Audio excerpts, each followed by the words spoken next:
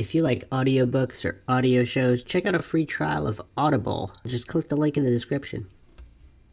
You are listening to MINDSHOCK True Crime. This is your host, Bruce McGuire. Today we are looking at the infamous DARLIE ROUTIER case. This one is much talked about, one of the most famous cases where a mother potentially, allegedly, killed her children that had a lot of news coverage, quite a bit, and there's still speculation on both sides of this on whether or not she actually did it, and we will be exploring this case in typical MINDSHOCK fashion, comprehensive, exhaustive, and with logic and reason at the forefront. If you enjoy the podcast, find it interesting and informative, you can donate to our PayPal. Just check the link in the description. Help support MINDSHOCK, get more mind-shocking content out there in an objective fashion, sorely lacking from any of the mainstream media and even most podcasts out there. You can also become a YouTube member right here on YouTube. Help support the channel that way. Get access to exclusive streams and chats. Make sure to subscribe to the channel, hit that bell for notifications, make sure you allow your device to have those notifications come through. If you're still not getting notified, just make sure to like and comment more on all of the videos. More comments equals the YouTube algorithm actually notifying you of the latest episodes dropping. You could also check us out on Twitter, Facebook, Reddit, and Patreon. Patrons do get priority for case topic, logical analysis, co-podcaster requests. You could also be a guest in the podcast depending on your tier. Questions, comments, theories, thoughts, suggestions, rebuttals, debunkings of any kind, leave them in the comment section. All right, as usual, let's do the quick rundown on the wiki, and then we will dive into the minutia and all of the evidence for and against, and every single possible theory floated in every single possible rabbit hole in typical MINDSHOCK fashion. Darlie Lynn Peck Routier is an American woman from Rowlett, Texas, who was convicted and sentenced to death for the murder of her 5-year-old son Damon in 1996. She has also been charged with capital murder in the death of her 6-year-old son, Devin, who was murdered at the same time as Damon. To date, Routier has not been tried for Devin's murder. And the dynamics of this case are quite mind-shocking, if you will, unlike many other cases, so plenty to go over here. Damon and Devin were stabbed to death with a large kitchen knife in Routier's home, while Routier sustained knife wounds to her throat and arm. Routier told authorities that the crime was perpetrated by an unidentified intruder. During the trial, the prosecution argued that Routier's injuries were self-inflicted, that the crime scene had been staged, and that she murdered her sons because of the family's financial difficulties. The defense argued that there was no reason Routier would have killed her children and that the case did not have a motive, a confession, or any witnesses. In February 1997, the jury found Routier guilty of the murder of Damon and sentenced her to death by lethal injection. 2 appeals were filed by Routier, who maintains her innocence, based on allegations of irregularities during the trial were denied. Since at least 2018, DNA tests have been ordered multiple times after technology has advanced. As of 2023, the results of these tests are still pending. And you would think that they wouldn't execute somebody. I mean, look at how much, unfortunately, you can see, more than 0 is too many, but look at all the people executed that were exonerated after their executions by either DNA evidence or other evidence. It's really, really sad. That's why there's so much debate over the death penalty, because a lot of the times they don't even have the right guy or the right woman. It's really crazy how so many goofs have blind faith in the infallibility of other humans. Routier's case has been the subject of multiple books and television shows. Routier's ex-husband believes that she is innocent. Now, let's just dissect a couple things right off the bat here, because this is MINDSHOCK. We gotta cover every angle. So, some people believe she's innocent because of how remorseful and emotional she seems, and there's definitely a lot of emotion in it. However, there's a few different types of killers. So there are killers, even mothers who kill their own children, that are totally sociopathic, or at least become sociopathic after the fact, there's no emotion, there's no remorse, there's nothing going on upstairs, or there's some kind of evil reveling in the act, whatever. Some people believe it's demonic possession or mental breakdown, mental illness manifesting, whatever the case may be. There's that group. There's also the group that didn't mean to do what they did and are very remorseful. Then there's another group where they meant to do what they did in the moment, but then after the fact, they are very, very emotional about what they did, and of course they regret it.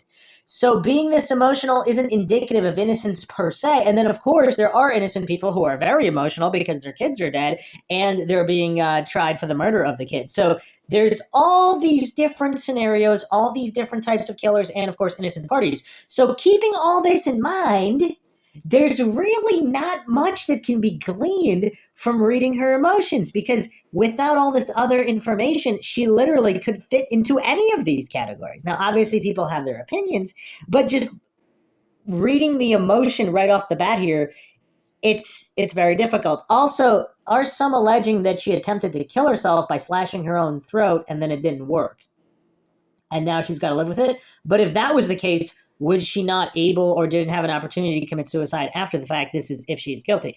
So, yeah, there's a lot to discuss here. Of course, this is Mind Shock. We're going to analyze everything in an objective and logical, neutral fashion. I'm actually not deeply familiar with this case. Of course, I've seen quick overviews of it in the past. As of yet, I do not have any particular theory that I am considering as a front-runner theory. We will examine everything step by step, attempting not to fall for any logical fallacies, of course. So continuing on here, and just addressing the ex-husband, again, the belief that she's innocent.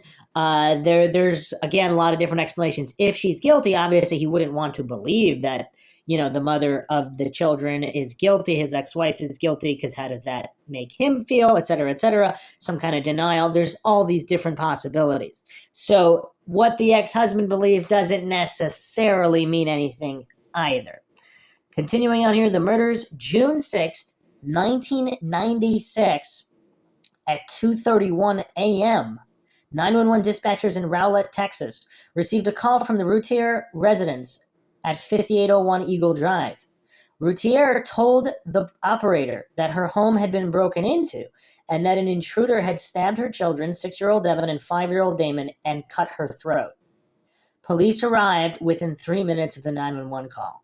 They discovered a window screen in the garage had been cut, which indicated a possible entry point for an intruder.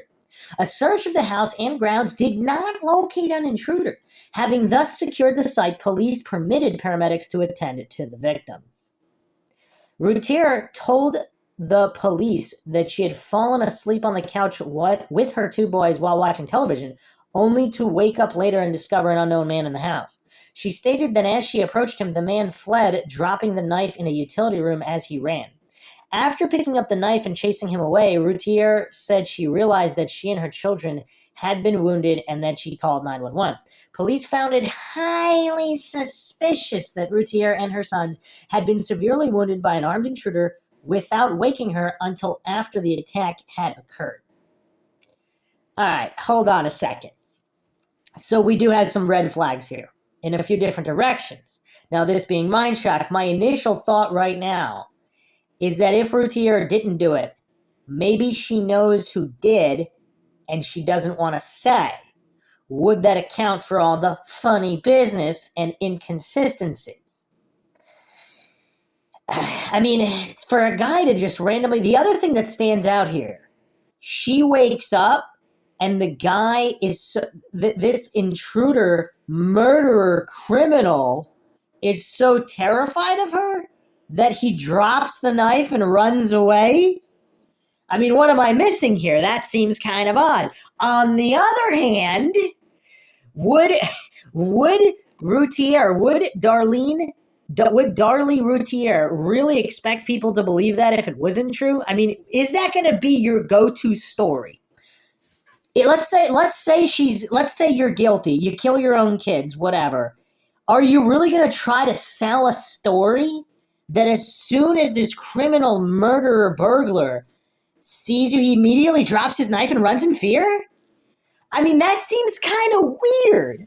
That seems kind of weird. Now, if Darlie Routier really has some kind of possible mental health issues or a mental breakdown, and she did do it, again, we have to examine the split personality possibility, because if she has a split personality, one of them did it, the other one didn't, so she would be passing polygraphs and all this other stuff. But that brings me to my next point, the brain fingerprint scan. I talk about this in a lot of true crime cases.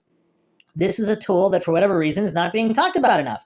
This is basically the new generation lie detector test that cannot be fooled. It was used, the only high-profile case I can think of it being used in, Stephen Avery actually took this brain fingerprint scan in the Making a Murderer documentary, of course, so there was no recognition of the state's case against him. So that doesn't necessarily mean he's innocent and he didn't kill Teresa Halbach. It just means that everything the state made up was complete bunk. So even if he killed her, it was not in any way as proposed by the state. So obviously a wrongful conviction and a sham trial. So other than that, I don't know that it's been used in any high-profile true crime cases, but this is what the CIA uses, and a lot of military organizations use this because it simply measures brainwave response to identifying information. So it doesn't matter whether you're trying to lie or trying to tell the truth. It bypasses intention completely. I still have to do a dedicated podcast on the brain fingerprint scan technology. A lot of people don't know about it. That will be coming up. Hopefully I'll get to that soon. Now, if you do have a split personality, it is curious on whether or not they've done those tests on people with split personality. But again, these are the red flags I see right off the bat, that the intruder, if the intruder killer is also some kind of guy with a mental health issue, and for whatever reason he can only kill people who are asleep, and he has some kind of weird quirk or mental issue, so he thought he killed her, all of a sudden she jumps up. Was he that spooked because he's in the middle of committing a crime and murder? Did she simply spook him by jumping up, and then he just dropped the knife out of just being startled, not that he was afraid of her? And then at that point, he just ran because he didn't know what else to do, because he had never been in that situation before. If this is some kind of weird serial killer that actually is afraid of people, and this serial killer only kills people in their sleep or whatever, or he was possibly on some kind of drugs. I guess you could come up with some scenarios where this would be plausible, but if Darlie Routier is the killer and she only has one personality, it seems kind of strange. Like, would this be the go-to story that the killer is just going to randomly drop the murder weapon instead of getting rid of it and just run away instead of just finishing the job? It's a little weird, or at least running away with the murder weapon. All right, let's continue on here. Routier told police that the assailant escaped through the garage. Investigators said that the garage contained no blood drops and added that indications that no one had run through there at all. The window sills in the garage had untouched layers of dust, including the window that had been cut, implying that no one had actually climbed through it. And the mulch in the flower beds between the garage and the backyard gate was undisturbed. However, an unknown fingerprint was found on the windowsill that did not belong to anyone in the family. 75 yards from the house, a bloody sock was discovered. Lab tests revealed it had blood from both of Routier's sons on it. All right, so this is getting a little weird. Okay, so what is the implication here? So if Darlie Routier really did do this, why wouldn't she have ran through where she said the intruder ran through to make it look like somebody had ran through there and then dropped the sock through that path? If she's trying to frame an intruder. That question still needs to be answered. Or, well, there's also another theory we haven't gone through. If she had an accomplice that was going to help her kill her sons, does that account for it? So whether she did the act herself or not, or with someone else and someone else did it, and she knows who it is and she was part of the plot for whatever reason, and then, would that account for a lot of the strangeness in this case? Like a lot of these famous cases that people just can't solve with 100% certainty, there's obviously missing variable. So we have to figure out what that missing variable is, and does that account for all the other variables? Because a situation like that might account for it. Both Damon and Devin sustained fatal injuries. Her wounds, described as superficial, came within 2 millimeters of her carotid artery. Okay, so this I do remember from looking at the case earlier. So what are the options? Is she that dumb that she's going to fake wounds right next to her carotid artery? I mean, that's kind of weird. Millimeter, we're not talking about inches. 2 millimeters? That's almost nothing. Or did she really do it and she tried to commit suicide by slashing her own throat? That would make more sense in terms of the location. And she just simply botched it. Routier was treated at a hospital, released 2 days later. Her youngest son, 7-month-old Drake, was asleep upstairs with her husband, Darren, at the time of the murders. Both escaped harm. Okay, so this is where it does get a little weird, because a lot of these cases with family annihilators, per se, I mean, that's the term used, the motive is an issue. Why would she kill those 2 sons and not the other one? Because a lot of cases when parents snap, they kill all their children, or one of the parents wants to get back at the other parent, so they kill all the children, possibly their own spouse as well, and then possibly commit suicide after. So was that really her plan, to kill absolutely everybody? And then for whatever reason, in the middle of it, she had a mental breakdown from what she was doing, or whatever other, I mean, we're talking about regardless of intent or premeditation.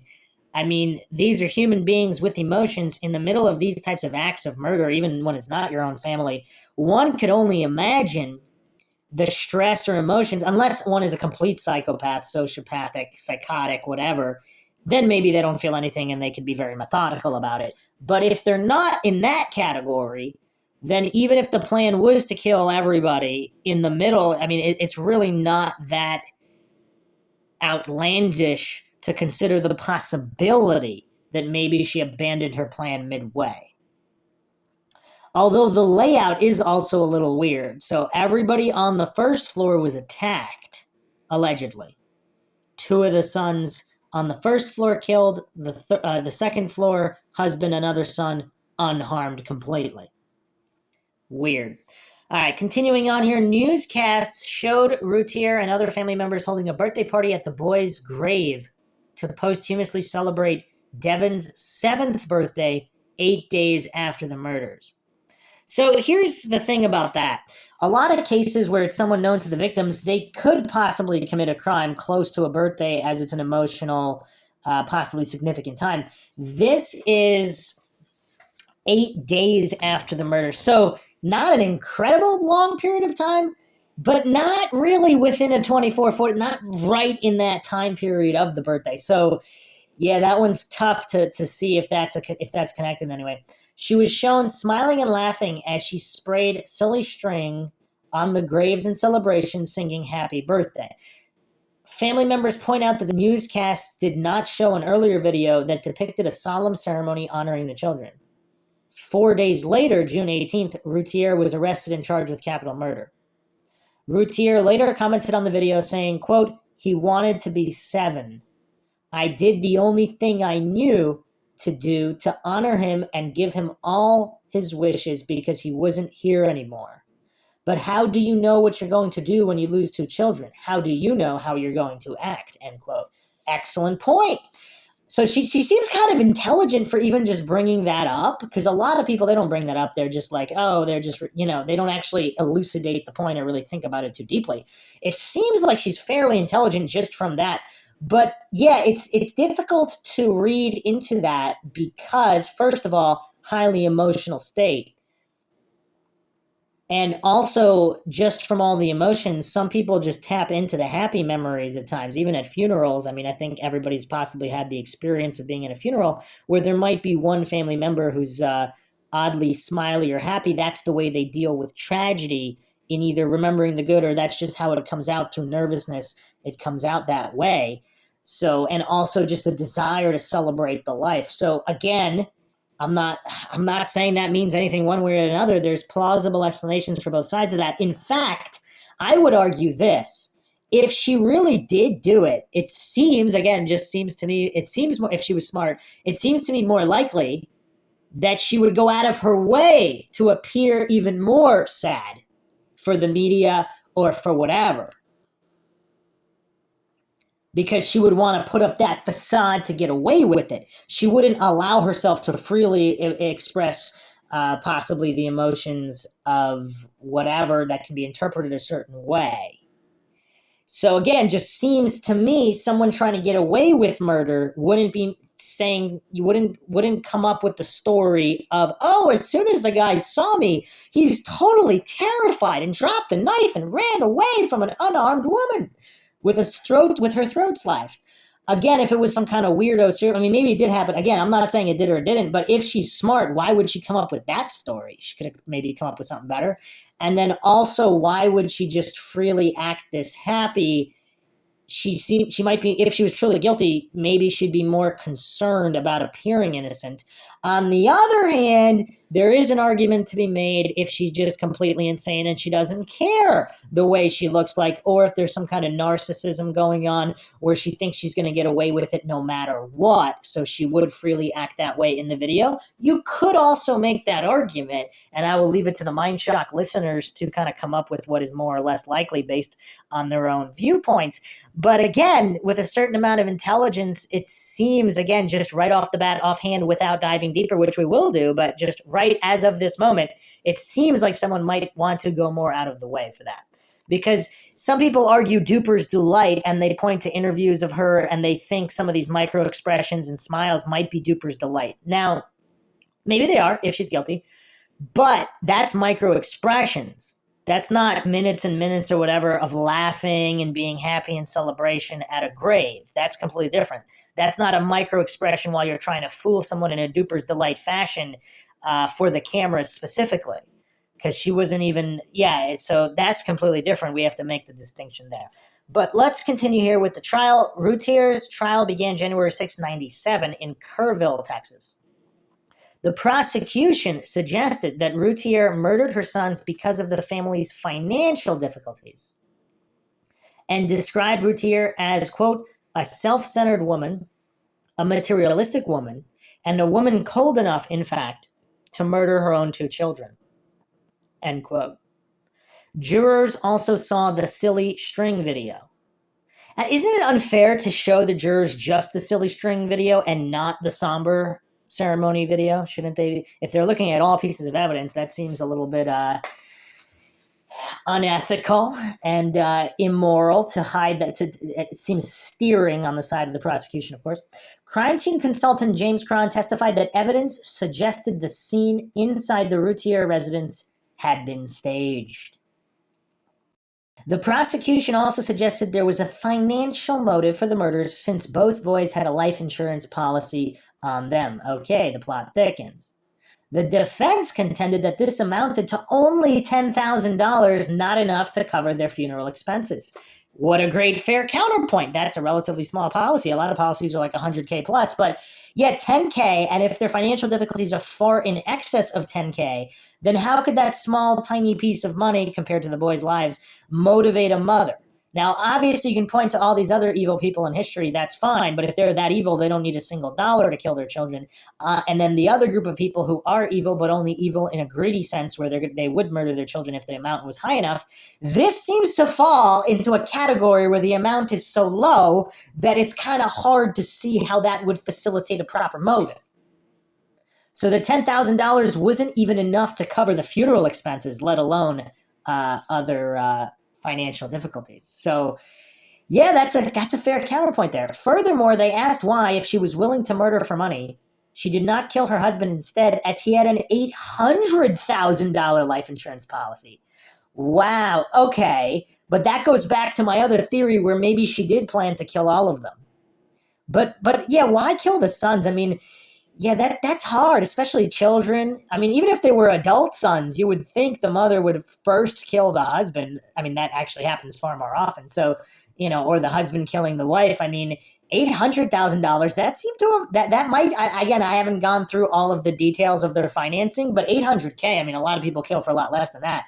But $10K, which wouldn't even be enough to cover the funerals, I mean, that seems counterproductive there. So, yeah, was the plan to kill the husband? Was the plan to kill them all because it wouldn't be believable if just the husband was killed and then she abandoned the plan midway through? I don't know if anybody's floated floated that theory. The defense also questioned why, if she killed her sons to preserve her lavish lifestyle, she left her youngest son, 7-month-old Drake, alive and unharmed. The counterpoint there, I mean, 7 months old. I mean, even see, there's a whole lot of different types of killers. There's killers that won't kill children of any age, and then there's other killers that might kill children, but they would never kill babies. So again, to try to really understand the motivations in her mind and possibly shifting, changing motivations, I wouldn't take that as definitive proof that she's innocent either. I do not claim anything is true or untrue. This is, of course, MindShock, where the motto is, the only thing we know for sure is that we don't know anything for sure. But if the plan changed midway through, or she always planned to keep the youngest alive, I mean, a lot of parents, especially mothers, they do have a soft spot for their youngest, especially if they're less than a year old.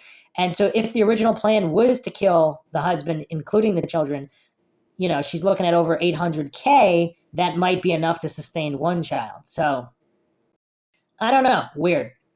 Routier was represented at trial by lawyer Douglas Mulder. I'm assuming no relation to the X-Files. Defense attorneys said that there was no reason why she would have killed her children and that the case did not have a motive, a confession, or any witnesses. They asserted that it was unrealistic to accuse Routier of staging a crime scene. Her attorneys advised her not to appear on the witness stand, but she testified anyway and, quote, withered under cross-examination by prosecutor Toby Shook, end quote. That's an interesting last name. Do some people think this is a psyop as well? I mean, how many people has Toby Shook left shook on the witness stand? How many cases has Mulder solved? I mean, this is or successfully defended. I mean, this is a weird case, no matter how you look at it. Why? Yeah, I mean, the desire to appear on the witness stand. Yeah, I mean, there's so many different scenarios on including her being innocent and her being guilty, in which case she might want to take the stand. So there's really, but taking the stand and withering. So the fact that she withered, does that mean she's not a narcissistic cold psycho? Because a narcissistic cold psycho probably wouldn't wither. So was this just a desperate emotional woman looking to clear her name and desperately wanting to against all advice? And she just couldn't handle it? Or is this, again, a split personality situation where one of her personalities might be unaware that the other had killed the children?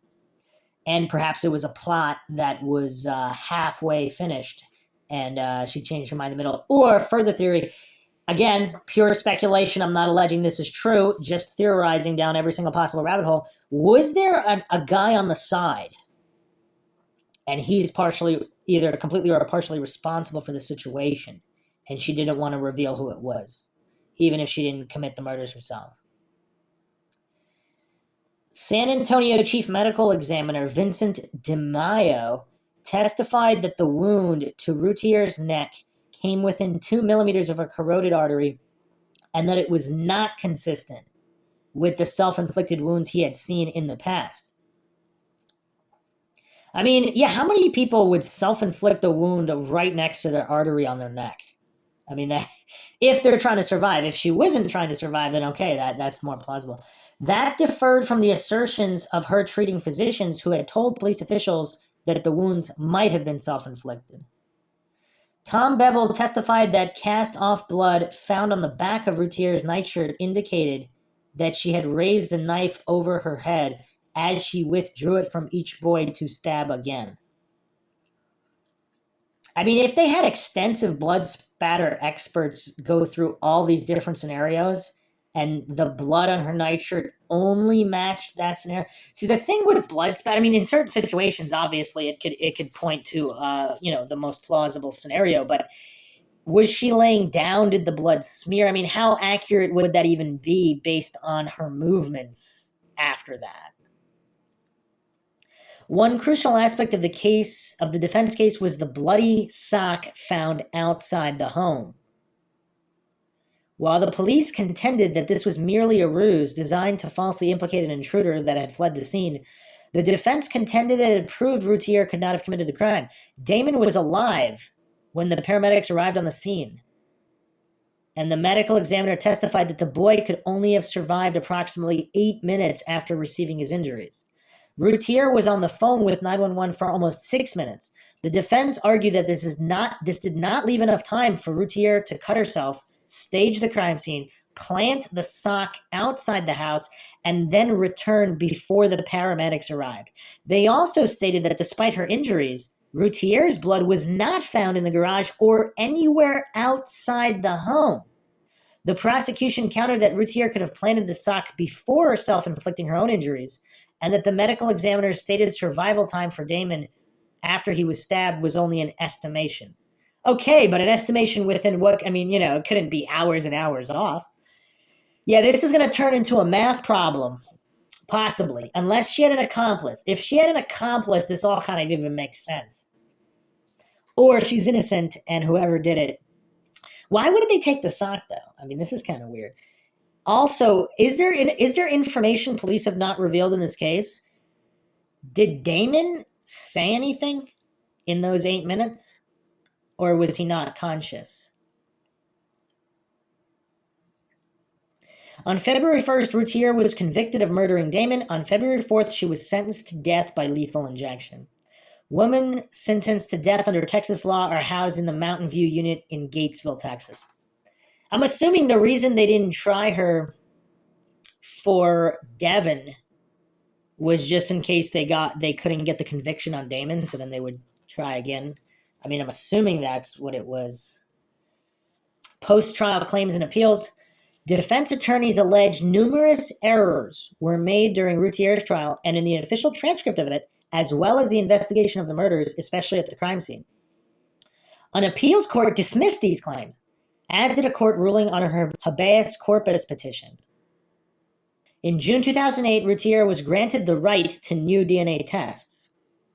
Her appeals were remanded to the state level for improved DNA testing. On January 29, 2014, Chief Judge of the Western District, Fred Beery, granted a request from prosecution and defense for her case for further DNA tests vital to the defense to be performed on a bloody fingerprint. So it wasn't just a fingerprint, it was a bloody fingerprint found in the house, a bloody sock, and her nightshirt.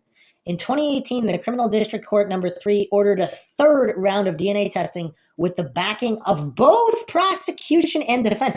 Okay, that's something we don't see every day. Because in a lot of these cases, one side wants to block this for obvious reasons. Here, both the prosecution and the defense wants the tests. That's interesting. So they both want the truth. And does that mean they both want the truth and they both have doubts? Or do they just want to shut up other people? And of course, these are all still pending. Divorce, June 2011, Darren Routier filed for divorce from his wife, saying that the decision was mutual and very difficult, and that he still believes his wife is innocent. He said that they decided to divorce to end the limbo that they had been in since her arrest and conviction.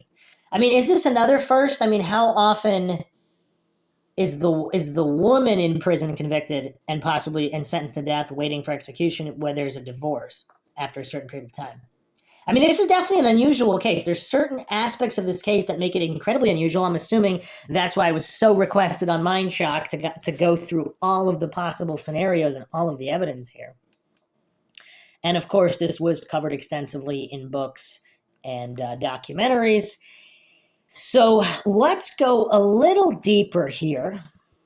So this is DallasNews.com. Did Darlie Routier kill her kids? Doubts remain 2 decades later. If it hadn't been for that crazy silly string, Darlie Lynn Routier might be a free woman today. And that's another interesting point, that do most people believe she was convicted just because of the video and playing on the emotions of the jury instead of physical evidence?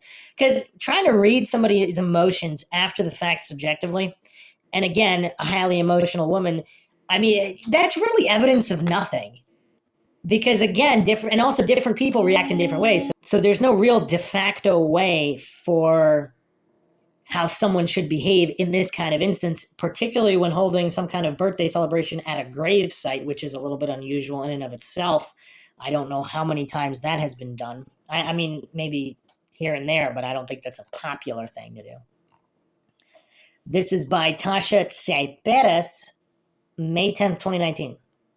If it hadn't been for that silly string, Darlie Lynn Routier might be a free woman today. At least that's what many people believe about the notorious Rowlett woman now on death row after savagely stabbing her 5 and 6-year-old sons 20 years ago Monday as her husband and 7-month-old son slept upstairs. I mean, there's already an issue here because this writer is stating as if it's definitive fact that she did stab them. Shortly after the murders, NBC5 captured video of Routier with bleached hair, smacking gum and giggling, spraying silly string on her son's graves. Jurors in Kerr County watched the video at least 7 times before convicting Routier of capital murder in 1997 for the deaths of one of the boys. They ended up deliberating on the silly string. Her mother, Darlie Key, told the Dallas Morning News this week, "Silly string is not a lethal weapon." Routier's family says the silly string provided by Darlie's sister was part of a birthday celebration. Her oldest son, Devin, would have turned 7 that day. The party followed a prayer service for both Devin and his younger brother, Damon, but TV cameras didn't capture the tears, Key said. Only a frolicking Routier. Key maintains her daughter's innocence, saying an intruder killed the boys. And even 2 decades later, there are lingering questions in some minds about Routier's guilt. Some point to a bloody sock found in the alley behind the family's home as proof Routier was telling the truth about an intruder. Others don't believe Routier is innocent, but wonder if she really acted alone. And many people still have a hard time believing that a young mother could butcher her babies in cold blood. Prosecutors in the case believe the matter is settled, but it continues to wind its way through the state's appellate court system. No date has been set for Routier's execution. Her attorney and family say they believe new DNA testing will prove that someone else was in the home that night 20 years ago. They say the pending tests could give Routier, now 46, a chance at a new trial. "This is not solved," Key said. "They have not found who killed my grandsons. That person is still walking the streets." National news. The case of a suburban mom fatally stabbing her young sons and then faking her own attack to cover the crime made national news in June 1996. Photos of Devin and Damon Routier wearing matching white jackets and bow ties peppered TV screens and newspapers, and people had suddenly heard of Rowlett, then a town of 35,000 people. Police were called to the Routier home on Eagle Drive around 2:30 a.m. June 6, 1996. Devin, 6, was already dead when paramedics arrived. He had been stabbed all the way through his torso. You know something else that's weird? So this crime occurred in June, the 6th month of the year, on the 6th in 1996, and Devin was 6 years old. That's quite a lot of 6s. That's a lot of 6s. June 6, 6, 96. Does anybody find that weird? He had been stabbed all the way through his torso. Damon, 5, was gasping for breath. He had been stabbed in the back and died shortly after. So they were stabbed differently? What does that mean? It just tears at your heart what those 2 boys went through that night, said lead prosecutor Greg Davis. Even 20 years later, it's hard to think about the suffering they went through. It's something you never forget. Routier had stab wounds on her right arm and a slash across her throat within 2 millimeters of a carotid artery. She was taken to the hospital where she underwent surgery. Another possibility, was that an accident that she slashed her own throat? If she's guilty and if she's faking her injuries, did she in swinging the knife, was it accidental that she slashed her throat and she didn't mean to? Could that explain that? She told police that Damon woke her up and she saw a man leave through the garage. The screen over a window in the garage had been slashed. All right, wait a second. So Damon, gasping for breath and possibly touching her, woke her up? Detectives quickly suspected someone inside the home killed the boys, and medical professionals said Routier's wounds appeared self-inflicted, and of course, other experts countered that. Police, doctors, and nurses who talked to Routier after her son's murder described her as unaffected by their deaths. She didn't appear to be grieving. The silly string video played into that narrative. You know, what's also curious, so different people would have been exposed to her at different times. So did the defense, how many people did the defense find that did find her emotional? And then the prosecutors found people that only saw her in an unemotional, disassociated state, which is also not unusual for a mother who's lost children. So yeah, I mean, again, it's kind of hard to dissect that, to give that any kind of meaning for one side or the other. Friends, family, and former neighbors described Routier as a good mother. She had no reason to kill her baby boys, they said. But that silly string video painted a different picture. It showed a gleeful woman literally dancing on her slain babies' graves. She was charged with 2 counts of capital murder days later. The defense claimed she was grief-stricken and shocked, Prosecutor Davis said. The video showed she wasn't either of those. So here's the thing. This is really how the case should proceed. Throw out the silly string video, because if that's all you have to prove guilt, you have a problem of a case. This is a wrongful conviction, even if she's guilty. If that's the only evidence you have of an emotional mother laughing, I mean, she could have, who knows what kind of psychotic break she could have suffered after the fact. And not to mention, supposedly there was a lot of grieving and crying in the ceremony beforehand that wasn't captured, or at least not shown to the jurors. So I would just take that out of the equation. What else do you have? Because if you don't have solid evidence outside of that video, I mean, how strong of a case do you have? Again, that doesn't mean she's innocent, but that just points to the strength or lack thereof in terms of the case. The silly string video became a key part of Routier's trial, which was moved to Caryville because of heavy pre-trial news coverage in North Texas. Prosecutors described Routier as a materialistic and self-absorbed. They used her bleached hair and breast implants as examples of that. Wow. I mean, that doesn't mean anything. What the heck? How many countless mothers with bleached hair and breast implants are there that are completely caring and nurturing and would never harm their children in any way? I mean, that means literally nothing. This is weird.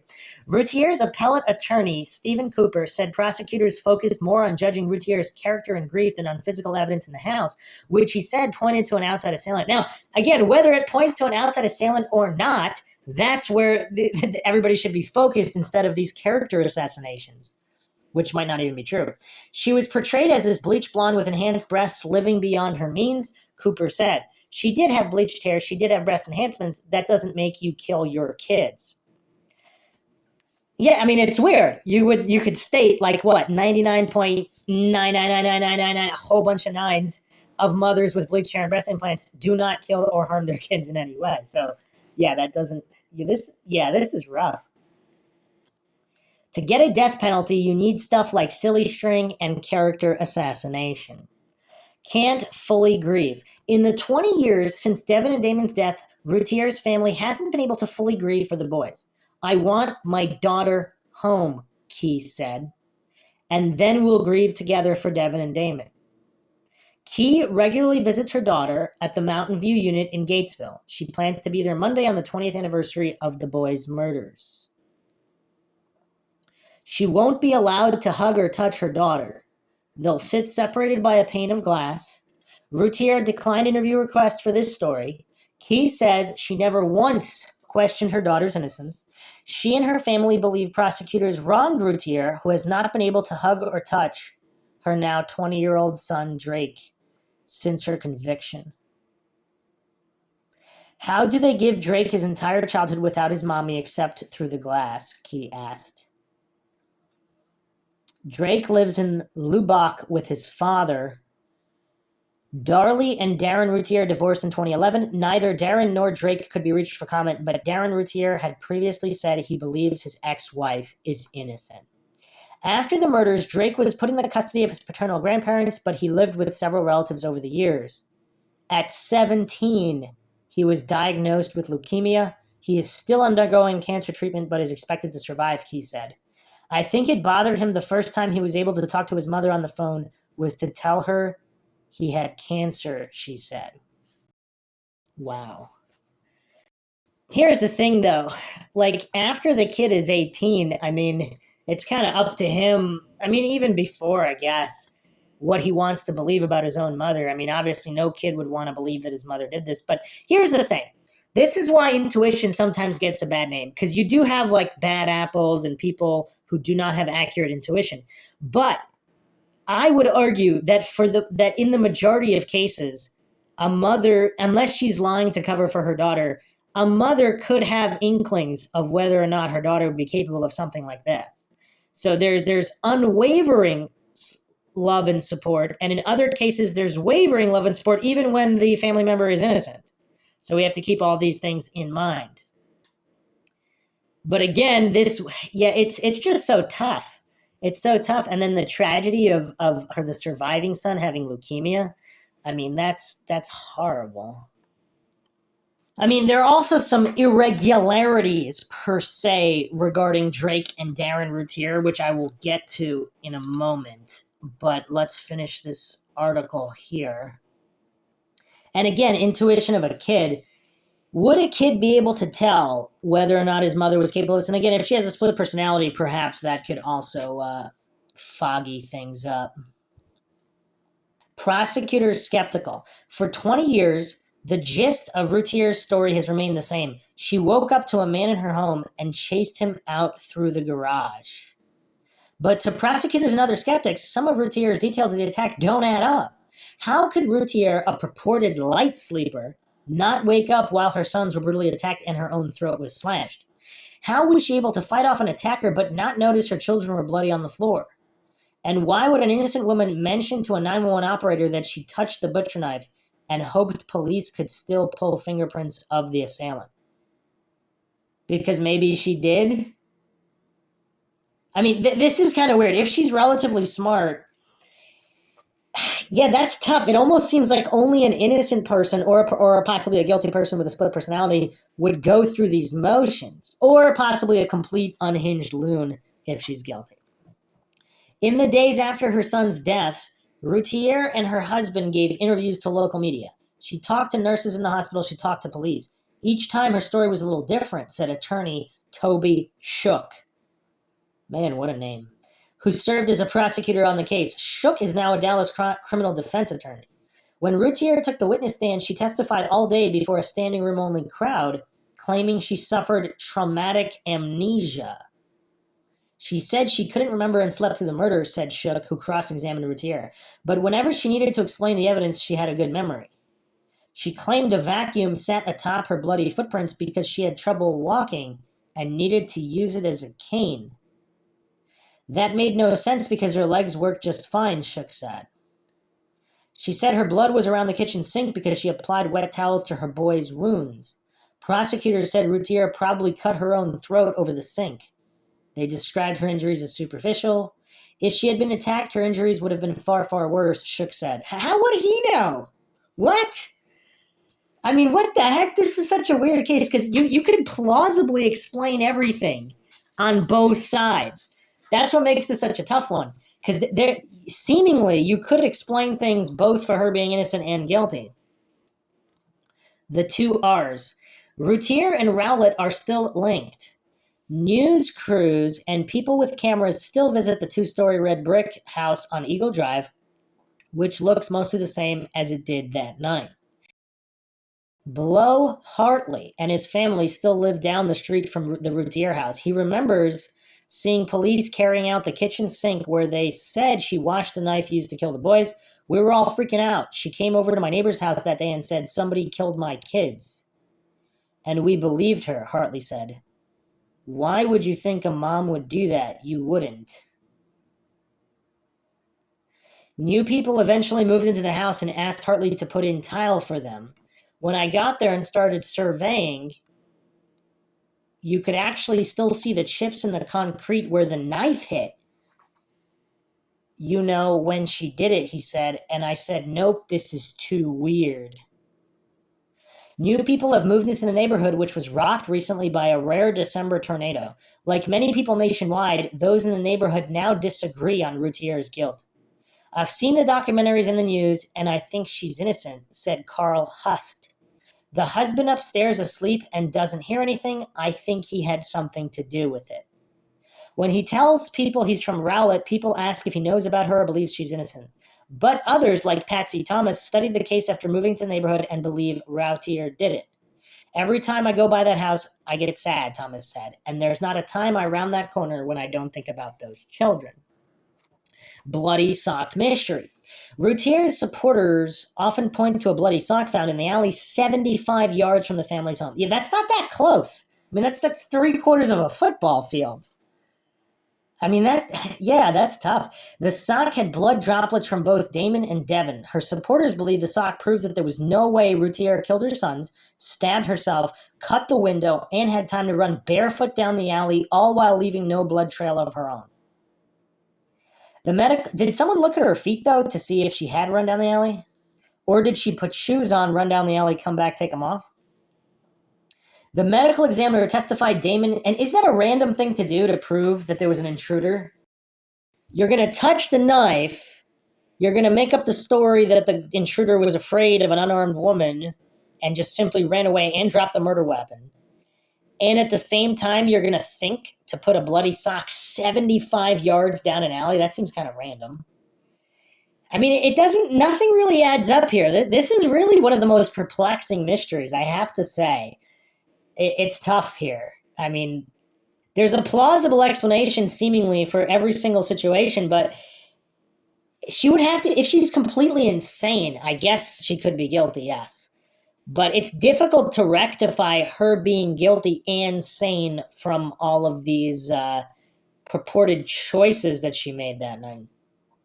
The medical examiner testified Damon could have survived about 8 minutes with his wounds. Because Routier's 911 call lasted nearly 6 minutes and the boy was alive when paramedics arrived, many believe it would have been impossible for Routier to stage the crime scene and take the sock to the alley. I mean, could she have stabbed him? Yeah, that's tough. I mean, 6 minutes. Yeah, this is a math problem. I mean, unless some people are going to say she took his blood from when he was alive, not that day, from let's say an earlier day or a week ago, maybe he skinned his knee falling from a bike or something, and she had his blood, put it on the sock, put it in the alley before she stabbed anybody. Theoretically, I guess you did, but why would she put a sock 75 yards down? I mean, that's a weird distance. I mean, if it was right next to the house, it'd almost make more sense, but I don't know. Lloyd Harrell, a private investigator who worked on Routier's defense team, still questions how Routier was able to cut her own throat at the angle it was slashed and stab herself in her dominant right arm. And he said the way Routier described waking up sounds more like coming to after passing out, not sleeping. Routier, well, also, so if she's got blood loss from this neck wound right next to her carotid artery, and she's in a state of shock, I mean, would her memory, are we expecting her memory to be infallible? I mean, and add all the emotions to it. I mean, I don't know. Why would her memory be perfect in that situation? I mean, whose would? Routier's defense and appeals attorney have also pointed to an unidentified bloody fingerprint found on the coffee table in the family room.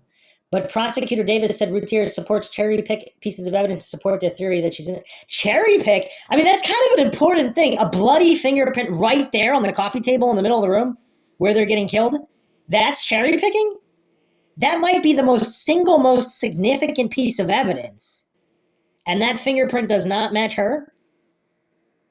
I mean, you would think they checked it against the husband as well. So, wow. I mean, this is insane. This is completely insane. They put more stock in a video at a cemetery of a distraught mother looking happy than they do in a bloody fingerprint right next to the victims. I mean, this is kind of weird. It's important to know the totality of the evidence. The totality of the evidence is what convinced the jury, he said. Not all evidence is equal, though. I mean, what the heck? Cooper, Routier's appellate attorney, said he understands why a jury convicted her, even though he believes she's innocent. Everyone wants to get vindication for these kids getting slaughtered in their own home. And I get that, he said. Jurors want to believe their government has got the right person. All sorts of authority-worshipping cultists and bootlickers out there. It's unclear how long the additional DNA testing will take or whether Routier will ever get another trial. The State Court of Criminal Appeals upheld her conviction in 2003. This is kind of weird. Like, there's an unidentified bloody fingerprint. It's not like it's a fingerprint that's not bloody or might not have been connected to that. Because if it's just a random fingerprint that could have been there from weeks before, I mean, this is supposedly a bloody fingerprint. Right next to the body's like, what the heck? Davis, who has prosecuted more than 20 death penalty cases in Dallas, Collin, and McLennan counties, said it's unusual that Routier still remains on death row. He said most of his cases have been resolved after 10 years. The defense has yet to poke a credible hole in the case. That speaks to the strength of the evidence before the jury, he said. What evidence? A video at a cemetery? Like, why is he not citing, like, definitive pieces here? But that hasn't stopped Routier's family and friends from standing behind her. There's so many exonerations now, Key said, and I just keep thinking, when is it Darlie's turn? It's a good question. If she was wrongfully convicted. Well, I mean, it is a wrongful conviction even if she's guilty because there's no evidence here. If there wasn't the bloody fingerprint, I mean, I could understand. I mean, there's some circumstantial evidence there. You still have to make the math work on the bloody sock, though. If there was no bloody sock or the unidentified bloody fingerprint, then you only have the weird issue of the location and the exact manner of her inflicting these wounds on herself. Because that's also strange. Can it be 100% verified someone is able to do that? And would they do that so close to the carotid artery unless they were trying to kill themselves and they failed?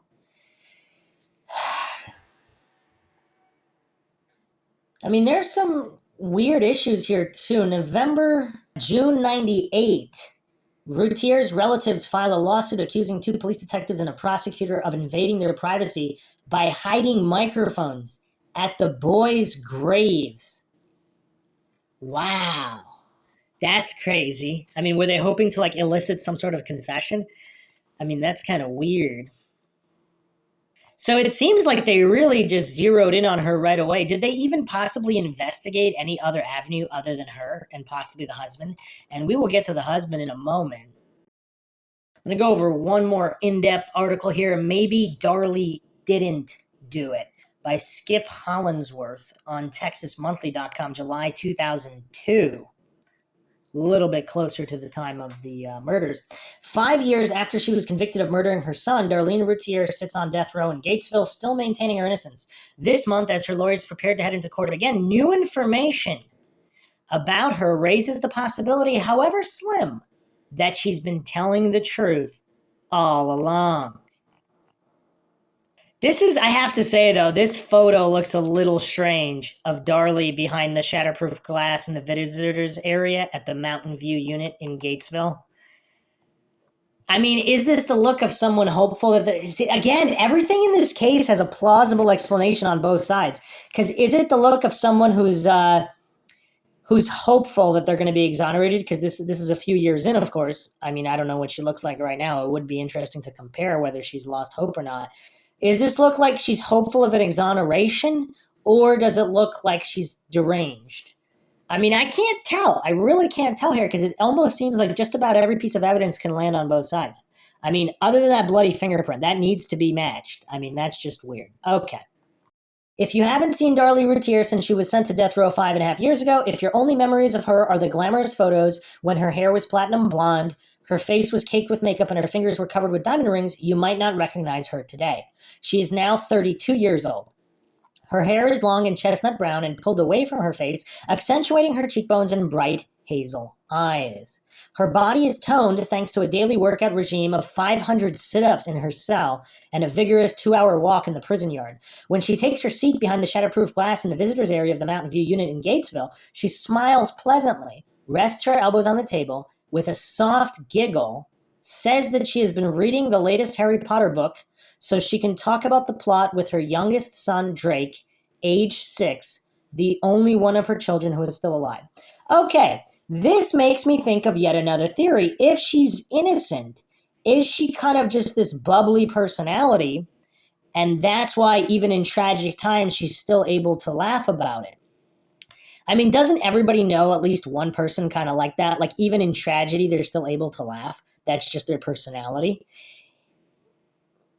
I mean, yeah, it's tough because accurately understanding her personality is kind of important if you're going to read into all of this. Again, I don't even really want to go down that rabbit hole for this particular case because there's explanations on all these different sides for her behavior. So it seems better just to focus on physical evidence. She receives a constant stream of visitors, friends and family, lawyers, journalists, and PIs. They study her the same way that crowds at the Louvre stare through a sheet of bulletproof glass into the enigmatic eyes of the Mona Lisa.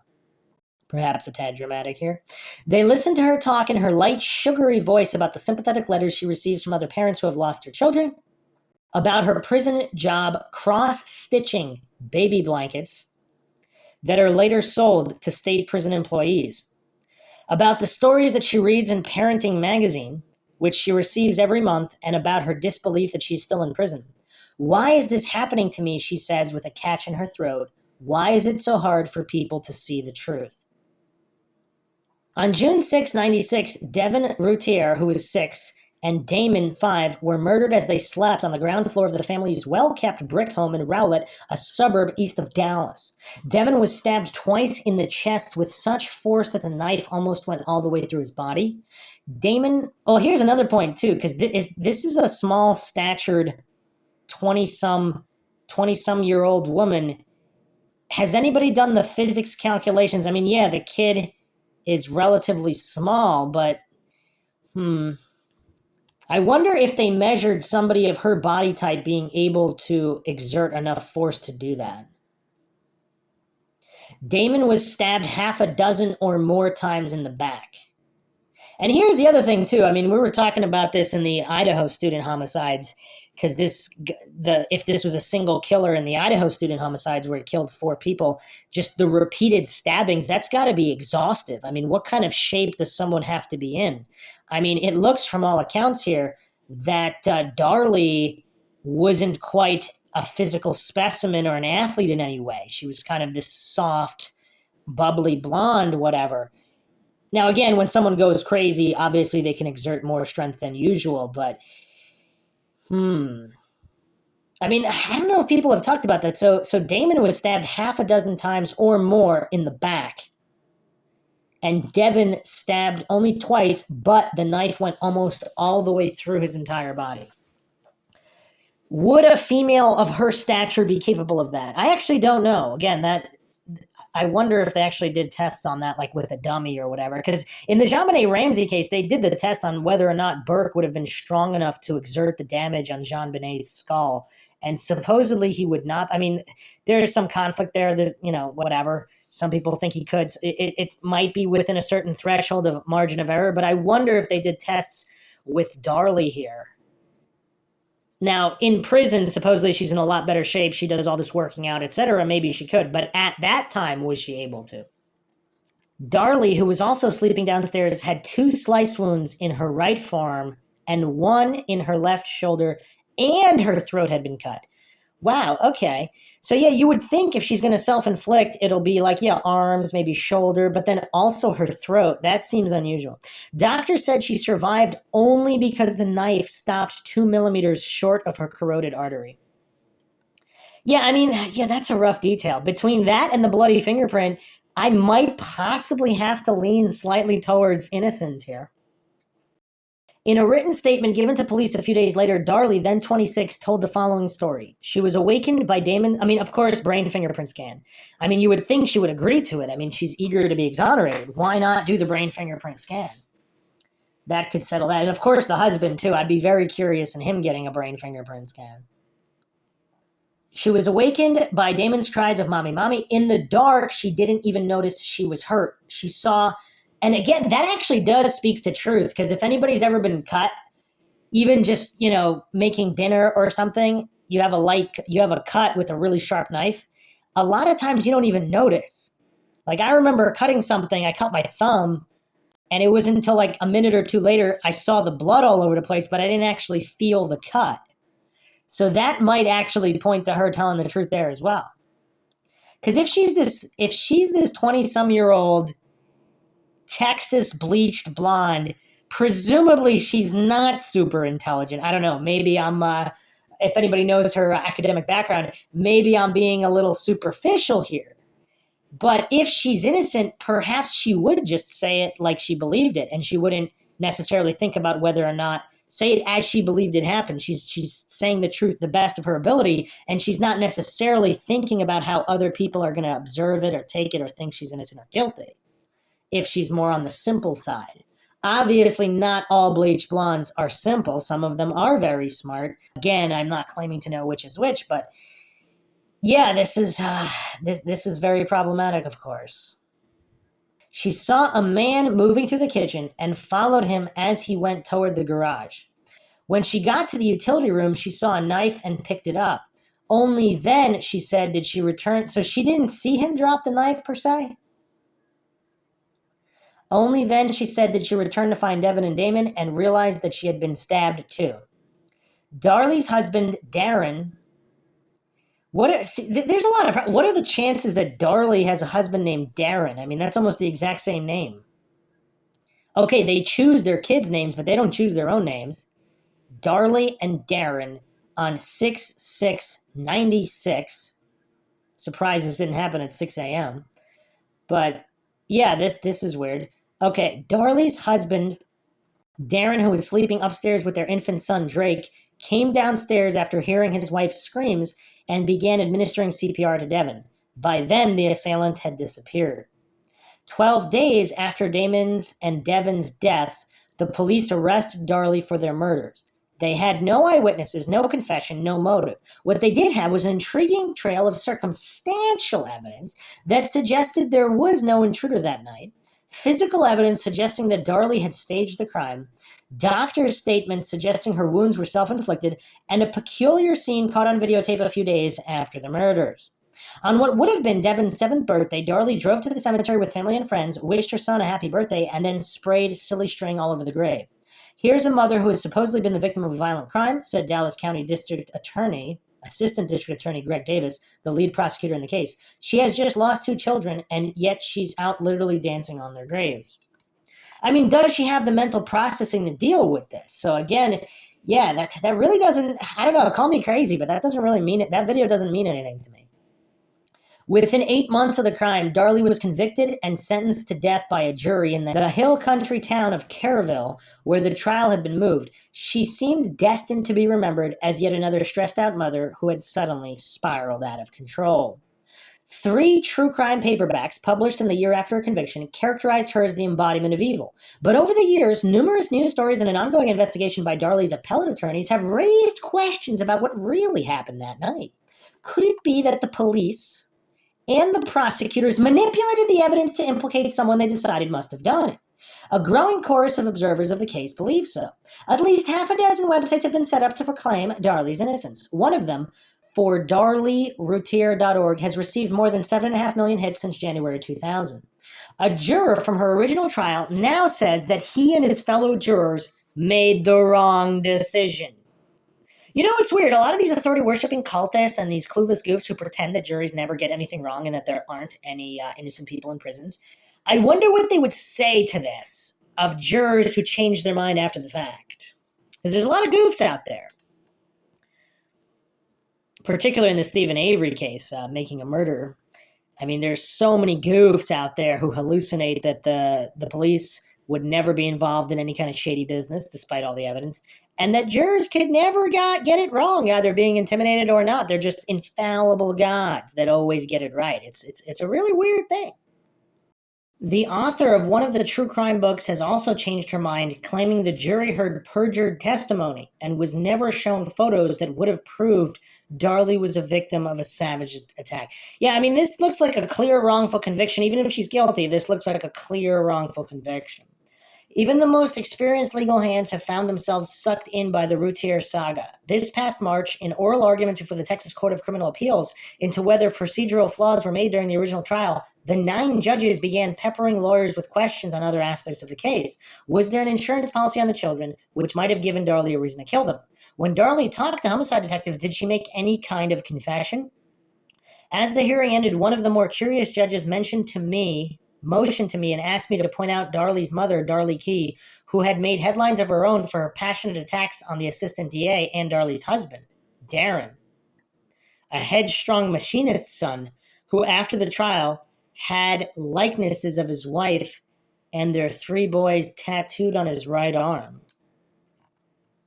This month, with Darlie's defense attorney set to file a writ of habeas corpus that claims new evidence proves her innocence, the debate is going to get even more heated. Darlie's lead appellate attorney, Stephen Cooper, has announced that an analysis recently conducted by one of the country's most respected forensic anthropologists determined that a bloody fingerprint found on a glass table in the room where the murders took place does not, as the prosecutors contend, match either of the boys. Nor does it match Darlie, Darren, or any of the investigators or emergency workers who were out the house that night.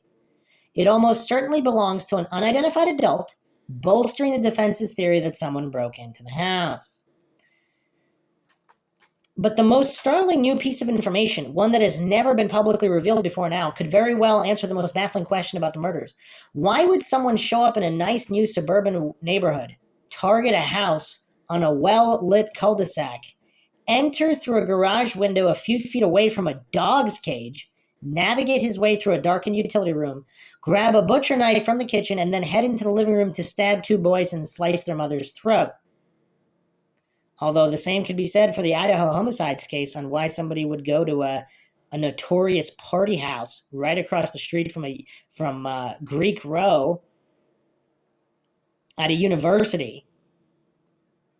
I mean, kind of crazy on a party night. I mean, it's just crazy. Although several neighbors told the police that they had noticed a dark car slowly cruising the area in the weeks before the crime, one even said that the car occasionally stopped near the Routiers' house. Veteran investigators never believed that Darlie and her sons were the victims of a random attack by a stranger, nor were they able to find anyone who had a reason to harm them. But if there's a dark car slowly cruising the area in the weeks before the crime, see, I think Darlie did mention that there was a car following her in the weeks and possibly months before. But again, we're not going to take her word for it. But if multiple different neighbors are telling the police that there was indeed a dark car that slowly cruised the area, one neighbor said that it actually stopped specifically near the Routier's house. This is really weird. Yet according to Richard Reyna, a private investigator working for Darlie's appellate attorney, Darren Routier, admitted last year that in the spring of '96, when his business was in trouble and he was $22,000 in debt, he had asked Darlie's stepfather, Bob Key, whether he knew anyone who might break into the family's house as part of an insurance scam. This is a mind-shocking detail. I've actually never heard this before. Wow, let me repeat that again. This is insane.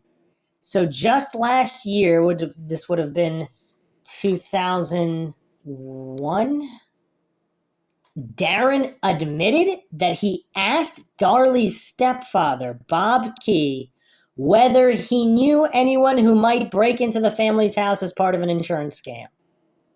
Once the furniture and other items were, in quotations, stolen, Darren would retrieve them from the burglar and pay him out of the proceeds from his insurance claim.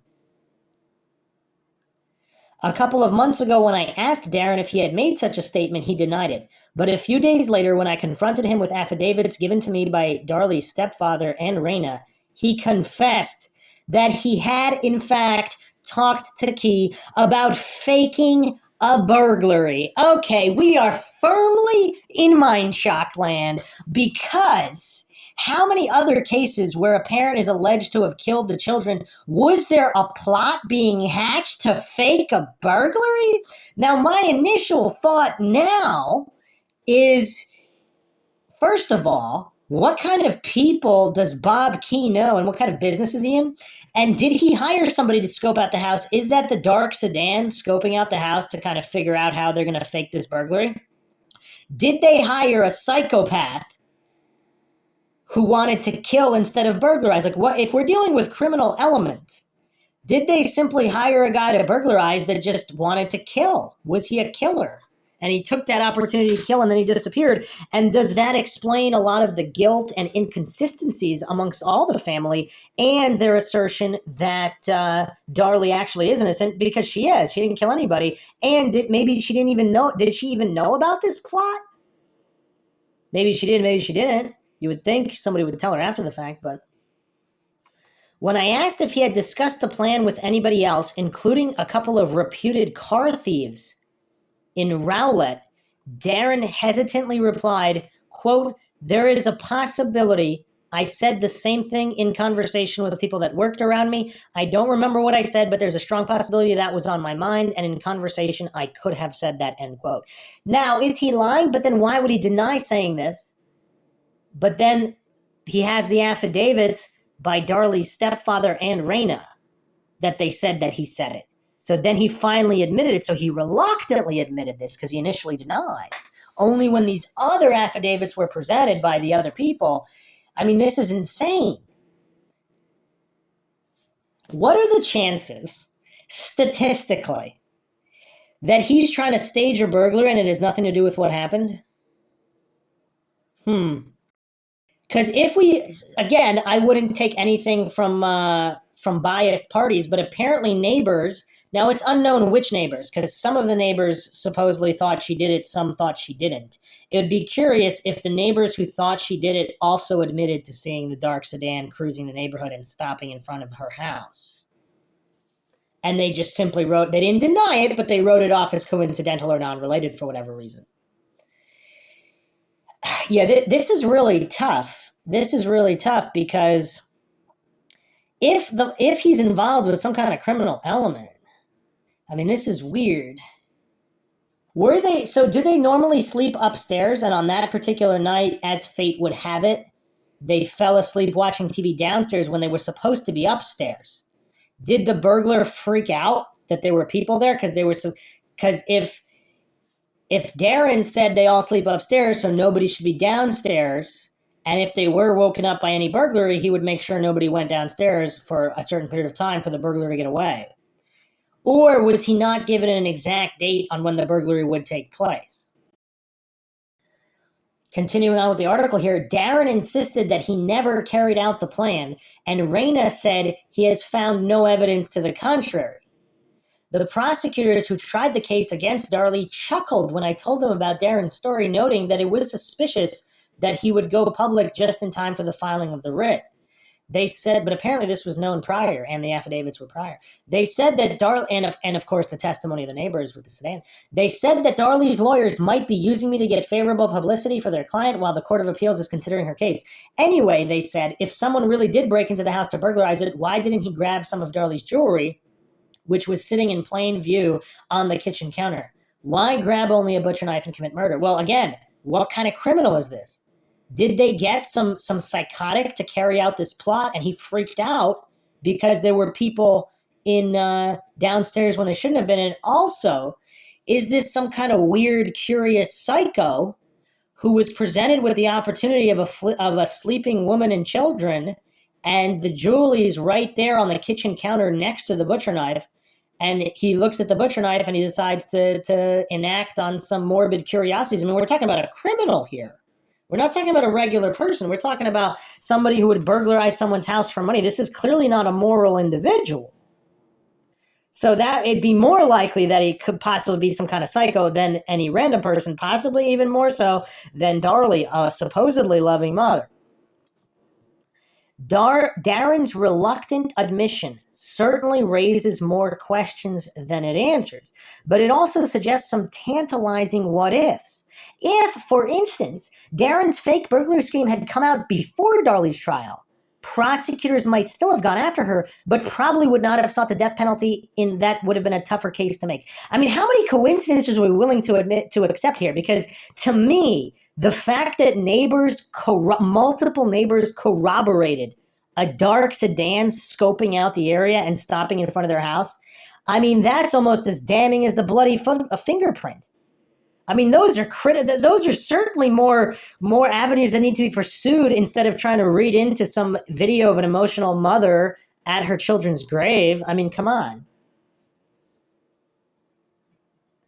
Darlie's defense lawyers surely would have used that admission to create reasonable doubt as to her involvement, perhaps leading to her acquittal, regardless of whether she was guilty. Most significantly, if Darren's admission leads to additional confessions about a break-in at the Routier house, it could well prove what Darlie had been saying all along, that she did not kill her kids. Again, just to reiterate here, what are the chances that the husband is trying to hire people for a fake burglary for insurance, and the mother of his children, the children are murdered, and the mother claims there was a burglar?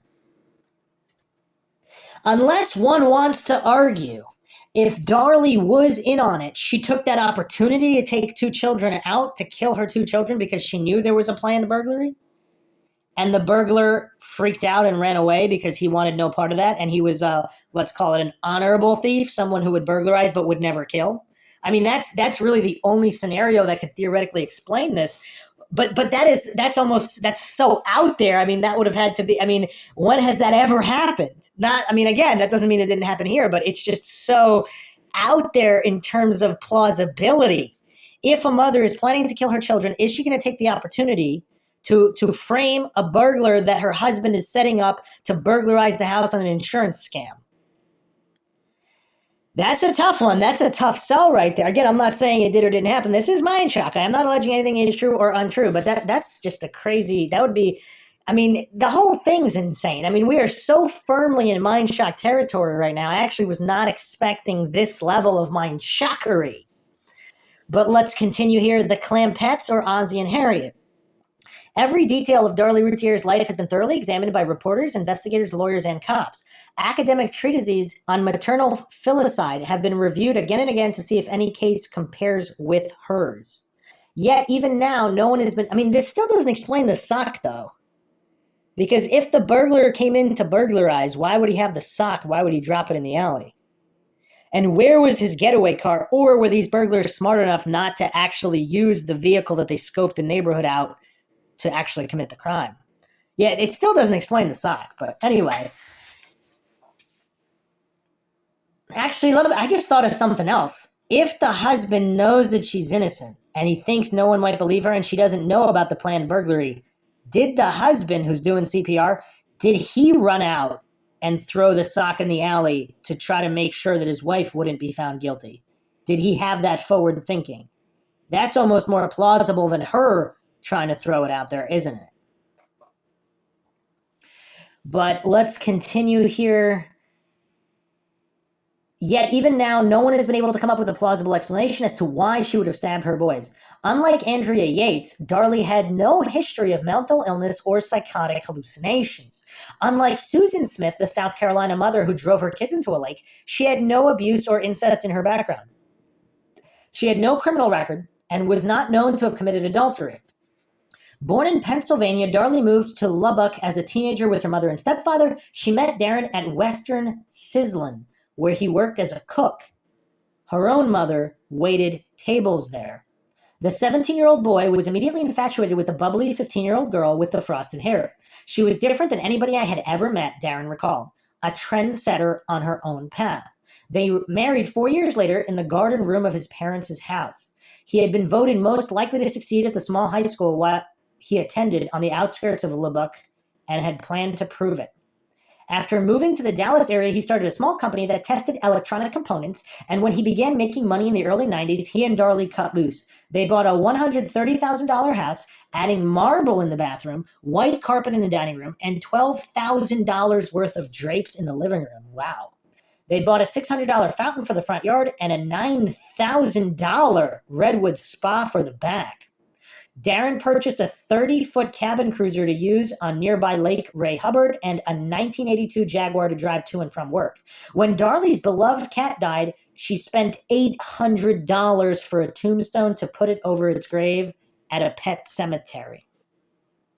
In 95, Darren's company brought in about $500,000 in gross revenue, and he paid himself an annual salary of $125,000. At the time, we were in the top 2% of the tax bracket for our age, he told me more than once. And they spent every cent they made. Their neighbors thought they were a hoot, Rowlett's version of the Clampettes from the Beverly Hillbillies. Darren wore shirts with the sleeves rolled up to show his muscles, grew his hair long in the back, and sported a diamond watch and gold nugget and diamond rings. Darlie got size 36 triple D breast implants that she showed off in tight-fitting tops, made regular visits to the tanning salon, and wore diamond rings on every finger. She bought a toy Pomeranian with white hair matching her own. Even if they were a little flashy, they were not disliked. One neighbor called them Ozzie and Harriet of the 90s. Darlie was known as a cookie-baking housewife who always let the neighborhood kids hang out at her house, which they called the Nintendo house because of the elaborate game room that Darren had designed.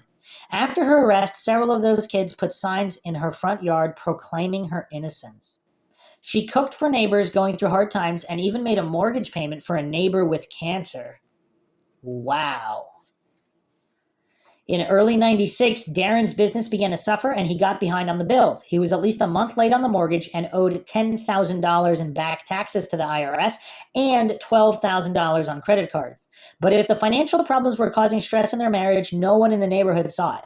Darren decided to start a second business called Champagne Wishes, in which he would take people around the lake on his boat at sunset while they sipped champagne and, if they wished, used the boat's bedroom. Darren's difficulties didn't seem to concern Darlie either. Her shopping never slowed, and she made plans to take a trip that summer to Cancun with some friends. See, that's interesting, too, because the people saying that she did this for either the $10,000 insurance payout or because she was stressed about having no money, if Darren never really told her about their money problems or the extent of which many husbands would never do, or whether he did or she didn't even care, so she's still spending like crazy on credit, making trips, etc. So if the lifestyle is still there, regardless if the money's there to back it up, I mean, it seems like if she would snap, she would have snapped much later when the lifestyle could no longer be supported. Again, these are just my observations. But people who've actually studied this type of lavish spending and the exact mental breaking points on when it stops, they can chime in here. Continuing on here, but on May 3rd, about a month before the murders, Darlie made an unusual entry in her otherwise upbeat diary. Quote, "I hope that one day you will forgive me for what I am about to do," she wrote. "My life has been such a hard fight for a long time, and I just can't find the strength to keep fighting anymore," end quote. On that day, she considered taking some sleeping pills to kill herself, but she never took them and never finished her diary entry. After talking with her on the phone, Darren became worried and came home to comfort her. At that point, she told me she was ashamed of what she had done and never thought about taking her life again. And another interesting statistics here is women are much more likely to go through the motions of attempting suicide than actually following through on them versus, for example, men who, when they make the decision to kill themselves, they usually follow through, much higher percentage than women. Just another thought here. Also, what are the exact details of that circumstance? Because, again, how many people have a story similar to that?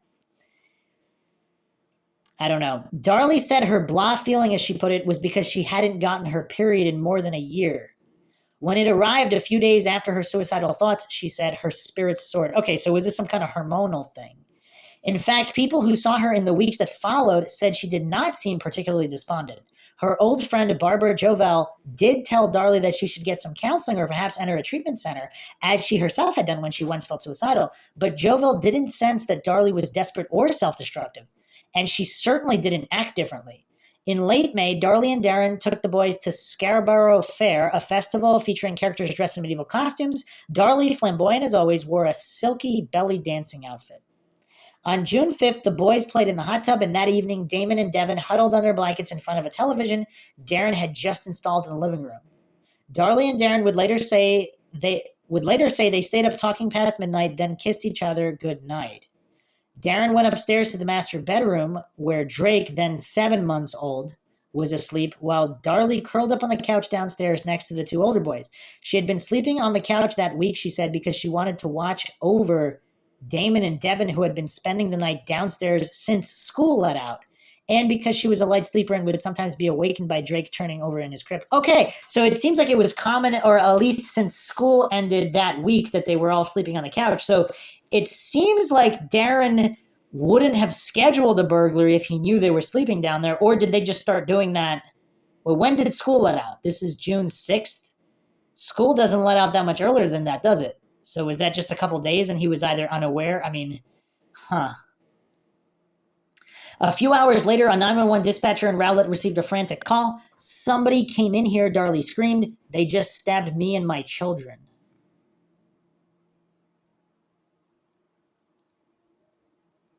And this photo here, again, of her being arrested, I mean, this just looks like...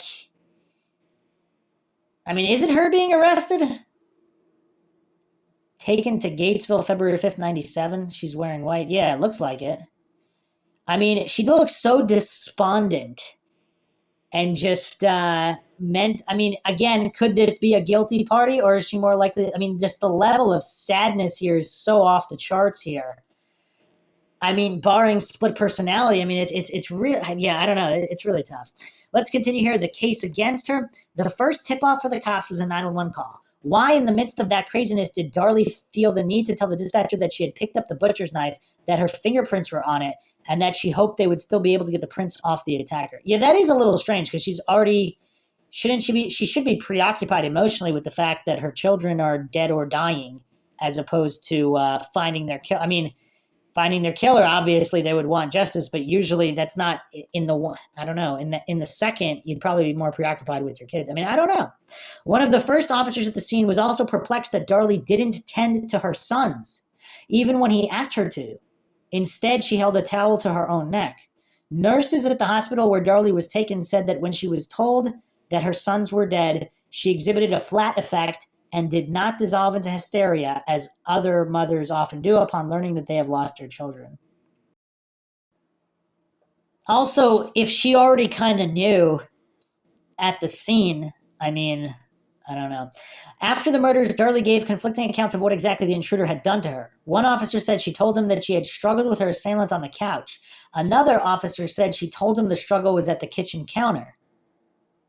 A friend who talked to Darlie while she was in the hospital said Darlie told her that she remembered lying on the couch as the man was running the knife over her face, but in her formal written statement to the police, Darlie said her only view of the man came as he was walking away from the couch. Well, if she was sleeping and she was cut while sleeping and she's drifting in and out of consciousness, I mean, that would all be normal, wouldn't it? I mean, again, just theorizing, that's if she's innocent. Like, you could also explain it that way. If she was guilty, I mean, would she make up all these different stories if she was guilty? Again, it's kind of weird, because if she's guilty, I don't know. She said she couldn't remember any distinct details about the attack or the killer, except that he was wearing dark clothes and a baseball cap. Here's the other thing, though. If she's guilty, wouldn't she make up some fake description? Was it really possible that Darlie, who could be awakened by her baby moving in his crib, had slept through the stabbings of her sons a few feet away? Unless, of course, if she was sleeping and the burglar was being really quiet and just came up and slashed her throat first, and she was conscious or unconscious or semi-conscious. The cops' suspicions grew when the doctors and nurses who treated Darlie told them that her wounds could have been self-inflicted. Then I mean, how many times does someone self-inflict an injury to their own throat? Unless, of course, if she is trying to kill herself, then okay. But then a few days after leaving the hospital, she showed the police dark bruises that covered her arms from wrist to elbow.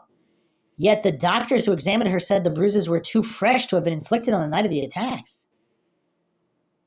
More likely, they said, Darlie hit her arms with a blunt instrument after she left the hospital, or had someone else do it to convince the police she had been attacked. Okay, this is crazy, because if she did not self-inflict these new injuries and bruises, I mean, who did it? Did she find out about the possible burglary and she had a fight with Darren and he did it? Or did the people who organized the burglary, if that's what it was, did they beat her up? After studying the crime scene, the police noticed that the soak, or in a new emotional state, did she in fact self-inflict those because she was so stressed out, if she's innocent, about being thought of as guilty, because now she has time to think about everything and realize that they might think she's guilty. So even an innocent person, if they're highly emotional, maybe they would do that again. I don't know. Someone who loses their children, I mean, you can't expect them to act logically or sanely after that. I mean, that's something you never, I mean, that's just impossible to even think about. It's just so tragic and insane. After studying the crime scene, the police noticed that the so-called intruder had apparently gotten into the house by slashing a window screen that covered a low garage window, then stepping through the slit. Why, the cops asked, didn't the intruder just pull off the screen as burglars normally do? Why did he only slice Darlie's throat and stab her in the shoulder and forearm instead of plunging his knife deep into her body the way he plunged it into the bodies of her boys? Why not make sure that Darlie was dead so that she would not be able to identify him? Well, the counter argument there is, what if he slashed her throat first and he thought that would be enough? And then when it wasn't, and at some point later there was a struggle, that's when the shoulder and arm injuries occurred. Just a thought there. Again, I don't know. To evaluate the veracity of Darlie's story, especially if this is some kind of crazy lunatic burglar, I mean, you can't expect them to act sanely, especially if maybe this was his first killing. He doesn't know what's going on. To evaluate the veracity of Darlie's story, a forensic expert tried to replicate the intruder's series of moves, dropping a bloody knife from waist height into the utility room floor while making his way toward the garage door. The blood spattered across the floor in a pattern that looked entirely different from the little pools found in the utility room the night of the murders. When a chemical called luminol was sprayed around the kitchen to reveal traces of blood not visible to the naked eye, bloodstains were discovered in the sink, the kind that would be consistent with someone washing off blood off his or her hands. There was also an indication, well, how do they know the burglar didn't wipe his hands in the sink? The kind that would be consistent with someone washing blood off his or her hands. There was also an indication that some of Darlie's blood around the sink had been wiped up with a towel. In her various statements to the police, she had never mentioned standing by the sink. Was it possible that she had cut her own throat at the sink and then tried to wipe up the blood?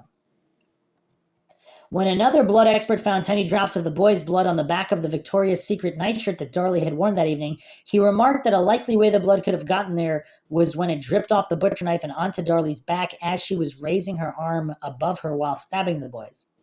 Wasn't she curled up with them, though? So if anybody was stabbing the boys, blood would... wouldn't blood drops go everywhere? Then Charles Lynch, Dallas County's premier trace evidence analyst, dropped a bombshell. He said that he had found a bread knife in the kitchen that contained a nearly invisible fiber, 60 microns long, made of fiberglass coated with rubber.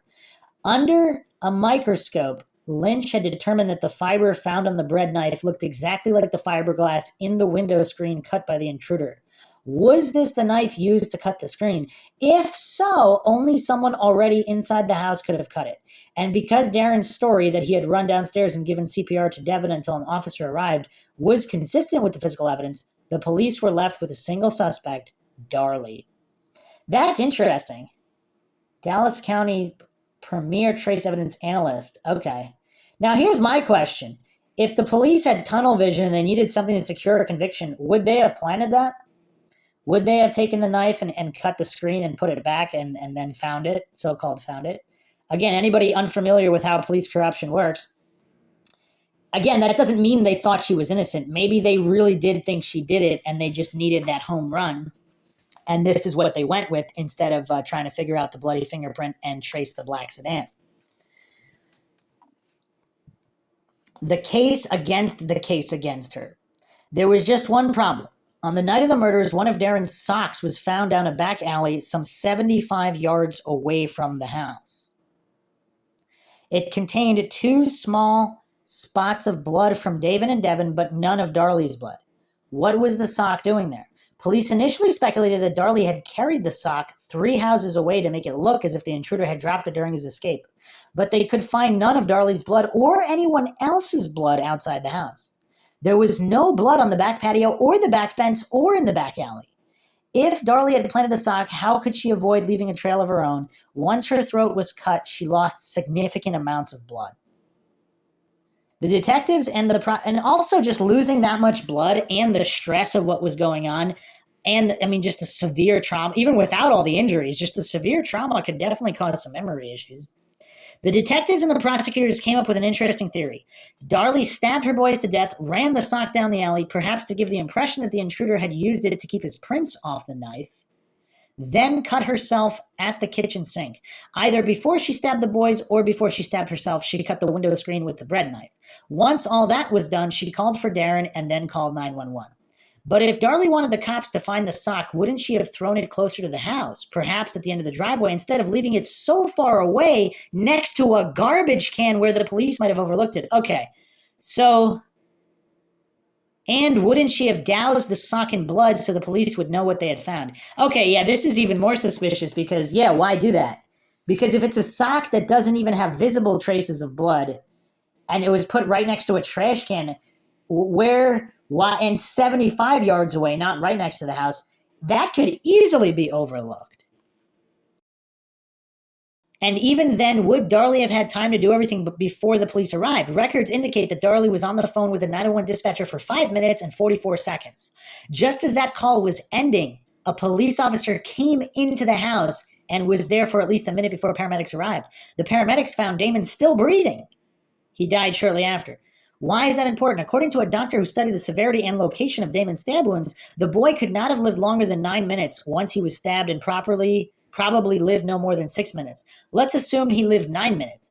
If you subtract from that 9 minutes her 5 minute and 44 second phone call to 911, then subtract the additional minute and 10 seconds that she was in the presence of a police officer, Darlie had only 2 minutes and 6 seconds to stab her sons, head for the garage, step through the slit in the window, jump a fence back or go through the back gate, run barefoot for 75 yards down an alley, drop a bloody sock, run 75 yards back, stab herself, clean up the blood around the sink, and stage whatever crime scene there was left to be staged. The prosecutors did not have a good answer to the timeline conundrum except to say that the doctor was simply guessing about the 9 minutes it took Damon to die. Shouldn't they have gotten like a whole bunch of second opinions to see what everybody thought about that? And even that Darlie could have had enough time to commit the murders and stage the crime scene. But if she was smart enough to plant fake evidence, wouldn't she have already been ready with a more believable story about what the intruder looked like and how the killings occurred? That's a great point. Would she have been so stupid as to tell police that she had slept through the attacks and that she could not remember what happened? If Darlie is indeed a calculating murderer, wouldn't she have made sure both boys were dead before she called 911 so they could not finger her as the attacker? Wouldn't she also have made sure to get rid of her diary so that the cops wouldn't see her suicidal musings? Wouldn't she have made sure to weep at the hospital so that the nurses would see the depth of her grief? And when she went to the cemetery on Devon's birthday in the presence of television cameras, wouldn't she have made sure to turn on the tears instead of singing and spraying silly string? What really made no sense was why she chose Damon and Devon to kill. If Darlie, as the cops and prosecutors believed, had become increasingly upset about money, why didn't she murder Darren and cash in his $800,000 life insurance policy? The policies on Damon and Devon totaled only $10,000, and their funerals alone cost more than $14,000. If she was overwhelmed by the stresses of motherhood, another theory, then why didn't she also kill Drake, the baby, who required most of her attention? I actually, even though I am leaning innocent here, I already explained the explanations for those, because if she really was planning to kill all of them, and then for whatever reason she stopped midway through, that could explain that. At her trial, Darlie's lawyer, Doug Mulder, one of Dallas's most prominent and charismatic criminal defense attorneys, kept asking the jurors if they really believed that a doting mother could, in the course of a single summer night, pop popcorn for her boys, watch a movie with them, and then suddenly snap and turn into a knife-wielding nut.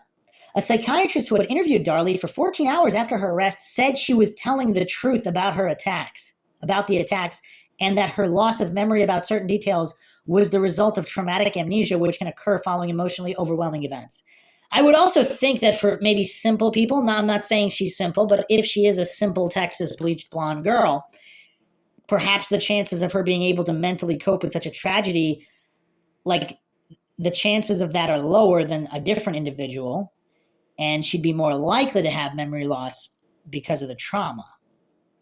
Also, it'd be interesting to get more opinions from different psychiatrists, but this is the main psychiatrist, the first main one who interviewed her for 14 hours, said she was telling the truth. That's interesting. Obviously, a brain fingerprint scan would solve all these problems. Vincent DeMaio, the chief medical examiner in San Antonio and the editor-in-chief of the prestigious Journal of Forensic Medicine Pathology, testified that her injuries were not at all consistent with the self-inflicted wounds he had seen in the past. So this guy's not a random nobody. He's the editor-in-chief of the Journal of Forensic Medical Pathology, saying that her wounds are not self-inflicted. He said that the cut across her throat in particular was hardly superficial, as the prosecutors alleged. Mulder produced notes taken by the nurses at the hospital that said Darlie was tearful, frightened, crying, visibly upset, and very emotional on the night that she was brought in. It would also be curious if there were security cameras in the hospital at that time. I mean, this is mid-90s, so maybe. Mulder produced notes taken by the nurses. Okay. Finally, Darlie herself took the stand, explaining that she had stood at the kitchen sink to wet towels and place them on her children's wounds, and that the silly string scene was her heartfelt way of wishing a happy birthday to Devon, who she hoped was watching from heaven. And again, if she is this simple blonde and she's not really thinking about how this all looks, that's actually a very plausible explanation. Darlie, however, was not a persuasive witness. She cried at odd times and became far too defensive under the cross-examination of Toby Shook, the veteran Dallas County prosecutor who kept slamming her for what he called her selective amnesia. One of the prosecution's expert witnesses aggressively promoted the theory that Darlie was guilty, and in the end, the evidence, however circumstantial, was too much for the jurors, even if they could never figure out how the bloody sock got down the alley. I mean, the details about the sock barely having any blood on it and being so far away and placed next to the trash, that's tough. That's tough. During their deliberations, they watched the silly string video a reported 7 times. So that's what they're just watching the whole time, this is, instead of fixating on the unidentified bloody print and the black sedan. Perhaps Mulder made a mistake in not introducing another videotape secretly recorded by the police that showed Darlie weeping over her son's graves. Perhaps the outcome would have been different had he found more expert witnesses to counter the prosecution's experts. But even then, it's hard to see how a jury would have gotten over the finely honed image of Darlie as a mentally unbalanced, gum-chewing, bleach blonde who seemed to be unmoved, if not outright exhilarated, over the deaths of her children. See, here's the thing. Again, to me, I'm definitely leaning innocence now. But if this is more of a, pardon the expression here, airhead, bleached blonde chewing gum, how many of those actually turn out to be cold, sadistic murderers? It's usually these seemingly quiet and not boisterous housewives that end up like this. Again, doesn't mean she's innocent in any way. That just makes me lean a particular way because all these things can be explained away. And then we have the unidentified bloody fingerprint and the black sedan and the admissions of the husbands that he's planning a staged robbery for insurance money. Scenarios. In the years since Darlie's conviction, various well-wishers have attempted to prove her innocence. A writer in the Dallas suburb of Louisville who published a book on the case told reporters that he believed the killer was the son of a Rowlett police detective. See, that would explain some things with the investigation, wouldn't it? Especially if the bread knife, if the fibers from the screen were planted on the bread knife. A Waco millionaire, Brian Pardo, reportedly spent $100,000 on an independent investigation of the murders, conducting handwriting analyses and other tests on Darlie. He also persuaded Darren to take a lie detector test administered by a Waco police officer. Pardo told reporters that Darren was shown to be lying when he answered no to 4 questions. Was he involved in any plan to commit a crime at his house on June 6, 96? Did he stab Darlie? Did he know who planted the sock in the alley? Could he name the person who stabbed Darlie? Wow. I mean, I would expect him to fail the first one because he's denying the burglary, but he failed stabbing Darlie, knowing who planted the sock in the alley, and naming the person who stabbed Darlie. Darren did not deny that he failed the test, but told me that he was being manipulated by the examiner who had spent 2 hours upsetting him with a million questions about the murders before hooking up to the polygraph. Okay, I mean, maybe. Again, brain fingerprint scan's the way to go here, so we'd have to deal with that. Darren also speculated that he was suffering from survivor's guilt, in which he envisioned himself at the scene trying to help the kids, but was unable to reach them. According to knowledgeable sources, Darlie, too, was given a lie detector test by one of her original court-appointed attorneys. The attorney refuses to comment on the results, which have never been made public. That's curious, but here's why that doesn't mean anything. Because maybe she's innocent of the really damning questions, but she failed a couple of other questions which make her look guilty in a different way, in which case they wouldn't want to release that. Or, of course, she either failed all of them. You would think if she passed absolutely all of them, the defense would want to release that, unless they're saving it for the appeal and they don't want to release. I mean, I don't know what the strategy could be there. But again, brain fingerprint scan, obviously the way to go. Polygraph tests are not admissible in court, so they proved of no value to Darlie's court-appointed appellate attorney, Stephen Cooper. But Darren intrigued him. Beginning in '98, operating out of a cluttered office near downtown Dallas, Cooper gulped down coffee and smoked cigarettes as he worked nonstop on the case, eventually covering his floor with more than 25 boxes of Darlie-related files. Last year, Cooper filed his first brief with the Court of Criminal Appeals to get Darlie a new trial. Among his many claims, conflict of interest by Doug Mulder. Cooper said Mulder should have raised questions before the jury about Darren's potential involvement in the murders, but couldn't because for a single day before taking on Darlie as a client, he had represented Darren and Darlie's mother at a pretrial hearing over a gag order. Cooper alleged that Mulder could have learned something from Darren about what had really happened that night, but was unable to use it because of loyalty to a former client. Wow, these are serious conflicts of interest. I mean, this is a complete mistrial here. I mean, this is insane. This is important, according to Cooper's brief, because Darren was a plausible suspect. He not only had a pecuniary motive to get rid of Darlie, her life insurance policy cashed out at $200,000 to $250,000, but he had the means and the opportunity to commit the crime. Darren, said Cooper, could have slashed the window screen and then carried the sock out to the alley without leaving a blood trail because he had not been stabbed himself. Or he could have done that first if he was planning it all along. Mulder recently told me that he had represented Darren for less than an hour that day and that Darren had told him nothing about the murders. Mulder said that he would have quickly and happily pointed the finger at Darren, but that every time he asked Darlie if her attacker could possibly have been her husband, she said absolutely not. And again, is that because she's simple and she just doesn't want to believe that's a possibility and it's too much for her mind to handle, so she convinced herself that it wasn't him, even if it was, and she saw his face. And possibly Darren realized that, so there was no need to finish the job. Maybe. I don't know. Or, of course, he just hired somebody else. Did he? Okay, hold on a second. So Darren admitted to possibly wanting to do this fake burglary. What did he not admit to? Was it more than a burglary? Was he hired? Did he possibly want to hire someone to kill her as well? Because her life insurance policy is big. I mean, why would he kill his own kids either only for $10,000? Her life insurance policy is $200,000 to $250,000. I mean, that could possibly get them out of trouble. $10,000 wouldn't do anything. I asked Mulder if he had ever heard a rumor while preparing for trial that Darren was looking for someone to burglarize the house before the murders. Never, he said. But according to the affidavit given to me by Darlie's stepfather, Bob Key, Darren said in the spring of '96 that he had a plan in which he and his family would be gone from the house and that a burglar hired by him would pull up with a U-Haul, remove household items, and keep them hidden until the insurance company paid the claim. All that was needed, Darren said, was someone to do the job. The soft-spoken Key, who lives with Darlie's mother on a small farm east of Dallas, told me that when the murders first happened, his conversation with Darren never crossed my mind. When I asked him why he didn't later get the information into the hands of Darlie's lawyers, he said, I don't have a good answer to that other than, I don't know. Maybe he didn't want to get Darren in trouble, or maybe, as implausible as it seems, he failed to make a connection between Darren's plan and the murders. I mean, how is that possible? Darlie's mother, Darlie Key, told me that she had never wanted to consider the possibility that Darren was involved. She loved him like a son. But in March 2000, after Darren seemed to be getting increasingly upset over questions from Richard Reyna, Cooper's PI, she began to have second thoughts. And her husband told her for the first time the particulars of his long-ago conversation with Darren. She immediately called Stephen Cooper.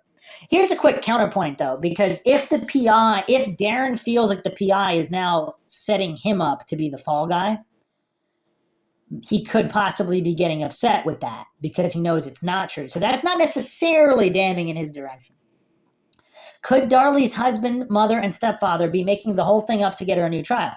Raina grilled Darren repeatedly about the story and said he believes Darren was looking for someone to hire. He said he even got Darren to admit to him that he worked out another scam a couple of years before the murders in which he had his car stolen so he could collect the insurance money.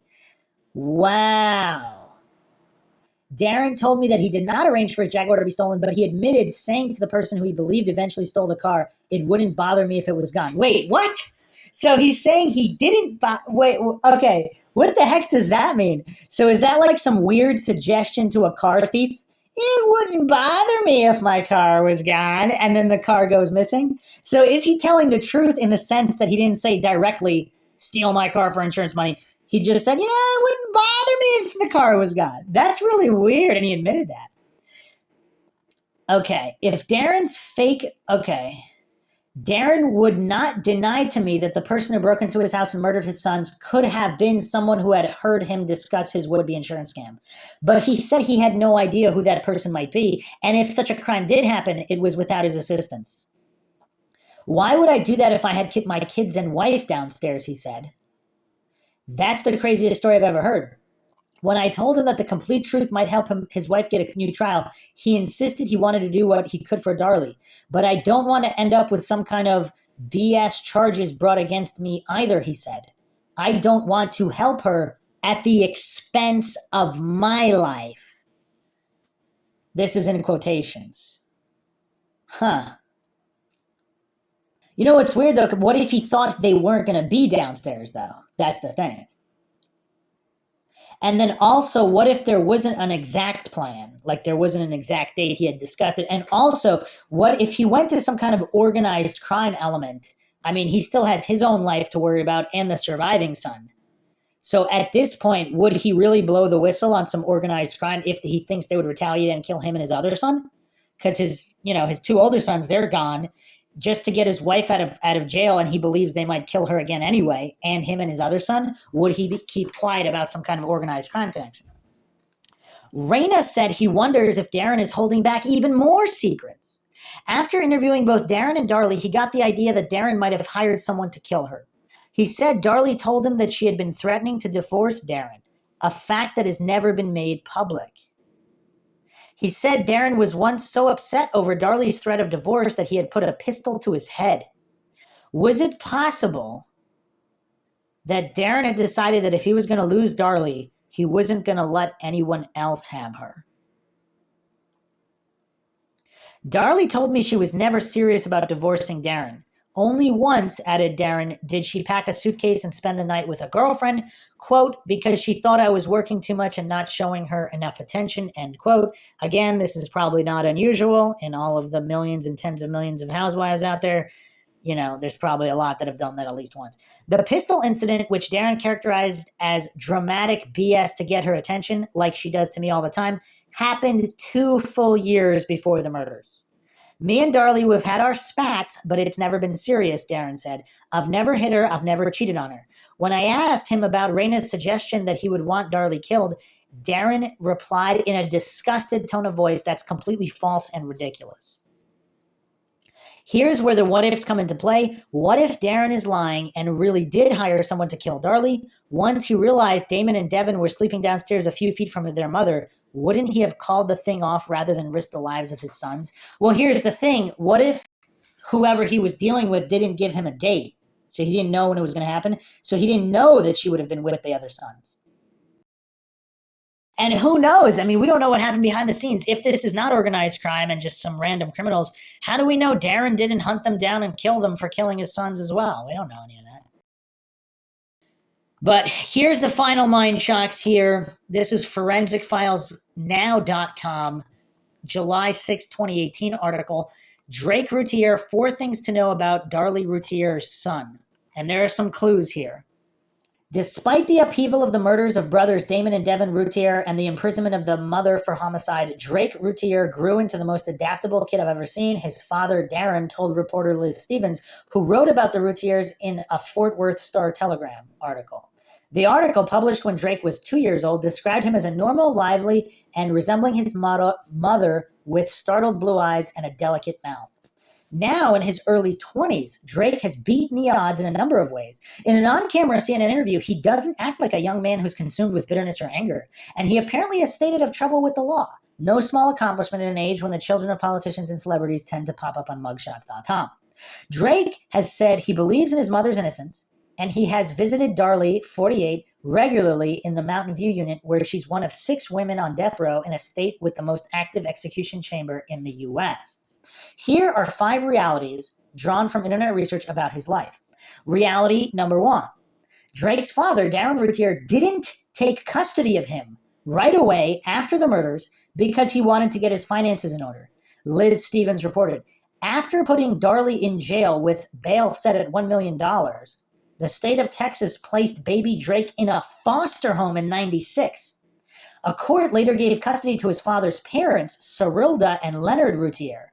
Meanwhile, Darren, once a successful computer hardware entrepreneur, lost the family's huge Georgian-style house, cabin cruiser, and his 1986 Jaguar. He started over in Lubbock and eventually had Drake move in with him.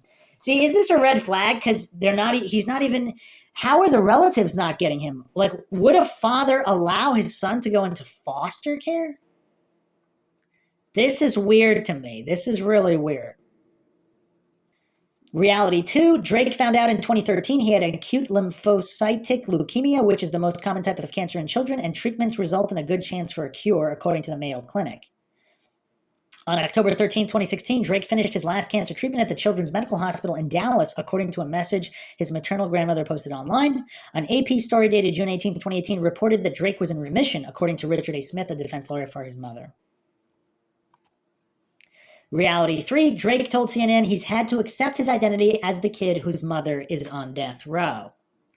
Darlie and other family members have been denigrated in the media ever since her arrest 11 days after the murders. During the trial, prosecutor attorneys labeled Routier's relatives trailer trash and portrayed the Rowlett couple as a tacky, nouveau rich with twisted priorities, according to the Fort Worth Star-Telegram. The public chimed in too. A pawn shop clerk noted that Darlie often came to her store braless and used foul language, the newspaper reported. Wow, I mean, was this case really just tried in the media? Because who gives a crap about any of that? A lot of people do that.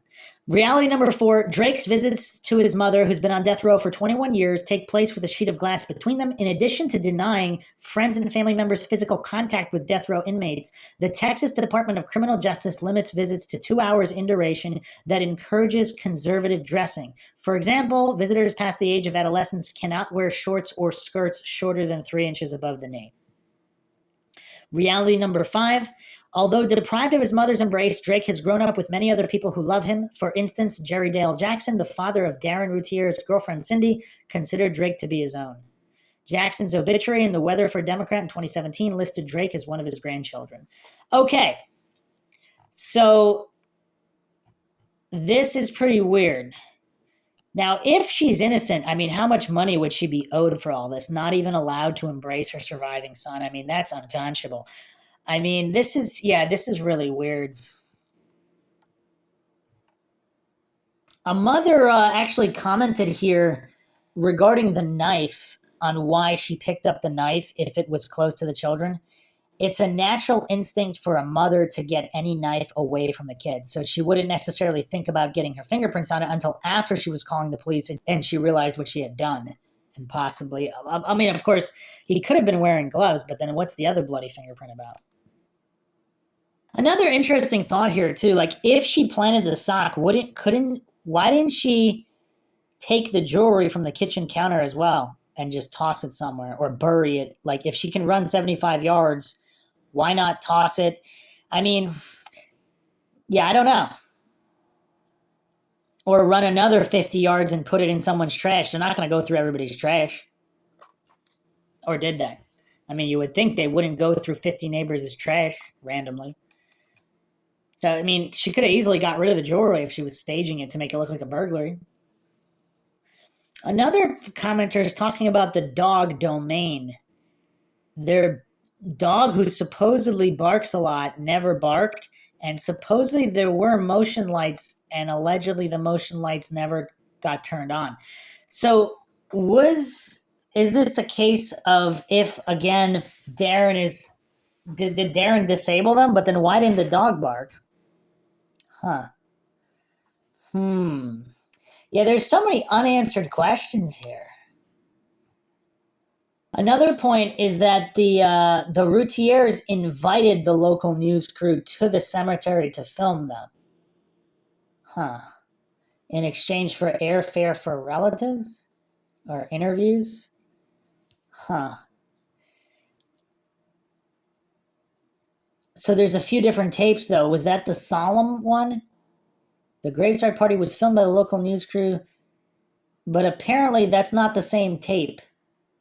Rowlett PD placed surveillance equipment in the cemetery, so there might have been a few different tapes.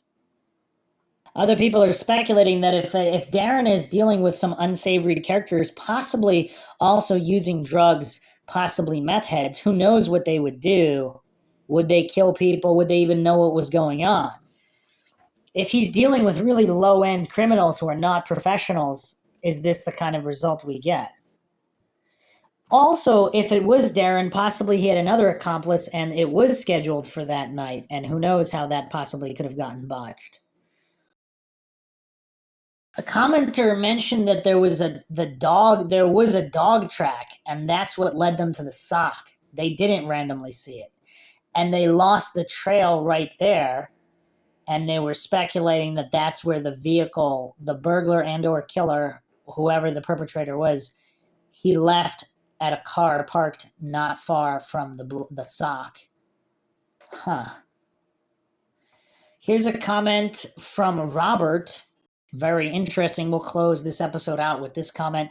I grew up living next door to Darren's parents in Lubbock. Very nice people. My brother and I used to play with Devin and Damon when they'd come to town. I remember it always kind of annoyed us because they were younger than us, and well, you know how kids are. After the murders, Drake moved in next door and became an honorary part of our family. We always had baby Drake with us, whether it be to babysit him or just go next door and get him for a while because we loved him and wanted to see him. I was 12 or so when the murders happened. Obviously, because I lived next door to the Routiers, my thoughts on the case have always been heavily influenced on the side of her being not guilty, and due to personal involvement with the family, certainly hope that she isn't guilty. But here it is, well over 20 years later, and I find myself on the fence. I think in my heart of hearts, if I'm completely honest with myself, I believe she's probably guilty. But because of all the circumstances and the way I grew up so personally close to the family, I can't seem to stop being on Team Darlie. But it's probably due to hope. Anyways, I know this comment probably isn't very helpful or insightful on any facts pertaining to the case. I just wanted to share. Haven't seen Drake in years, and he no doubt doesn't even remember me. But if he ever reads this, know that at one time in your life, we saw each other almost every day, and I loved you like a baby brother. Keep kicking your cancer's ass, Bubba, and hope and pray that life brings you as much happiness that is absolutely possible. And just for some assurance that I'm not making this up, tell grandmommy who lived next door in the red brick 2-story house with a guest house in the backyard that Robert says hi and wishes her and all of you my best. You know what's curious, too? Is this a case of overcompensation? Because it's someone who's smart enough to realize that they're biased. I mean, that's a rare thing. So is he overcompensating in the other direction that she might be guilty? Because he knows he's biased? Again, that was just an interesting comment because I haven't seen something like that. I mean, this case has things that are just not seen in any other case. So lots to think about. I might do a follow-up episode if there's more info here. I think we went over quite a lot. This might be the most comprehensive and exhaustive podcast on this case. We did it in typical MindShock fashion with logic and reason at the forefront, trying to go through every single possible theory. All the MindShock listeners, let me know if I've left out anything or if you have your own theories, thoughts, debunkings, or rebuttals of any kind in the comments section. As always, if you want to help support the podcast, you can donate to our PayPal. Just check the link in the description. You can also become a member for access to exclusive streams and chats right here on YouTube. Make sure you're subscribed, like and share Twitter, Facebook, Reddit, Patreon, and of course, if you're not getting notifications, just like more videos and leave plenty of comments and you should get them. This is Bruce McGuire signing off. Catch you guys next time.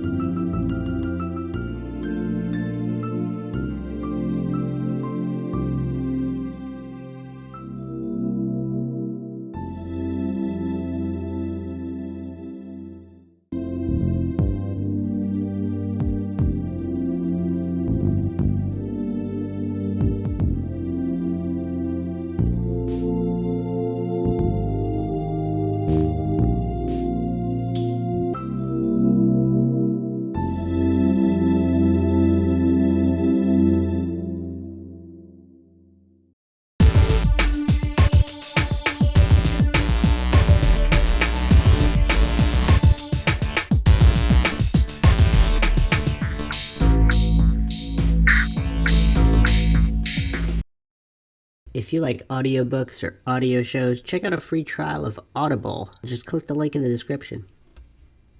You are listening to MindShock True Crime. This is your host, Bruce McGuire.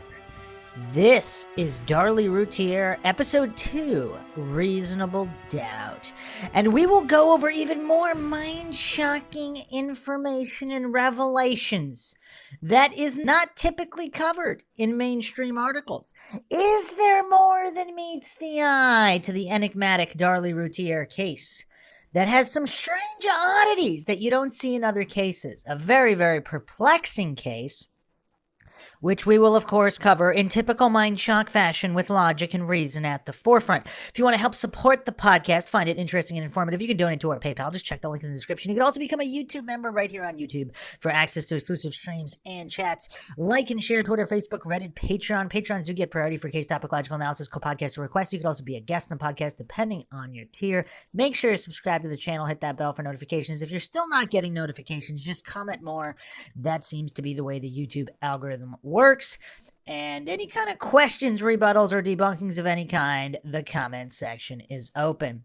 So let's head over to the Justice for Juveniles WordPress blog, which has some very, very interesting write-ups regarding this case. Obviously, if you haven't checked out episode 1, make sure you check out episode 1. We go over all of the details and then start the deep dive, which we'll continue right now. So this was posted on the Justice for Juveniles WordPress blog, August 21st, 2012. Doubt in the Darlie Routier case, the timeline. As previously discussed, Darlie Routier is on death row in Texas. She has been there for 15 years. She was accused and convicted of murdering her 5-year-old son, Damon. She was charged but never tried in the death of her oldest son, Devin. There is a growing body of evidence suggesting there was a rush to judgment in this case, one that could result in the execution of an innocent woman. That is, unless something is done to stop it. The most important consideration in Darlie Routier's case is the timeline. The prosecution's case against Darlie was circumstantial, resting entirely on the notion that she staged the crime scene in a very short amount of time to mislead investigators. In earlier articles, we looked at the fingerprint evidence in this case, as well as the strange occurrences before, during, and after. And I'll be going over those next. This article will focus on the timeline immediately surrounding the murders. The information provided in this timeline description comes from testimony given by the medical examiner, Janice Townsend Parchman, the first 2 police officers on the scene, and paramedics who responded to the 911 call. The information can be verified through court transcripts. Darlie's testimony was not used to support the timeline. Instead, I used the conversation recorded on the 911 tape to verify Darlie's words and actions, as well as testimony given by others who were present at the time each event occurred. The 911 call is the basis for the timeline since it was recorded and provides a second-by-second description of what was happening in the Routier home for almost 6 minutes. Testimony is used to fill in the gaps and provide information about what happened in the minutes after the 911 call ended. The timeline. June 6th, 1996. Interesting date. I went over that in episode 1. Darren Routier, Darlie's husband, reported he was asleep in the upstairs bedroom when he was suddenly awakened. Darlie was sleeping on the couch in the family room. Devin, 6, and Damon, 5, were sleeping on the floor in the family room in front of the television. Police would later testify that upon arriving at the scene, the television was still on. According to the statement Darren gave to the police, he woke up because he heard a noise and then Darlie screaming loud. He reportedly ran down the stairs and went into the living room. He spotted Devin on the floor and the coffee table tipped over. He went down to Devin and knelt down to investigate whether he was hurt. Darren testified at trial that upon coming down the stairs, Darlie went straight to the phone and to the kitchen sink to get towels. We will now examine the timeline on a minute-by-minute basis. 2:30 a.m. Darlie's call to 911 began with her screaming, "Somebody came in." She went on to tell the dispatcher that she and her children had been stabbed. Based on the transcript of the 911 call, Darren's voice is heard 30 seconds into the call. At the 55-second mark, Darlie asks frantically, "Oh my God, what do we do?" The dispatcher did not respond because she was calling for assistance over the radio. Darren testified that upon discovering Devin with gashes in his chest, he began to perform CPR. Darren explained that Darlie was running back and forth from the kitchen over to Damon, and then she came over to Devin.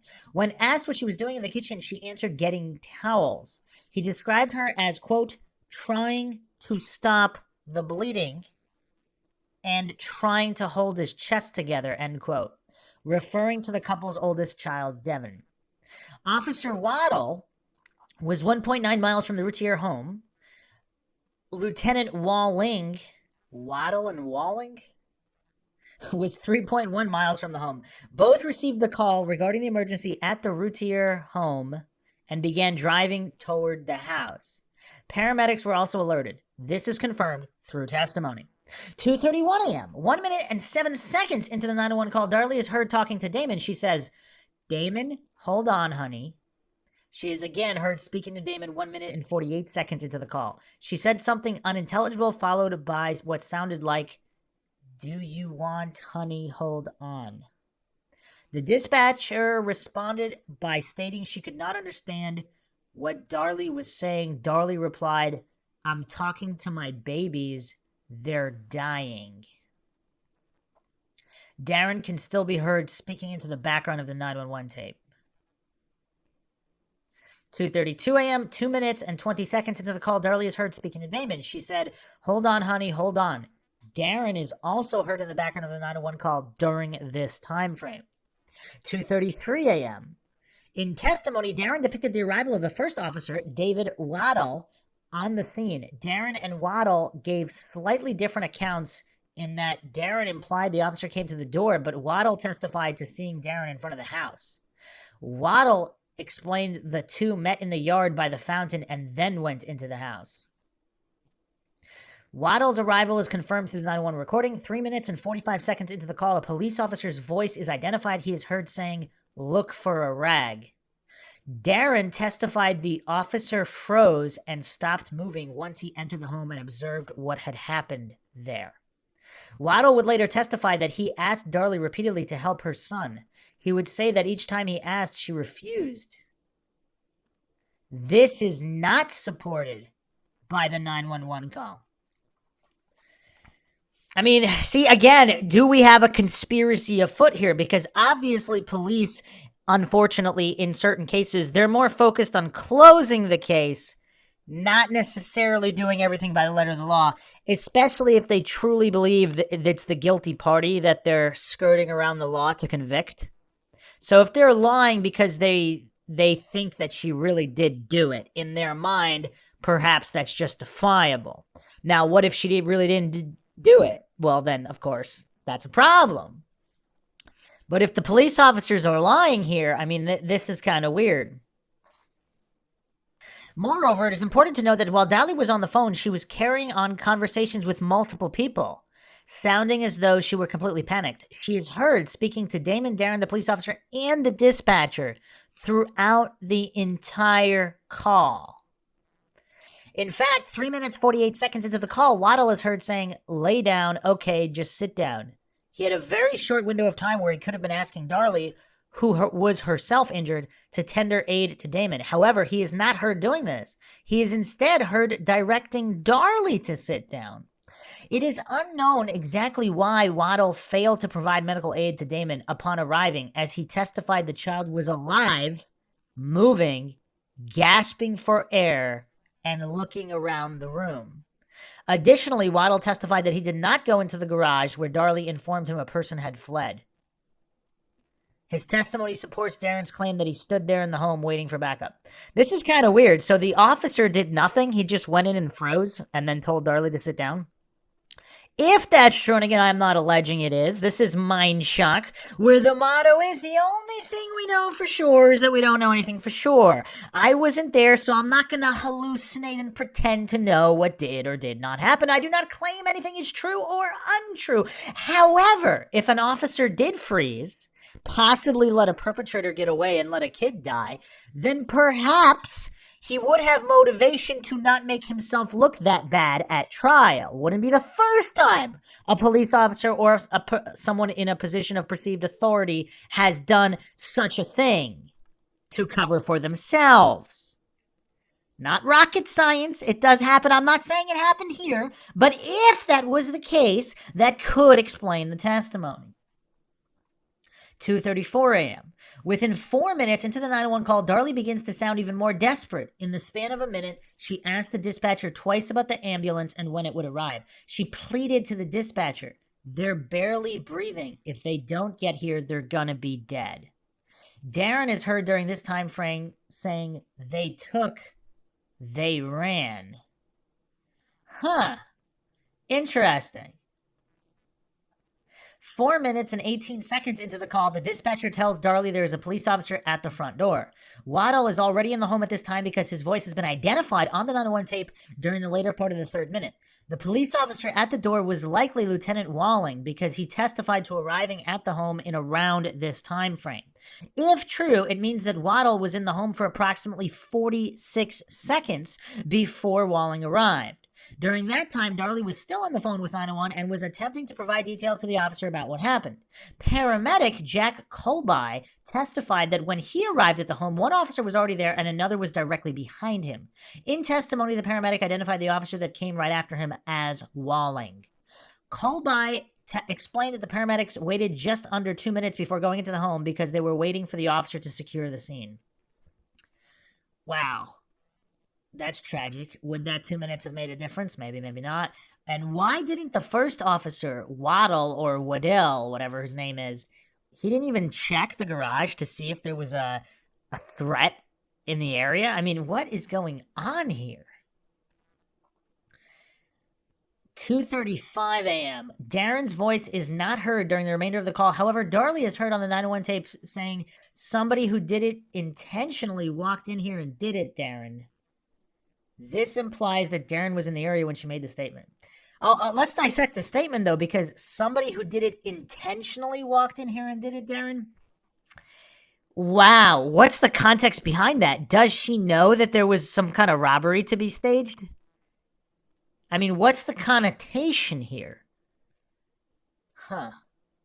As if it wasn't an accident. Somebody who did it obviously it's not an accident, but intentionally wanted to kill them, not just specifically burglarize. What's the context behind this statement here? 5 minutes, 33 seconds into the call, the dispatcher asked if the police officer is there. Darlie says yes. The dispatcher then tells her to go talk to the officer. The dispatcher does not realize that Darlie has been carrying on multiple conversations at the same time throughout the call. 2:36 a.m. Walling entered the backyard to secure it according to his testimony. 2:37 to 2:38 a.m. Within this time frame, the paramedics were given the approval to enter the home. Colby went straight to Damon. He attended to Damon for 2 minutes inside the home before moving him into the ambulance because it was too chaotic in the home. He stated that Damon was still barely alive when he got to him. He testified that Damon gasped for air as he turned him over. When he was with Damon, he observed the light begin to go out of his eyes. Obviously, this is kind of tough to read. I actually don't even want to listen to the call because of this. So I will just be dissecting it based off of this. If there is an error or inaccuracy, anybody, obviously all the listeners can comment about that. Further discussion. It is critical to note that the activities surrounding the 911 call for 2 reasons. First, the prosecution claimed that Darlie murdered her 2 children, cut her neck, cut her arm, tried to clean up in the kitchen, deposited a sock several houses away in an alley, returned to the home to break a glass, and then screamed for help.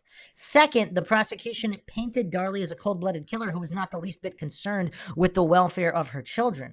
The 911 call disproves the latter, but what does it say about the staging? Let's look at one of the medical examiner's testimony. Dr. Janice Townsend Parchman testified at Darlie's trial. One of the topics she provided an expert opinion on was the length of time Damon Routier could have survived his injuries. Dr. Townsend Parchman was skeptical Damon would have lived more than a few minutes upon receiving the stab wounds to his back. And I also mentioned this in episode 1. Did they ever do a recreation with dummies of that size to see if someone of Darlie's stature and strength could have stabbed that hard as to go almost completely through the body, as the stab wounds were reportedly to have been basically completely through the body, just about. So does a woman of her small stature at the time, did she have was she physically capable of doing what was done? I don't know the answer to that question. I don't know if this has been replicated. Prosecutor Greg Davis asked Dr. Townsend Parchment to give an estimate of the amount of time she believed Damon could have survived his injuries. She responded, minutes. She stated that if all 4 wounds were inflicted at the same time or within a very short period of time, he would have died within minutes. She testified that she could not tell exactly how long he would have lived, estimating on several occasions it would be just minutes. Defense attorney Mulder asked if it would be less than 5 minutes. She responded, likely. She went on to add that from the time he collapsed until the time he actually expired would probably be another few minutes. Mulder attempted to ask the doctor to give an exact time frame, asking her if there could be as much as 8 or 9 minutes. She testified, you can't tell. On redirect, Davis touched on the length of time Damon could have survived once again. Can you give us an estimate of how long this child might have lived if, say, stab wound 1 had been inflicted and then the other 3 were inflicted sometime later on? She responded, what we're talking about, a few to several more minutes.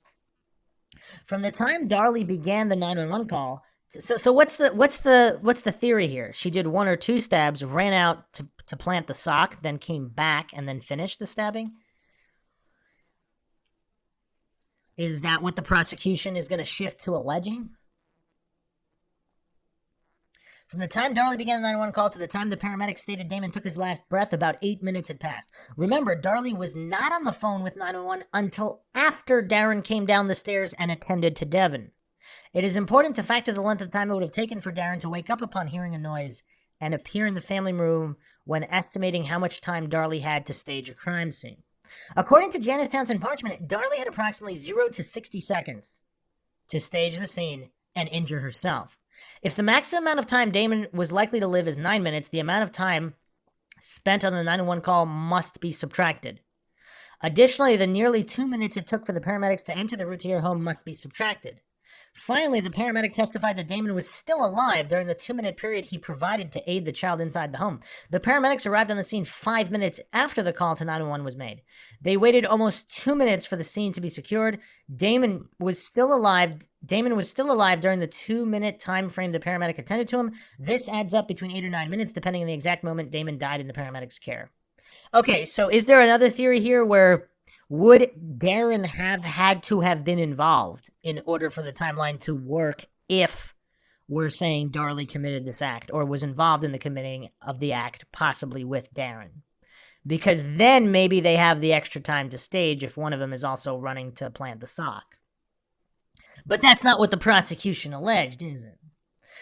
Back to the article here. Now you have to ask yourself, did Darlie really have time to do everything the prosecution claimed she did before she made that call to 911?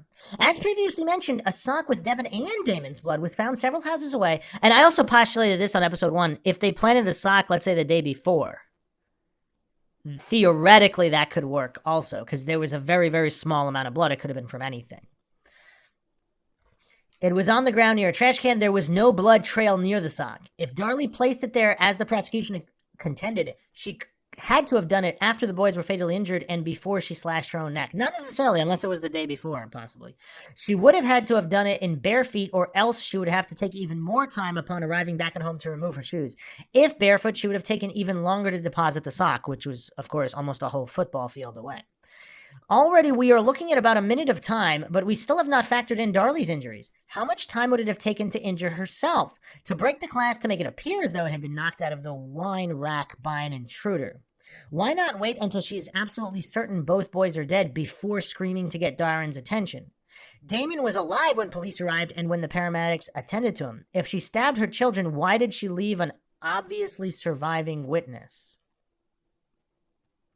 The fact is, Darlie did not have the amount of time to do everything the prosecution said she did. It simply doesn't make sense. One only needs to look at the 911 call and various testimony to figure that out. Unfortunately, it takes a lot of painstaking work to break the timeline down as I have above.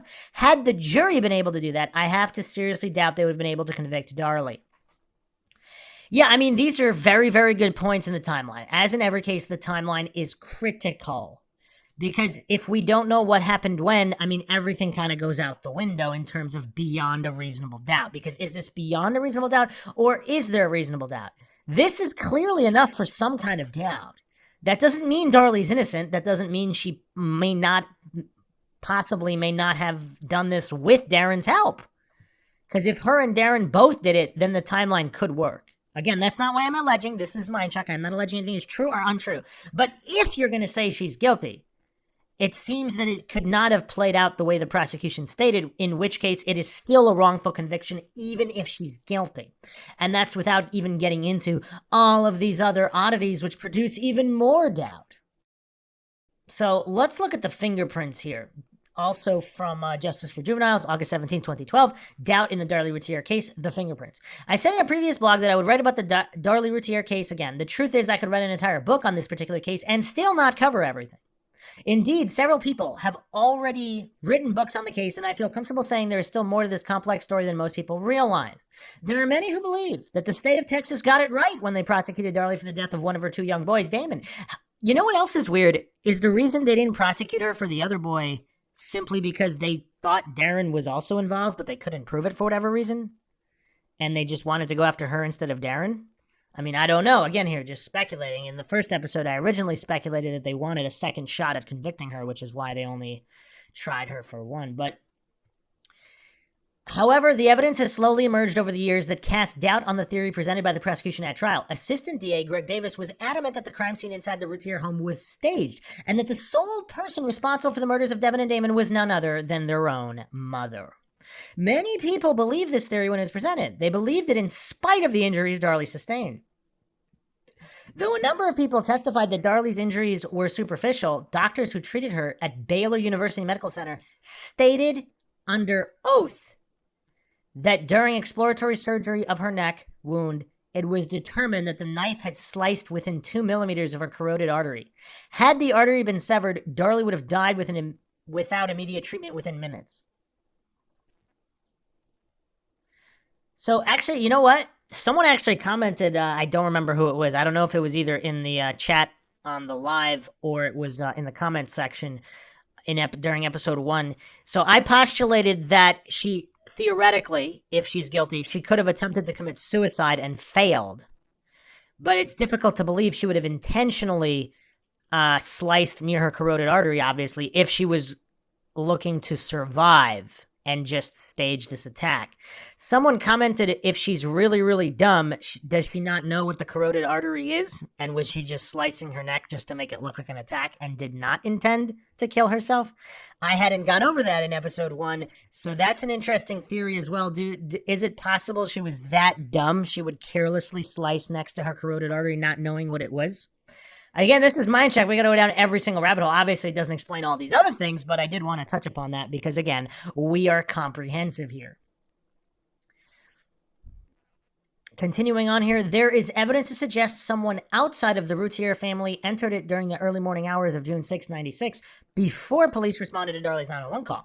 I'll begin with a discussion of the fingerprint evidence. A single bloody fingerprint, sometimes referred to as a fingerprint or a partial palm print, though it looks like a fingerprint, was left on the glass table in the Routier's family room the morning of the murders. At trial, Dallas police officer James Cron testified that there was not enough detail to make an identification. He suggested the print was left by one of the two young boys. The investigators working on the case failed to obtain the fingerprints of Devin and Damon to use for comparison purposes. What? Why?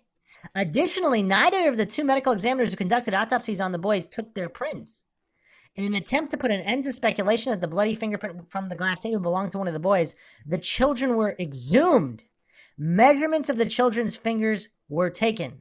The children were buried together holding hands. This, combined with the passage of time and conditions within the coffin, compromised the ability to collect the boys' prints. However, some fingerprints were obtained along with the measurements. Richard Jantz conducted an analysis of the print taken from the glass table. Jantz obtained his PhD in anthropology from the University of Kansas. In 2002, Jantz signed an affidavit pertaining to his examination of the bloody print that had become known as Exhibit 85J. He explained in the report that the purpose of the examination was to address the question of whether the fingerprint was made by an adult or child. For the examination, Jantz compared the dimension of the fingerprints from a collection of dermatoglyphic prints for adults and children. Children's prints made between the ages of 4 and 6.6 years were analyzed for the study. Jantz also had the fingerprint cards for the Routier children for consideration. The fingerprint was made in blood, consisted of a whorl pattern. Jantz determined that Devin had a whorl pattern on one of his right fingers. Damon had a whorl pattern on his right thumb.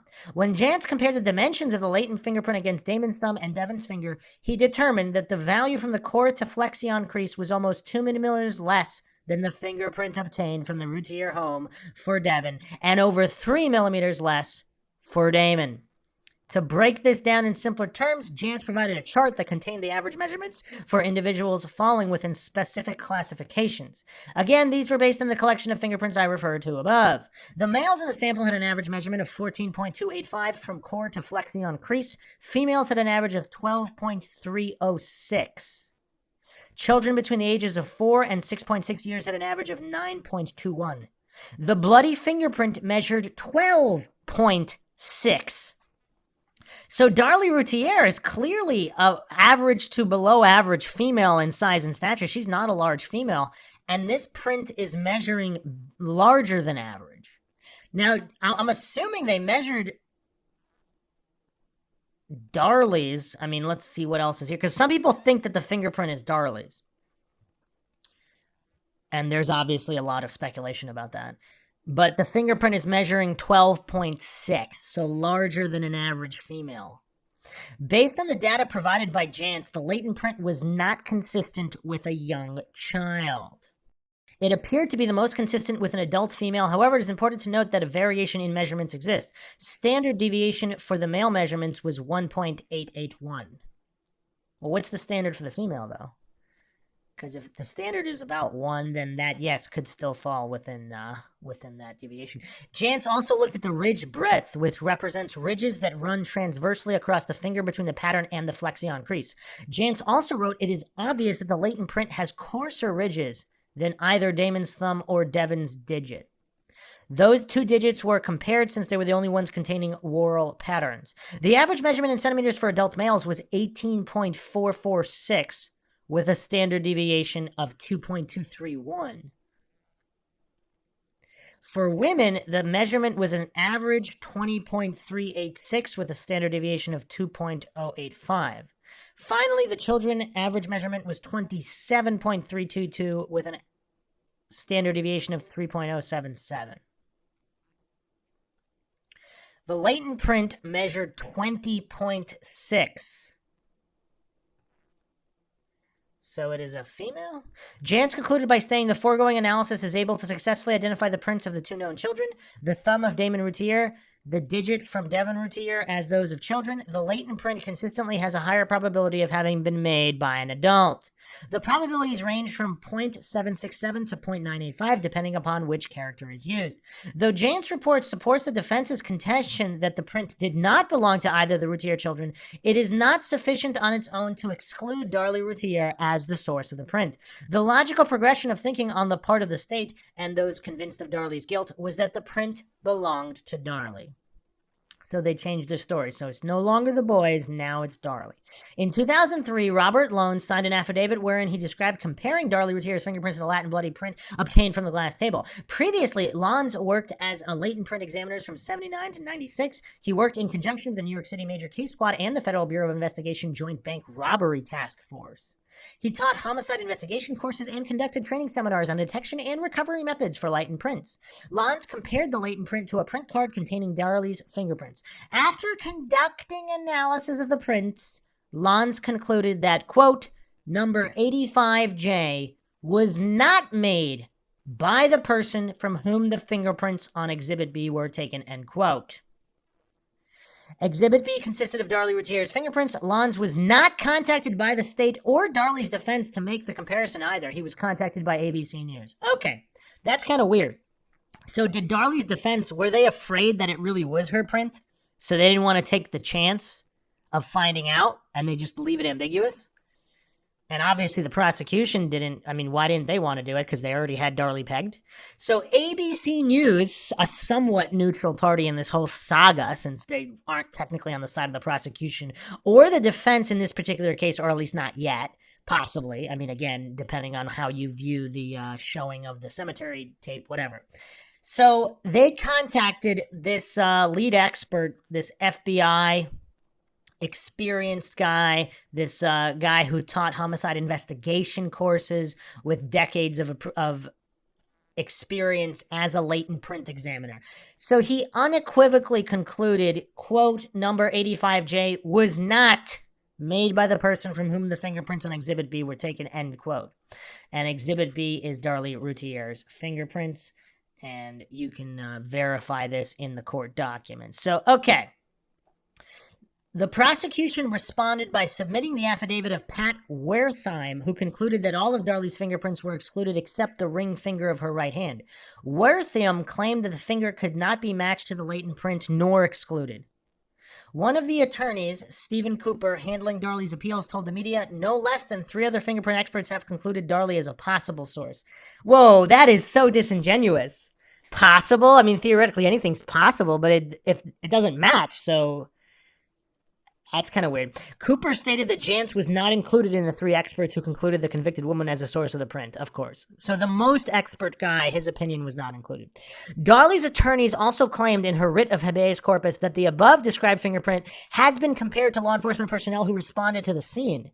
The state changed their story to fit the crime and to fit evolving explanation of evidence based on advancements in expertise and science.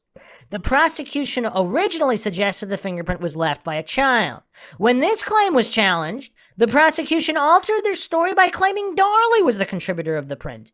It appears the state has been unable to obtain a statement that definitively identifies Darlie as a source of print. The best they have is to offer is the contention that a single finger on Darlie's right hand cannot be excluded or identified as the contributor. But what does that even mean? Does that finding have any value in light of other experts finding the print does not match Darlie? In terms of fingerprint evidence, there appears to be more. In 2003, Darlie's attorneys filed a renewed motion for the testing of physical and biological evidence, combined with a request for an evidentiary hearing. 2 fingerprints were taken from the utility room door leading to the garage of the Routier home. One print was made in blood and the other was not. The fingerprint below the bloody print was examined by Lons and identified as matching the middle finger of Darren's left hand.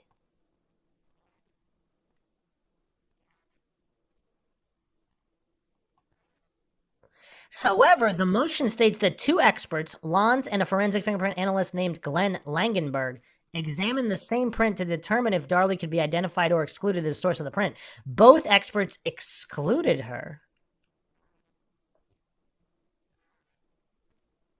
The experts did not agree as to whether or not Darren was the source of the print. However, Langenberg's assessment differed from Lon's in that it excluded Darren as the contributor. In 2008, the federal court granted Darlie's request to test evidence in part. Regarding the fingerprint evidence, the motion stated the following, quote, the bloody fingerprint deserves to be examined with the most modern techniques available. The same is true for the fingerprints marked as state exhibit numbers 85-F and 85-G. The bloody print refers to the first piece of evidence discussed above, which consisted of a fingerprint located on the glass table. However, this has been put on hold until Texas is finished with other approved testing. In another motion filed in 2008, Darlie's defense asked that the court grant the request to run the fingerprint evidence through all available fingerprint databases. The defense added, as with DNA testing, any identification of this print as belonging to a male outside of the Routier family will provide powerful corroboration of Miss Routier's account. Indeed, it would. It would destroy the prosecution's theory that there was not an intruder, as Darlie claimed. If any of the prints are run through a fingerprint database and match someone outside the Routier home who was in the area at the time, it would mean an intruder did enter the family home. If there is a match to either of the bloody fingerprints to someone outside the immediate family, it means that they were present during the attacks because the prints were made in blood. I mean, is that really true, though? Like, what, did the paramedic not touch the table? Is it possible the paramedic, or one of the paramedics? No, but they tested their prints, too, and it didn't match. Okay. I placed a photograph of the print made in blood left on the glass table on Exhibit B, the fingerprint card used to compare Darlie Routier's prints to those found in the home. Click on the picture to see the larger version. In addition to possibly matching one or more prints to someone outside the Routier home, there is also the chance that DNA test may be successful in extrapolating DNA belonging to a non-family member. DNA tests are, I mean, that's a good point too. So it's not just about the print, because if they get the DNA, if they get the blood and it's not anybody else's blood, who does the blood belong to? So they did not match the blood to anybody? So they're saying it's Darlie's print, but not Darlie's blood? Like, what's going on here with this print? DNA tests are currently far more sophisticated than they were in 96 and 97, when the crimes originally occurred and when Darlie was tried in the death of Damon. DNA testing and retesting was approved for a number of items. In April 2012, the court ordered the materials to be delivered to the Department of Public Safety Laboratory no later than the 23rd of May. The court ordered that the testing take place in a timely and efficient manner. It is now mid-August 2012. Some may deny there is any doubt at all in this case, but I feel that people who take the time to review all the available evidence will find it difficult to conclude that there is not reasonable doubt. Others who read through the evidence, particularly those who have witnessed the aftermath of wrongful convictions, some of which have been corrected, are likely to come to the realization that justice was not served in this case. 2 little boys died horrific deaths, and their mother is on death row for the crime. Texas has executed people in situations where there was considerable doubt about their actual guilt. Johnny Garrett is merely one example. Texas has even gone to great lengths to keep the truth from surfacing. In Garrett's case, the state threatened to take legal action against the family if they pursued DNA testing to prove his innocence after his execution had already taken place. That particular case is chronicled in a documentary called The Last Word. Though low budget, the film is a cautionary tale about the rush to justice that occurs in some situations, resulting in the delay or denial of justice. There is much more evidence and information worth examining in this case. I have decided that the best thing to do is to break this down into smaller descriptions over time. The most salient question that remains in this case is this: should any state carry out an execution where there is serious doubt as to whether or not the person committed the crime? More importantly, now that you know there is doubt, are you comfortably standing by and merely hoping that the wheels of justice eventually move in the right direction? I'm not. I hope there are many more who feel as I do. Okay. Yeah, I mean, a lot of issues there. One final post. Actually, there's a couple more posts here. Doubt in the Darlie Routier case, strange occurrences. So let's get into MindShock land. August 18th, 2012. It has been said that the prosecution's case against the Texas mother of 3, Darlie Lynn Routier, was circumstantial. Darlie is now on death row as a result of her 97 conviction in connection with the death of her youngest son, Damon. I previously wrote about the fingerprint evidence in Darlie's case, but I wanted to switch gears a little and discuss some of the strange occurrences surrounding the murders of the Routier children. Uncovering the truth about what happened during the early morning hours of June 6, 1996 requires one to look at reported occurrences and sightings before, during, and after the crimes took place. Examination of this type of case must extend outside of the family home and reflect an overall picture of the neighborhood as well. Below is a synopsis of some of the events and sightings that reportedly took place. The attempted break-in. On June 11th of 96, Mary Angela Rickles, known as Angel, Angelia Rickles, known as Angel, contacted the Rowlett Police Department to inform them that during the early morning hours of June 6th, an unidentified man attempted to enter her home. The defense called Rickles to testify at Darlie's trial. She explained that she had been home with her 15-year-old daughter when the incident happened. She was married and also had 2 other children who were staying with their grandmother at the time. Her husband worked the night shift, leaving the house at 9:30 p.m. and returning the following morning at 9:30 or 10 a.m. Rickles testified that she was watching television at 1:30 a.m. when a series of strange occurrences took place. At first, she heard sounds as though someone were trying to get in the house through a door. Initially, she believed it was her husband who would come home from work periodically to check on her. She had suffered a stroke, a number of heart attacks, and had also recently lost her brother. However, she became suspicious when she heard the sound of wood splitting and a loud cracking noise. This prompted her to turn on her porch light to see what was happening. In her testimony, she described seeing 2 men standing outside through a peephole in the door. One was stockier than the other, wearing a knit cap. He had blonde hair sticking out from under the cap. She said he was wearing a dark jogging suit. The other individual was tall and thin. The men ran from the house and headed in the direction of Willowbrook Drive. Willowbrook eventually leads to Eagle Drive, where the Routiers lived. Wait, what is going on here? So there's some kind of a noise. She looks through the peephole. There's 2 guys standing around. Then they just randomly ran from the house. So they tried to get in, couldn't get in. She saw them through the peephole and then they run away. That's kind of weird. Okay. Once the men left, Rickles described feeling as though the incident had passed, but she was still frightened. Rickles explained during her testimony that she proceeded to calm her 15-year-old daughter, who had also witnessed the events and was scared. They resumed watching television and a short time later heard what sounded like tapping coming from the bedroom window located near the front of the house. Now, this is really creepy. Rickles peered through the blinds and saw that the two men had returned. This time she saw they had a metal object that looked like either a screwdriver or a knife. She turned off the bedroom light and the men left. They did not return again that evening. What is going on here? So as soon as the light gets turned off, they leave? That's kind of weird. Wouldn't that embolden them because they think they're going to sleep?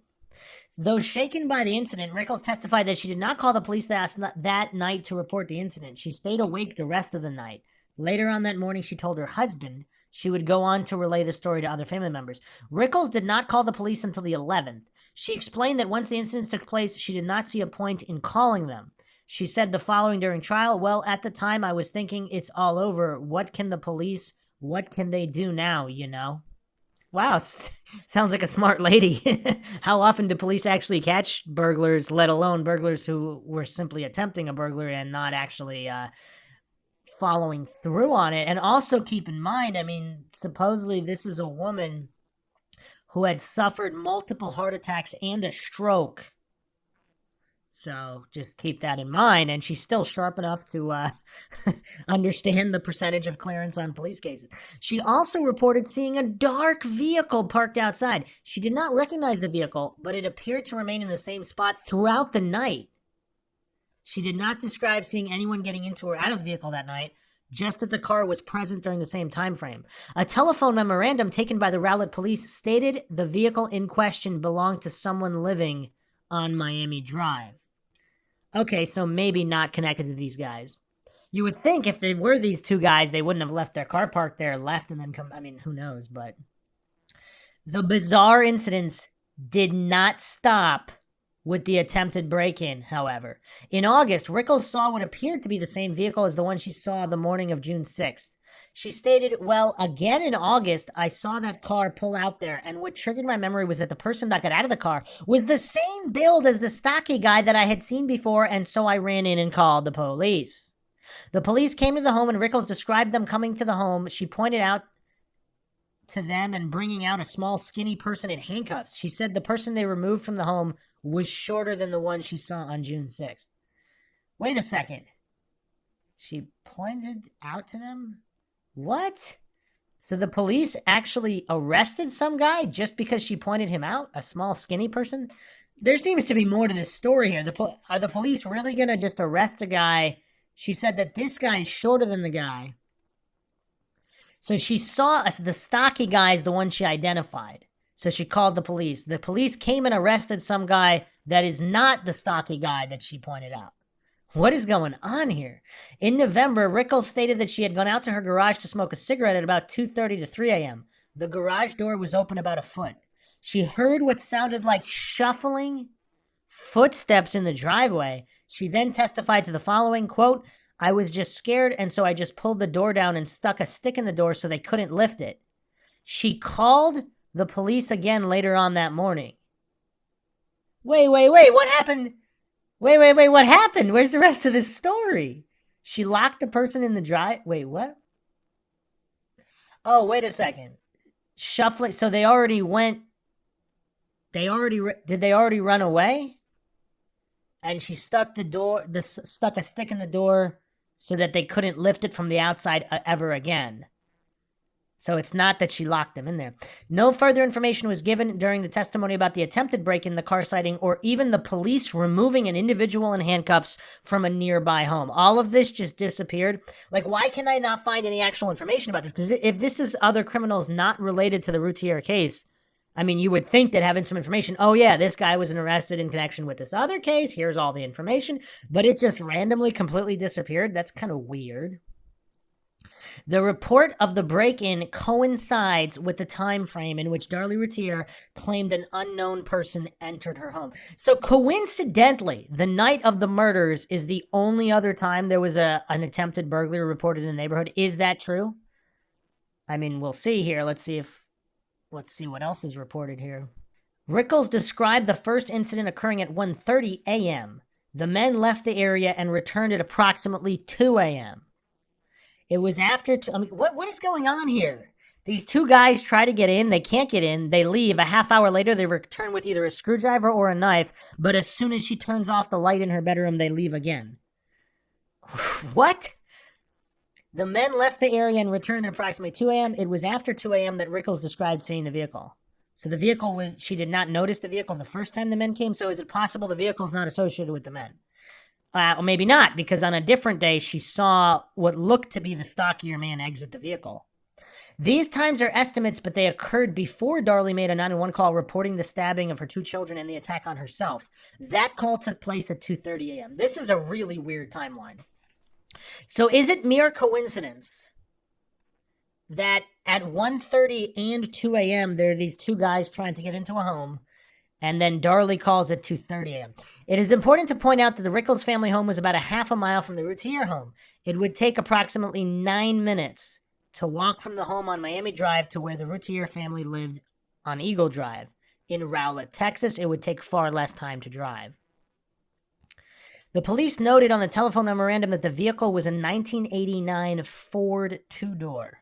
The make of the car was not given, even though the police provided other details such as a license plate number. So they do have a plate number. Very, very interesting. Reported vehicle and people sightings. In the time leading up to the crimes, a number of unusual sightings were reported. June 6th, Sally Bingham reported to police that she was a neighbor of the Routier family. She described being awake at 1 to 1:30 a.m. the morning the murders took place. Bingham stated that she kept seeing car lights driving through the neighborhood. Her bedroom had a bay window.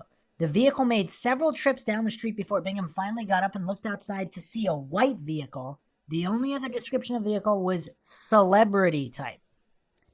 All right, so what does that mean? So are we to presume this is not a normal occurrence, that this celebrity type white vehicle is just randomly driving through the neighborhood back and forth between 1 and 1:30 a.m.? Is that the only time she ever remembers that happening? I mean, we don't have that information here, but June 7th, Betty Jung reported that her son saw a suspicious-looking man in the morning wearing jeans, a white shirt, and a black cap.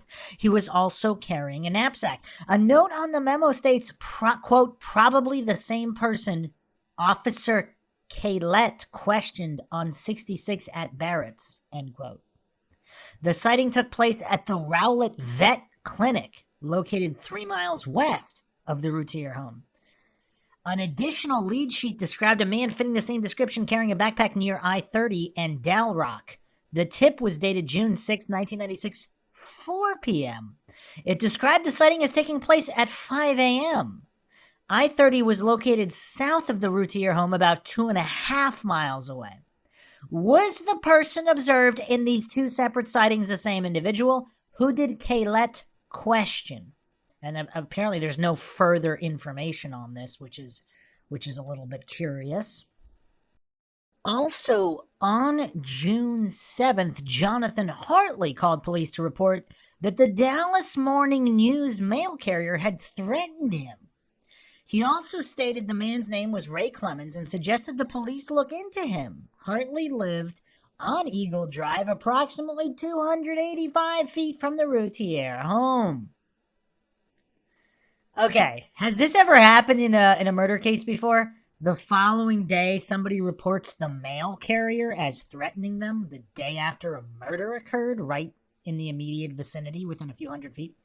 Corey Keith lived in the neighborhood and contacted police on June 7th to report an incident that occurred during the week before the murders. He described returning home at 2:30 to 3 a.m. I mean, this is a neighborhood with a lot of late night, early morning activity here. And seeing an older style minivan driving slowly down Eagle Drive. He described the occupants of the van as, quote, shining lights on houses, end quote. The van left the area as Keith approached. He tried to turn around to get a better look at the van, but was unable to locate it once he did. The only other description of the van was that it was possibly light tan in color. The driver appeared to be a white male in his 20s. No description was given for the passenger.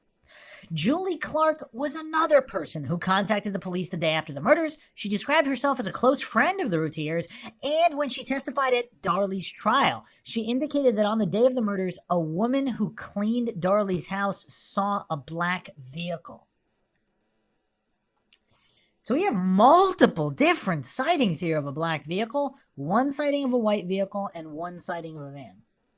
The sighting of the black car was reported by the woman's daughter, Barbara Jovel, as well. Jovel's mother reportedly saw a black two-door sports car driving slowly down the alley located behind the Routier home. So not just in the neighborhood, but directly in the alley where the sock was found? The vehicle stopped in the alley and was described as having a dark complexion. When Jovel's mom went into the garage, the vehicle was driven away. Barbara also reported seeing a vehicle matching the same description. On June 5th, Barbara had gone to pick up her mother from Darlie's home. As the two were leaving, they saw a black sports car pass them. Barbara's mom said it was the same vehicle she saw the day before. Barbara added to the description by stating the car had bad paint and a short trunk area. So this wasn't a particularly well-maintained vehicle. On June 8th, John Reed contacted police to report that the day of the murders he was in the front yard cleaning up. His two grandchildren were there with him, and they saw a white male sitting in a faded blue older model four-door car. He described the man as suspicious. The distance from the address indicated on the telephone memo and the Routier home is 0.4 miles. No further information is provided on the telephone lead sheet. However, the words duplication of one Keith had is written across the bottom.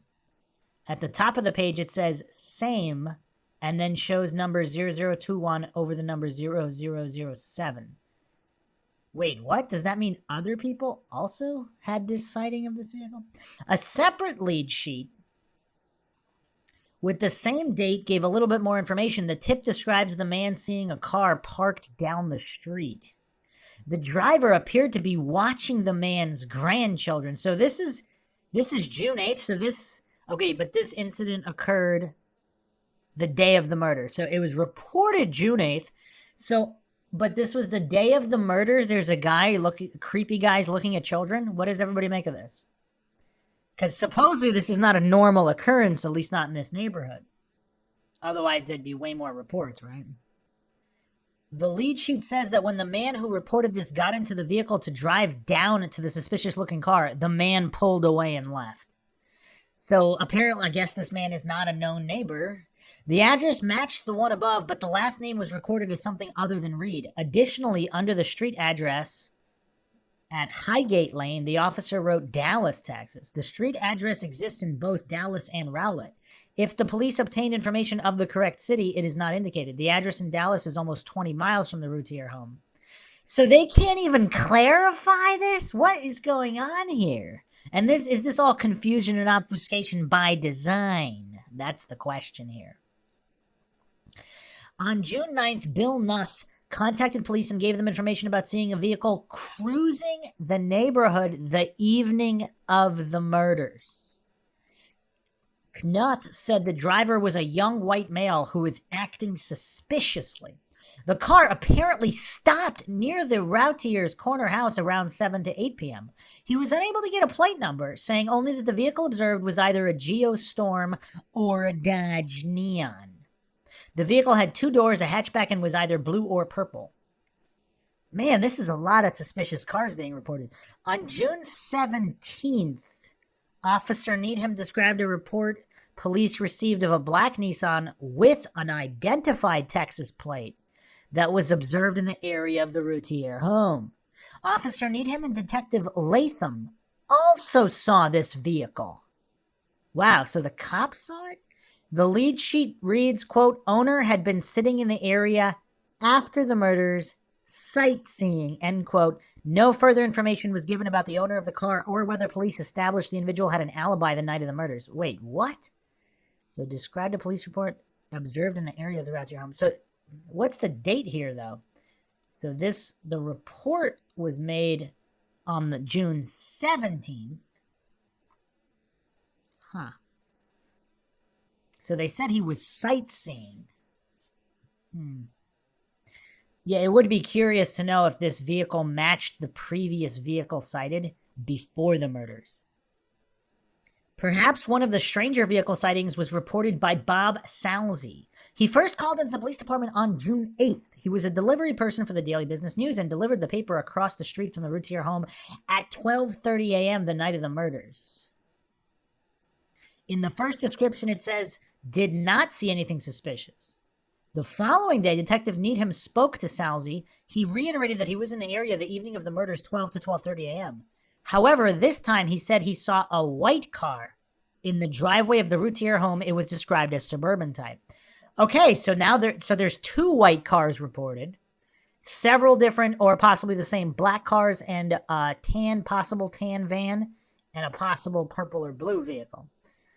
Although if it's reflecting something at night, is it possible they mistook the blue or purple for black? The Routiers had 2 vehicles in June of 96. The first was a dark green Nissan Pathfinder.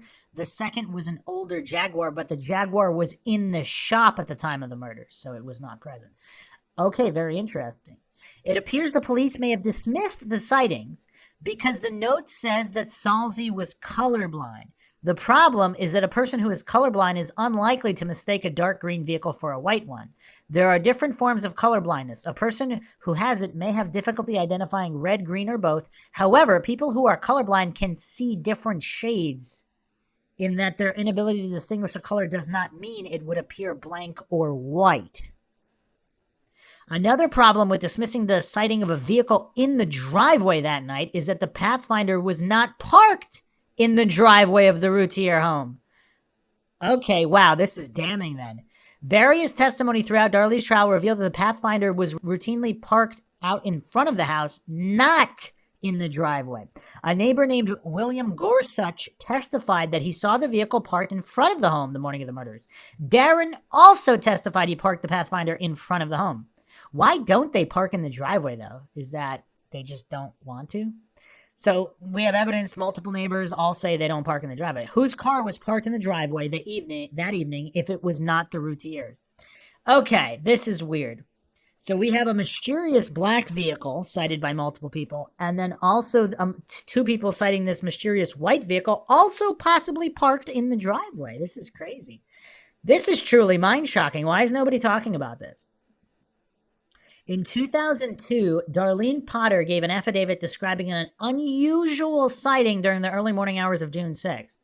Potter was returning to her residence after visiting her daughter in Cleburne, Texas. Sometime after 2 a.m., she reported that she had reached Dalrock Road, north of Highway 66. Wow, this is crazy. June 6th, 96, next to Highway 66? This is a little too weird for some people.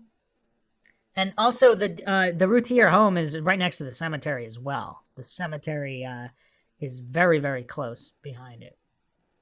As she approached the curve, she slowed down considerably because she was pulling a trailer behind her van. She stated the following, quote, I suddenly saw a man walking on the edge of the left side of the roadway headed in the same direction I was going.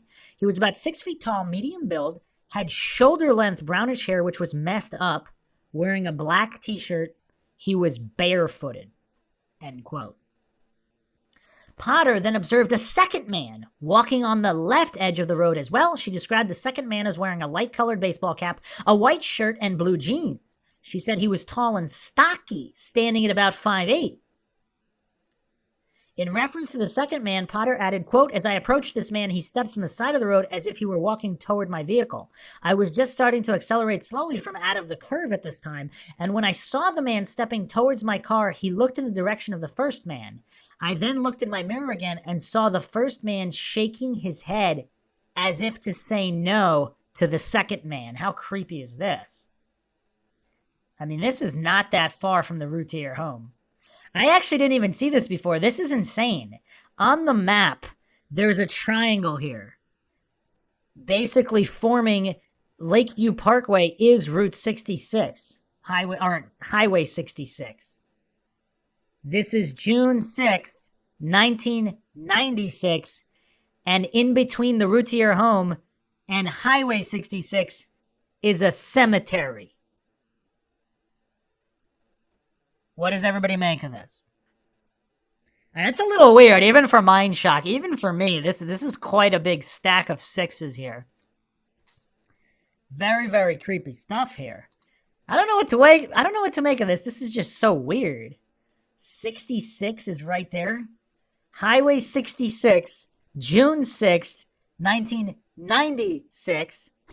This is just weird, and right next to a cemetery. Okay, so what were these men doing? And do these men match the description of the other person who said that they were trying to break into her house? The sighting stood out in her mind. And why is all this weird stuff going on the night of the murders? So all of this is going on June 6th. I mean, this is just weird. In reference to the second man in the wee hours of the morning. I mean, this is crazy. The sighting stood out in her mind because one of the men was barefooted and also because it occurred so early in the morning. It made her uneasy because she lived in the area. She returned home and tried to sleep. About 45 minutes later, she said she observed a small dark-colored car driving through the field next door to her home. She said it appeared as if it were riding its brakes. No address is given for Potter, so it is difficult to determine which field she was referring to or how far she lived from the Routier home. But she clearly gave the intersection for the sighting. And again, is this all by design? Like none of her info is listed? Like they don't want anybody to follow up from her? The sighting of the two men on foot happened approximately 0.6 miles from the Routier residence. Concluding remarks. The above descriptions pose more questions than they answer. These strange occurrences suggest that there was more going on in the neighborhood at the time of the murders than the police and the prosecutors were willing to acknowledge. Some of this information was presented in court, some was not. For example, there's discussion in the trial transcripts of the police receiving information that a dark-colored vehicle was observed in the area. As previously disclosed, the defense also called Rickles to the stand to reiterate what she told police and others about an attempted break-in during the early morning hours of June 6th. However, it is difficult to find all the information pertaining to the people and events observed in the time frame surrounding the murders. For instance, police confirmed that canvassing was done in the neighborhood. This is where officers go door to door to ask if anyone heard, saw, or experienced anything unusual before, during, or after the murders that might be connected. I have been unable to locate these notes, but if they exist, they are likely stored with the other police files relating to this case. There is much more to cover that creates doubt about the prosecution's case against Darlie Routier. The more information revealed, the more apparent it becomes that an overzealous prosecution of a young mother may have resulted in a wrongful conviction. I mean, this seems to be a clear wrongful conviction, even if she's guilty, because there's just so many problems here. Now, regarding all of this bizarre activity, we need some controls here. Does the average night in the neighborhood also involve reports of break-ins, vehicles cruising the area, and barefoot men just randomly walking around? I mean, is this normal for this particular neighborhood? Because supposedly this is a relatively upscale neighborhood. I mean, what is going on here? And why June 6th, 1996, next to Highway 66? Let's look at some more information here from this blog. Doubt in the Darlie Routier case, the subjective science. September 2nd, 2012. The prosecution's case against Darlie Routier, presented in court in 1997, was based on circumstantial evidence. Lacking true and convincing physical evidence directly linking Darlie to the murders of her two sons, as well as the attack inflicted on herself, the prosecution focused on an approach to crime scene analysis that the National Academy of Sciences has stated is, quote, more subjective than scientific, end quote. And there actually is a link here to the National Academy of Sciences, Strengthening the Forensic Science in the U.S., A Path Forward, published 2009, right on the National Academy's website, nap.nationalacademies.org. Wow. So this is an official source here. Sciences, Engineering, and Medicine source here. Wow. That is interesting. I mean, there were a lot of people commenting on episode 1 on how this was just a slam dunk, easy case, no reason to go into it.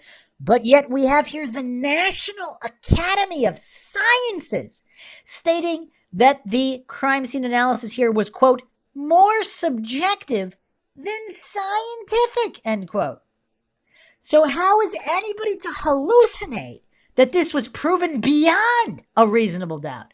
when it's all subjective, changing stories of police, non-followed up leads. I mean, there is so much shady business here that even if she's guilty, this is a clear wrongful conviction. So that approach is known as bloodstain pattern analysis. In 2010, the Texas Observer pointed out that 3 confirmed wrongful convictions had resulted from flawed blood spatter analysis. These are some well-researched articles here. Texas Observer, August 19th, 2010, A Bloody Injustice by Dave Mann, referencing all of these cases here. Very easy to verify. This says nothing about how many wrongful convictions have taken place as a result of subjective bloodstain pattern analysis that have not yet been confirmed or have not received the kind of attention that some cases do. That's an excellent point. A lot of goofs hallucinate that juries almost never get it wrong or never get it wrong, and that the only wrongful convictions are the ones that people find out about. I mean, this is just weird goofery and hallucinations. I mean, it's just insane. I mean, obviously, it's an unknown quantity of innocent people in prison. Along with the above information, the Observer published a detailed account of the conviction of Warren Horonek. Horonek was a less than sympathetic individual who was indicted by a grand jury on suspicion he murdered his wife, Bonnie. He claimed his wife committed suicide in a family home March 14, 1995, after the two had become severely intoxicated during an earlier night out. An investigation into the alleged suicide resulted in a shared conclusion on the part of the police sergeant responsible for supervising the investigation, the medical examiner who performed the autopsy, the crime scene investigator, and the local DA. Horonek's wife committed suicide using a firearm. Fort Worth DA Mike Parrish declined to bring charges against Horonek. He later told the media, "I always thought it was a suicide, still do." Bonnie's parents did not accept their daughter had taken their own life. Despite a history of depression in the past, they did not believe she was distraught enough during the time period surrounding her death to do something that extreme. Moreover, Horonek has a history of both being obnoxious and sometimes violent when he had too much to drink. When the DA refused to bring charges against Horonek, Bonnie's parents hired a lawyer who found a way to pursue charges without the assistance of the DA. Texas law allows any individual to bring evidence in front of a grand jury to seek an indictment. It is a well-known fact that when a grand jury is presented with evidence, it is easy to get an indictment. This case was no exception. However, the DA continued to refuse to prosecute Horonek. He claimed he had an ethical duty to refrain from charging a person with a crime when he believed that person was innocent. As a result, the DA's office in Tarrant County assigned 2 attorneys working in private practice to fill in as special prosecutors. These attorneys had access to resources the DA's office would not otherwise have had. Everything was backwards at Horonek's trial. The people who ordinarily testify on behalf of the prosecution testified on behalf of Horonek's defense. This included, but was not limited to, the sergeant in charge of the investigation, the DA who refused to seek charges in the first place, and the crime scene investigator. It was a situation that should only exist within an episode of The Twilight Zone. For the majority of Horonek's trial, it appeared that he would be acquitted, even though the foreman of the jury would later reveal that an acquittal was imminent. That is, until Tom Bevel took the stand. Before Bevel ever testified at Darlie Routier's trial, he testified at what may only be described as the bizarre trial of Warren Horonek. Though bloodstain pattern analysis has been used since the late 1800s, it was and still is rarely used as the primary evidence against a defendant. It is often used to strengthen a case that is already based on physical evidence, such as DNA or fingerprints. In 96, when Bevel took the stand to testify that Horonek murdered his wife and that this contention could be confirmed through bloodstain pattern analysis, the National Academy of Sciences was 13 years away from publishing a report that outlined the serious limitations of using this approach to crime scene analysis. The jurors who listened to Bevel found his testimony credible and convincing. Bevel stated that the tiny bloodstains on the shirt Horonek was wearing on the evening of his wife's death could only have resulted from a high-velocity occurrence. He claimed that the cause of the bloodstains was Horonek's use of a gun. He argued that Horonek's repeated attempts to administer CPR were not the cause. The jury subsequently changed their mind about Horonek's innocence and convicted him of murdering his wife. They did this based on Tom Bevel's testimony. The Observer wrote, quote, "Most criminal justice experts believe that flawed forensic evidence, the overreaching expert witnesses, have sent thousands of Americans to prison for crimes that they didn't commit, end quote." I mean, how staggering and mind-shocking is this? They're claiming thousands. Now, even if it's not thousands, even if it's only hundreds, I mean, that's still insane. And the gullible goofs, the coincidence there's the authority-worshipping cultists who are too utterly clueless to understand that different experts might have different opinions and that expert testimony is not the same thing as hard physical evidence. I mean, these goofs that just get triggered at any notion that someone convicted could be innocent. I mean, it's just insane. You see them all over true crime podcasts all over the place. The article went on to state that a number of commonly used sciences presented in U.S. courtrooms, including bloodstain pattern analysis and arson investigations, are really just, quote, junk sciences, end quote. Jim Varnon was one of the officers who responded to the scene. He believes that Hornack was wrongfully convicted and has put together extensive evidence countering the bloodstain pattern analysis presented by Bevel. He has since been fighting to prove Hornack's innocence ever since. Hornack has since tried to appeal his conviction. In late 2011, the Observer provided an update on his case, explaining that there were 2 hearings in 2011 that occurred in reference to his case. 3 forensic experts testified that overwhelming evidence points to a suicide. Yeah, it's weird. You have just a mountain of evidence and countless experts testifying that he's innocent, and only 1 was required to convict him. However, despite this and the fact that Bevel has been involved in other suspected wrongful convictions, including one in which a convicted man was later exonerated, Hornack remains in prison, Texas. So not only is this based on Bevel, but it's based on a guy who's been involved in possibly many different wrongful convictions, at least one of which was a definitive exoneration. So clearly this guy's not trustworthy.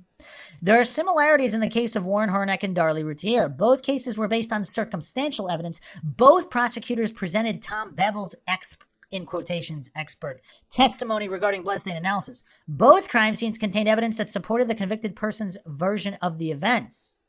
Claims that Bevel used a science that has substantial limitations to discredit. The very group that claims Tom Bevel as a charter member, known as the Scientific Working Group on Bloodstain Pattern Analysis, SWGSTAIN, quote, recognizes that the opinions of bloodstain pattern analysts may contain an element of subjectivity, end quote. So this is just openly admitted basically by all parties that it's subjective. So how is this beyond a reasonable doubt if it's subjective? And different people can interpret it in different ways. I mean, this is not beyond a reasonable doubt by any stretch of the imagination.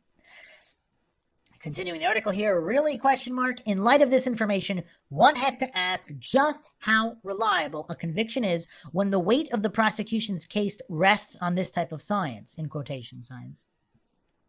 One also has to wonder just how many people convicted based on this science are truly innocent.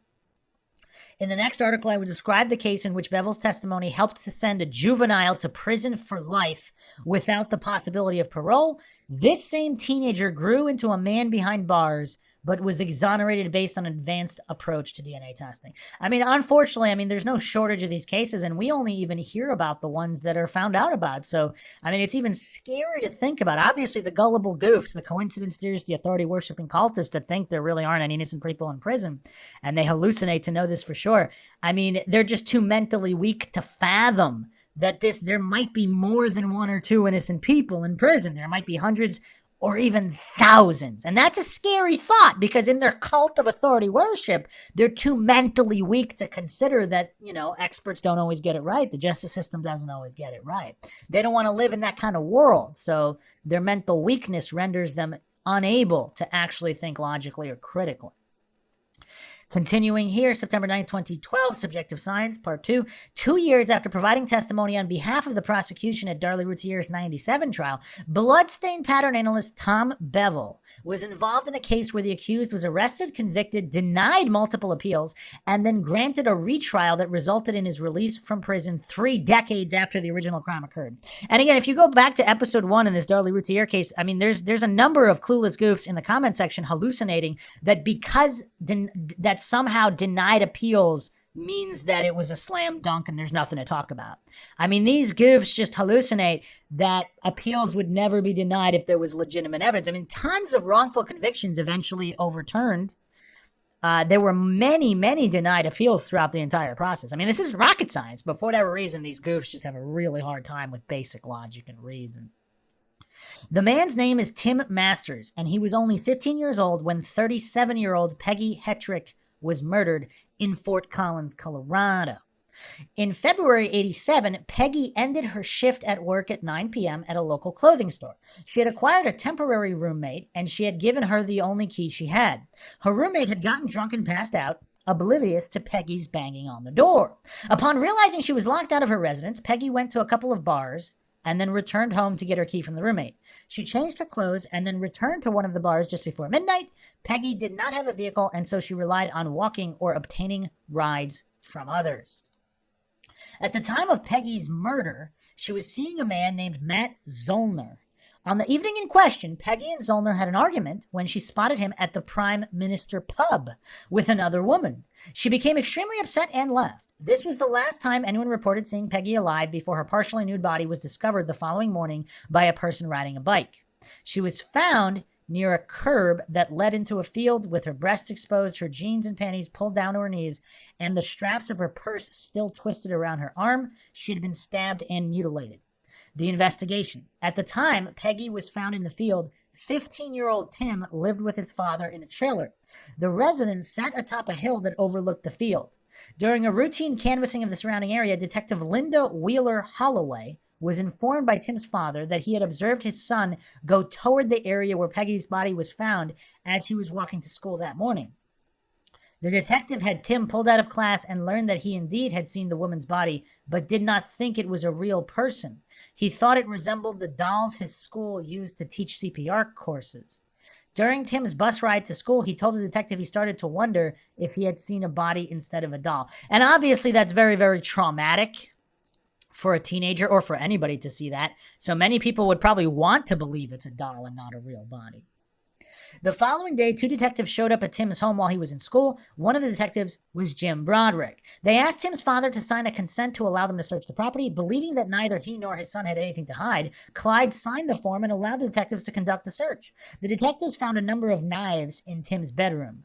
The detectives also found notebooks containing stories and drawings that Broderick described in a report as dealing, quote, with death and dismemberment of body parts and other graphic portrayals of people being killed and the narratives that describe it, end quote. And you know what's weird, though? I mean, how many millions or hundreds of thousands of teenagers could you also find in their notebooks? Tim was a withdrawn teenager who used his narratives and drawings as a means of escaping. He was small, shy, and struggling with school. I mean, pretty much, again, when I was in school, any horror fans, any fans of horror movies or just the horror genre in general, whether it was novels or comic books, they all had these drawings and stories of death and mutilation and destruction, and what, 99.99999% of them weren't even involved in a single fight or a single unlawful incident of any kind, let alone murder. He was small, shy, and struggling with school. Although he was not violent, he enjoyed creating pictures that focused on themes such as monsters and war. He had an interest in the armed forces and liked to read about those kinds of topics. Ordinarily, a murder investigation begins with those closest to the victim and then spans outwards. This was not exactly what detectives did while investigating Peggy's murder. The police learned about her somewhat tumultuous relationship with Matt Zollner early on. Zollner told police that he had run into Peggy at the Prime Minister and offered her a ride home. He had been waiting for another woman at the time. He claimed to have offered Peggy a ride home, but when he returned from using the restroom, she was gone. Detectives were less concerned with Zollner and much more interested in Tim. They questioned him at length, insisting he committed the murder. See, this is why cops get such a bad name. I mean, when these scumbags bully teenagers, not to find the truth, but blaming them before any investigation is even done. This is just plain old, this is just plain old coercion, which of course, now back in the 90s, a lot of the gullible goof authority-worshipping cultist bootleggers, they thought that coerced confessions and wrongful confessions, they weren't a thing. They didn't think cops would ever bully teens or young adults or even middle-aged people, just badgering them for countless hours into confessing murders they never committed. They didn't think that was a thing. Now, obviously, it's coming out more and more that this is just done so much more than people thought. It's just unconscionable, of course. Tim repeatedly informed the detectives that he was not involved. His father had signed a form that allowed police to interrogate his son for 9 hours. I mean, this is just insanity. See, this is why, I mean, regardless of what the parents want, I mean, minors should still always obviously have an attorney present for all questioning. Because again, it's not that some people think it makes you look guilty when you lawyer up, but just the amount of corruption, incompetence, and just unconscionable immorality that police engage in. I mean, getting a lawyer, that should just be step one no matter what, because you never know what kind of cops you're dealing with. I mean, because if they're good cops, they won't care if you get a lawyer anyway, because they're after the truth and they're going to follow the law. Only corrupt or unlawful cops, criminal cops, they might care because they're trying to just close the case regardless of the truth. Tim adamantly maintained his innocence despite the use of a wide range of tactics used by the officers attempting to extract a confession. The police had no physical evidence linking Tim to Peggy's murder. They did not have a confession or even an eyewitness claiming he was involved. All the police had were the drawings and writings of a sullen teenager who was trying to find his place in what he probably perceived as an unwelcoming environment. A year after the murder, a large team of police officers participated in a stakeout of his residence. They even went so far as to follow him incessantly and plant a false story in the news suggesting an arrest of a suspect was imminent. The police left copies of the story in places where Tim was sure to see them. Man, Tim really needs to sue all these cops for harassment and all this. I mean, this is insane. Police in Fort Collins were unable to make a convincing case against Tim with the evidence they had. As a result, Tim went on to graduate from high school and join the Navy. As Tim attempted to go on with his life, one of the detectives originally involved with investigating Peggy's murder made the decision to reopen the case. Detective Wheeler Holloway zeroed in on Tim once again in 1992 based on supposed new evidence involving something Tim had told a friend at his high school. When questioned about it, Tim told the police that he got the information from a classmate who had been involved in the police effort to search the field. Tim's claims were verified. The detectives did not pursue charges as a result. However, by 1995, Jim Broderick had been promoted to the position of supervisor. He was in charge of the Crimes Against Persons unit at the local police department. He made the decision to refocus his efforts on the seemingly cold case involving Peggy Hetrick. Broderick still insisted Tim Masters committed the murder.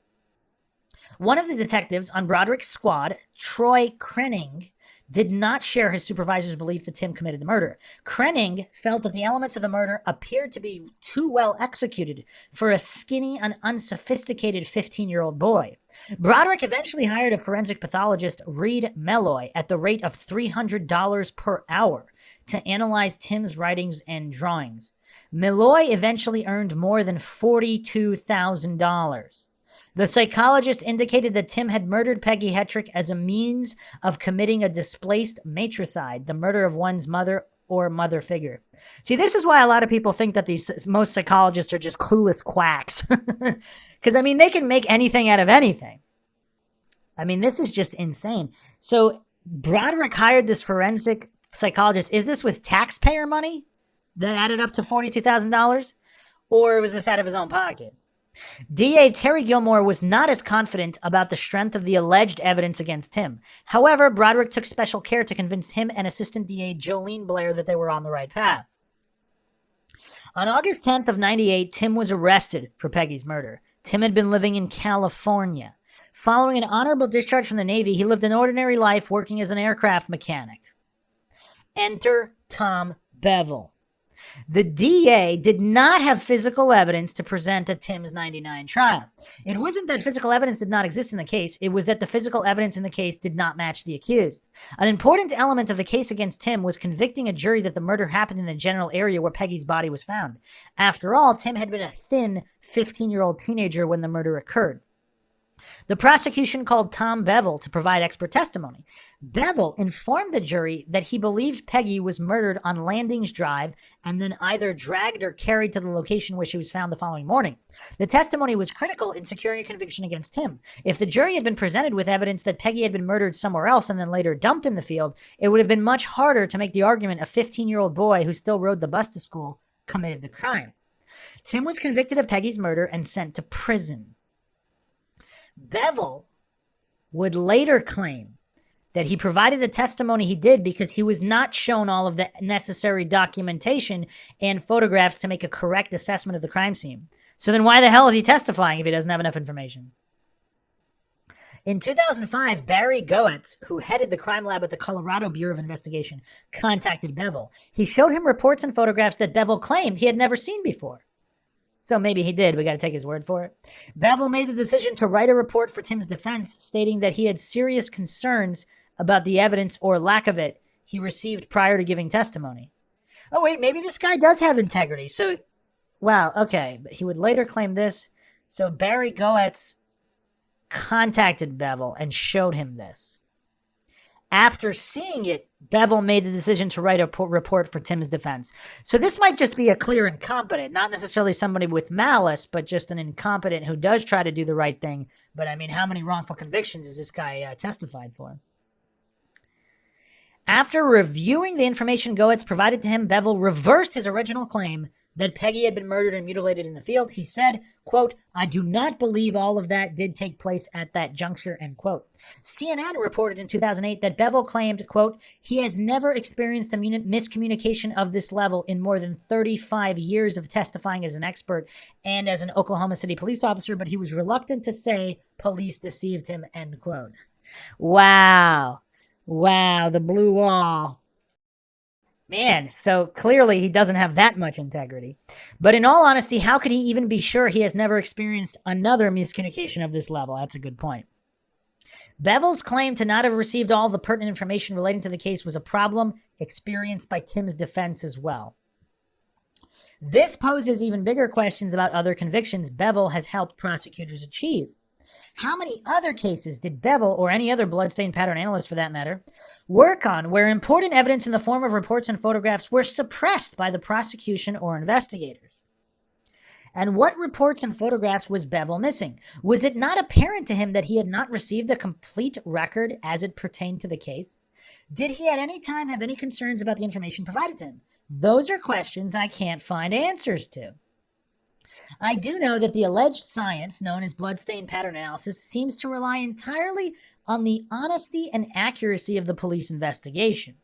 It also relies on the credibility and integrity of the prosecutors as well. If the police and prosecutors only provide limited information to the experts they ask to testify, is it really that surprising that people are wrongfully convicted? Another disturbing aspect of wrongful convictions is that they ensure those who perpetrated the crimes are free to commit future ones.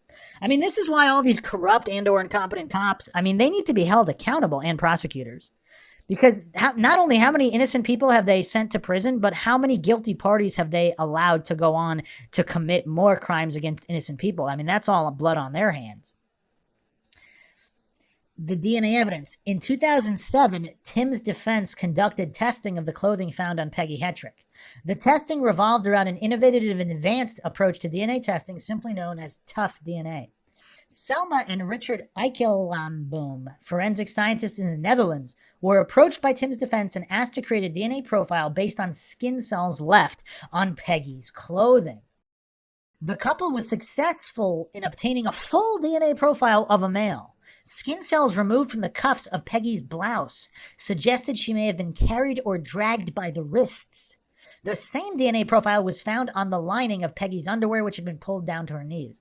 The DNA did not match Tim Masters, however. Instead, it matched, get ready for a shocker, Matt Zollner, the boyfriend Peggy had encountered at the Prime Minister the night she was murdered. Is anybody shocked by that? Of course, DNA statistics, anytime a female is met with foul play, it's usually the boyfriend or ex-boyfriend or someone known to her.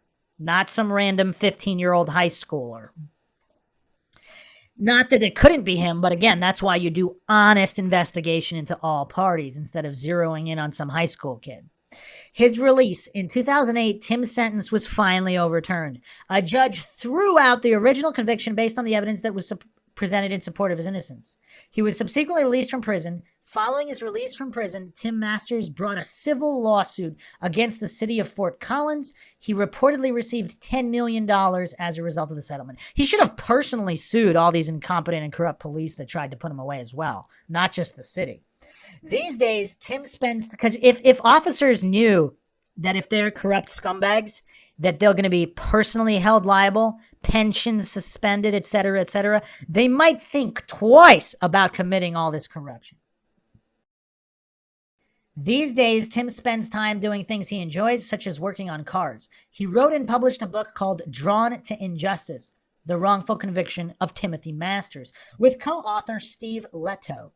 The book details his case and the barriers Tim faced in finally obtaining a new trial. He has also spoken out about his conviction. In 2011, Tim joined a panel of speakers at the Colorado University Law School to discuss being incarcerated, his wrongful conviction, and the challenges people face when it becomes necessary to prove innocence. I decided to write about Tim's case for 3 reasons. First, his conviction was achieved through the presentation of a highly circumstantial case. The police made a rush to judgment and refused to consider other possibilities. These same behaviors have contributed to other wrongful convictions and have also played a role in suspected wrongful convictions. Second, Tim was convicted based on expert testimony provided by Tom Bevel. Bevel's name comes up in relation to a number of confirmed and suspected wrongful convictions. This same expert was responsible for helping police and prosecutors obtain a conviction in Darlie's case as well. Not only has the science Bevel relied on come under fire in recent years, but cases like Tim's raise questions about the communication process that occurs between these experts and prosecutors. Finally, Tim's case is an example of how dangerous circumstantial evidence is in a murder case. Had police and prosecutors followed the physical evidence in this situation, even if it meant waiting for years until the technology became available to analyze it properly, they could have saved the city a lot of time and money. They might have apprehended the real killer. Most importantly, they might have given those who cared about Peggy a true sense of justice. But obviously, unfortunately, many police departments are more interested in closing cases instead of getting the right guy. There's an interesting comment on this article by Razum. I would like to add that Tim was recently finally officially exonerated. This is quite unusual, and he had to wait 3 years after his release. I mean, this is just insane. I mean, some of these corrupt courts and corrupt systems, even when it's definitively proven it wasn't him, he still has to wait years for the official exoneration. I mean, that's insane. Also, as far as a misuse of science and circumstantial evidence, there is the Lucretia Murray case, an 11-year-old girl convicted twice of killing a toddler and sentenced to 25 years. The bogus expert testimony, as well as sloppy forensic science during the second trial, caused serious criticism, but in the end, it was true scientific endeavor that cleared her and prevented a third trial.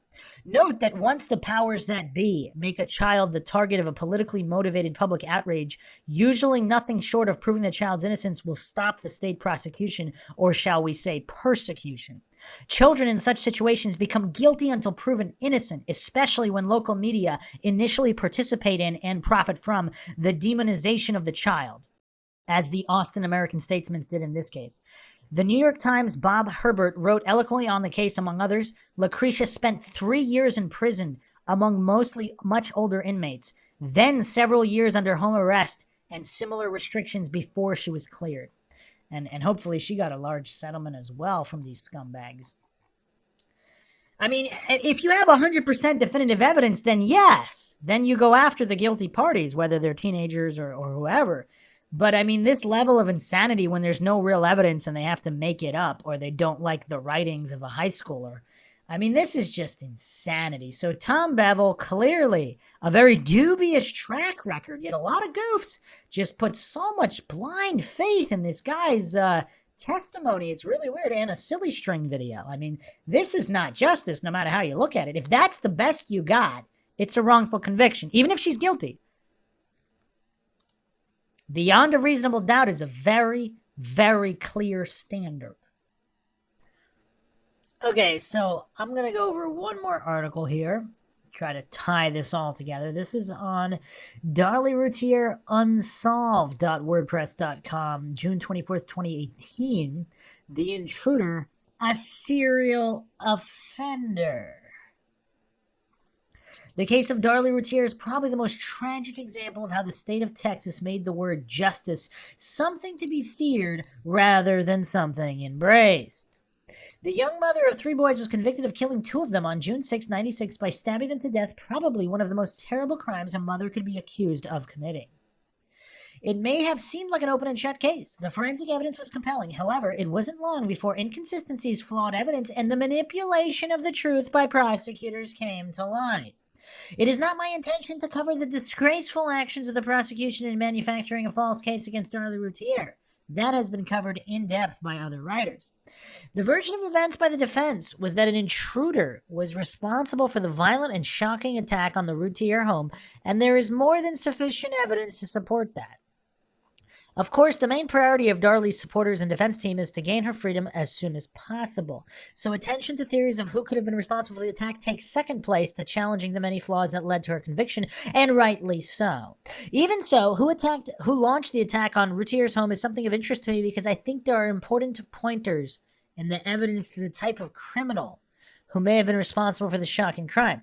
The first problem is that the Rowlett Police Department did not investigate whether someone other than Darlie Routier was responsible for the crime, even though there was evidence to support this. The crime happened at around 2:20 in the morning, and by 6 o'clock, based on the theory of one man, the perpetrator, as far as the police were concerned, was Darlie Routier.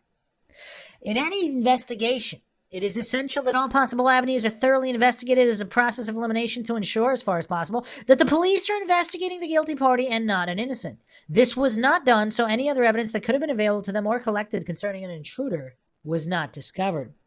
Or was it and suppressed? Nonetheless, there is evidence that does indicate an intruder was responsible. The likelihood is that there would be no other immediately identifiable suspects because the Routiers had no known enemies, or anyone who would want to do them harm. I would propose that the attack on the Routiers was conducted by a stranger, and there are key parts of the evidence that would indicate such a stranger would be a particular type of criminal. Of course, this is my theory based on my experience and knowledge. It may be right, it may not be. I will leave that for the reader to decide. But every time I have analyzed this case over the past 6 years, I keep coming back to the same place.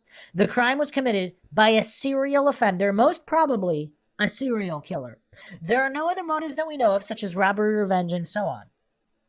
Serial offenders, such as serial killers, are fairly straightforward in the way they commit their crimes. Each has their own driving force, the reason they feel compelled to commit the crimes they do. Each has their own ritualistic behavior they feel compelled to go through in order to gain this level of satisfaction they desire from their actions. There are many common behavioral patterns that can be identified across different perpetrators of serial crime.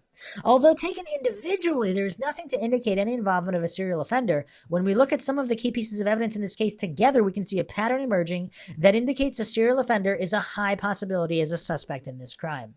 Why Darlie? This is something we can have no answer for unless we have the perpetrator. There could be hundreds of thousands, if not millions, of reasons why someone is attractive to a serial killer. The only other way we could have some idea is if we have information on similar offenses that seem to be related. Other than that, we cannot know. Stranger in the area. The first piece of evidence that we consider is that a stranger or strangers were seen by several witnesses in the area prior to the crime. Reports of a black car parked with occupants who appear to remain in the car for long periods of time without doing anything were reported. This car was seen at various locations where there was a clear view of the Routier home. Although there is some variation between accounts, the fact remains that there was a black car with tinted windows that was out of place, and there was an occupant who stayed in the car. There is no known reason for this car to be in the area or to be parked in a position in which witnesses observed it. It is a residential area with no commercial or municipal facilities that someone could be visiting or want to use. Vehicles or people in the area are going to be involved in a limited range of activities. Either they live in the area, are visiting one of the residences, or providing services to the area, or are conducting work on local infrastructure. The occupant or occupants of the black car sightings were doing none of these. Through witness statements, we know that the car arrived, stayed for a while, and then left with no other known activity related to the car or its occupants. This is a hallmark of someone conducting surveillance. On the night of the incident, a neighbor opposite the Routier home reported that they saw a small black car parked in front of their mailbox at around 2 a.m. When the neighbor was alerted by the commotion outside after the attack, the black car had gone. This was before they heard sirens of emergency vehicles getting close. The vast majority of serial killings are the result of planned courses of action by the perpetrator. Part of the ritualistic nature of the majority of serial killings is planning the crime so that the killer gains the maximum advantage over their victims to gain the maximum pleasure or benefit the offender desires. Targets are selected depending on the particular driving forces of the perpetrator, who will then observe the target to ascertain the best opportunity or circumstances under which the killer may be able to commit the crime. Serial killers like predictability. They want to follow the path of least resistance with the maximum chances of success of achieving their objective. They don't want unnecessary interference, and they want the lowest chance of being discovered or caught. In such an area such as Eagle Drive, there is nowhere secluded where an individual could park for an extended period of time and not be noticed. The times the car was observed tended to be at times when there wouldn't be much activity in the area, for example, early to mid-afternoon. It is highly likely that the car and driver were in the area at other times, perhaps in the late evening or early hours of the morning when no one saw them. The car and driver may have driven along Eagle Drive at other times and may have been seen by other residents who do not remember what would seem a normal event.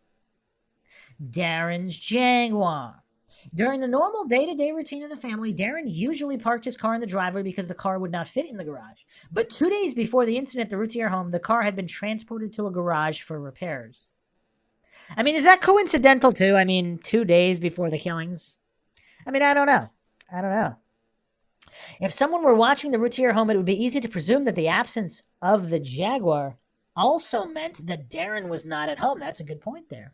If it was absent for a second day, this could be perceived as Darren being away for an extended period rather than just the time the garage was under observation on previous occasions. To a person planning an attack on the home, this would mean that one problem or encumbrance to their objective was now absent, and that it could be a favorable time to strike now that there was a lone female and 3 very young children in the property with no protection. As I mentioned earlier, serial killers are not interested in engaging in unnecessary confrontation. They will strike at a time that gives them the best chance of achieving their objective by following a path of least resistance. The time of the attack is significant. The attack occurred just after 2 in the morning.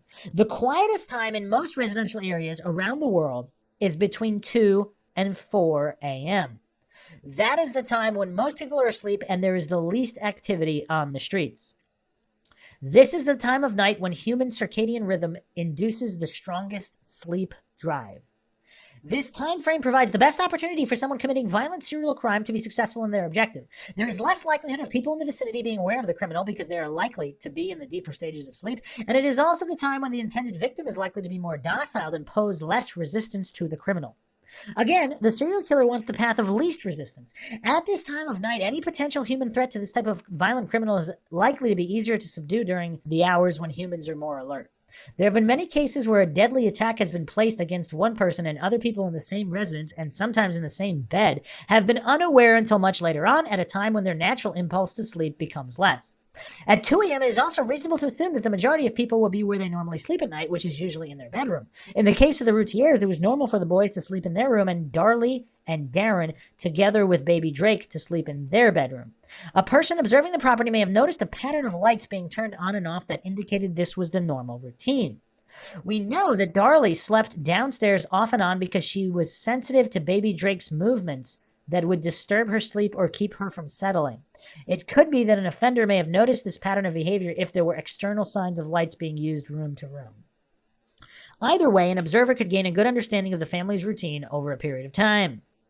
The kitchen knife. We know that the horrific violence that occurred in the Routier's home that night was inflicted using a knife from the knife block on the Routier's kitchen. This would indicate that the intruder did not go to the Routier's home equipped with a substantial weapon such as a large knife or firearm ready for a bloody confrontation to inflict bodily injuries on a victim or to inflict immediately fatal injuries. This is not unusual in serial killings, in particular for the worst category of serial killer, the sexual sadist.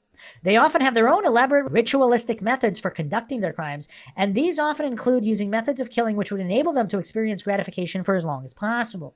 Some common methods among this group include using the victim's personal belongings, such as clothing, in particular underwear, used to strangle or suffocate the victim, or items from the victim's home which can be used in a similar way so the criminal can experience the gradual draining of the victim's life. The use of the knife appears to have been a spontaneous response to the situation the perpetrator found inside the Routier's home, a situation they did not expect. The attacker was met with a scenario they had not planned for or expected. Damon, Devin, and Darlie were in the lounge area and not in their respective bedrooms as the attacker expected at that time of night or morning.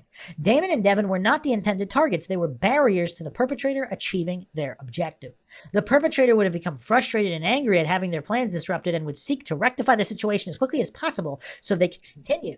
Hence, the perpetrator using a convenient weapon, the kitchen knife, and using it with extreme force.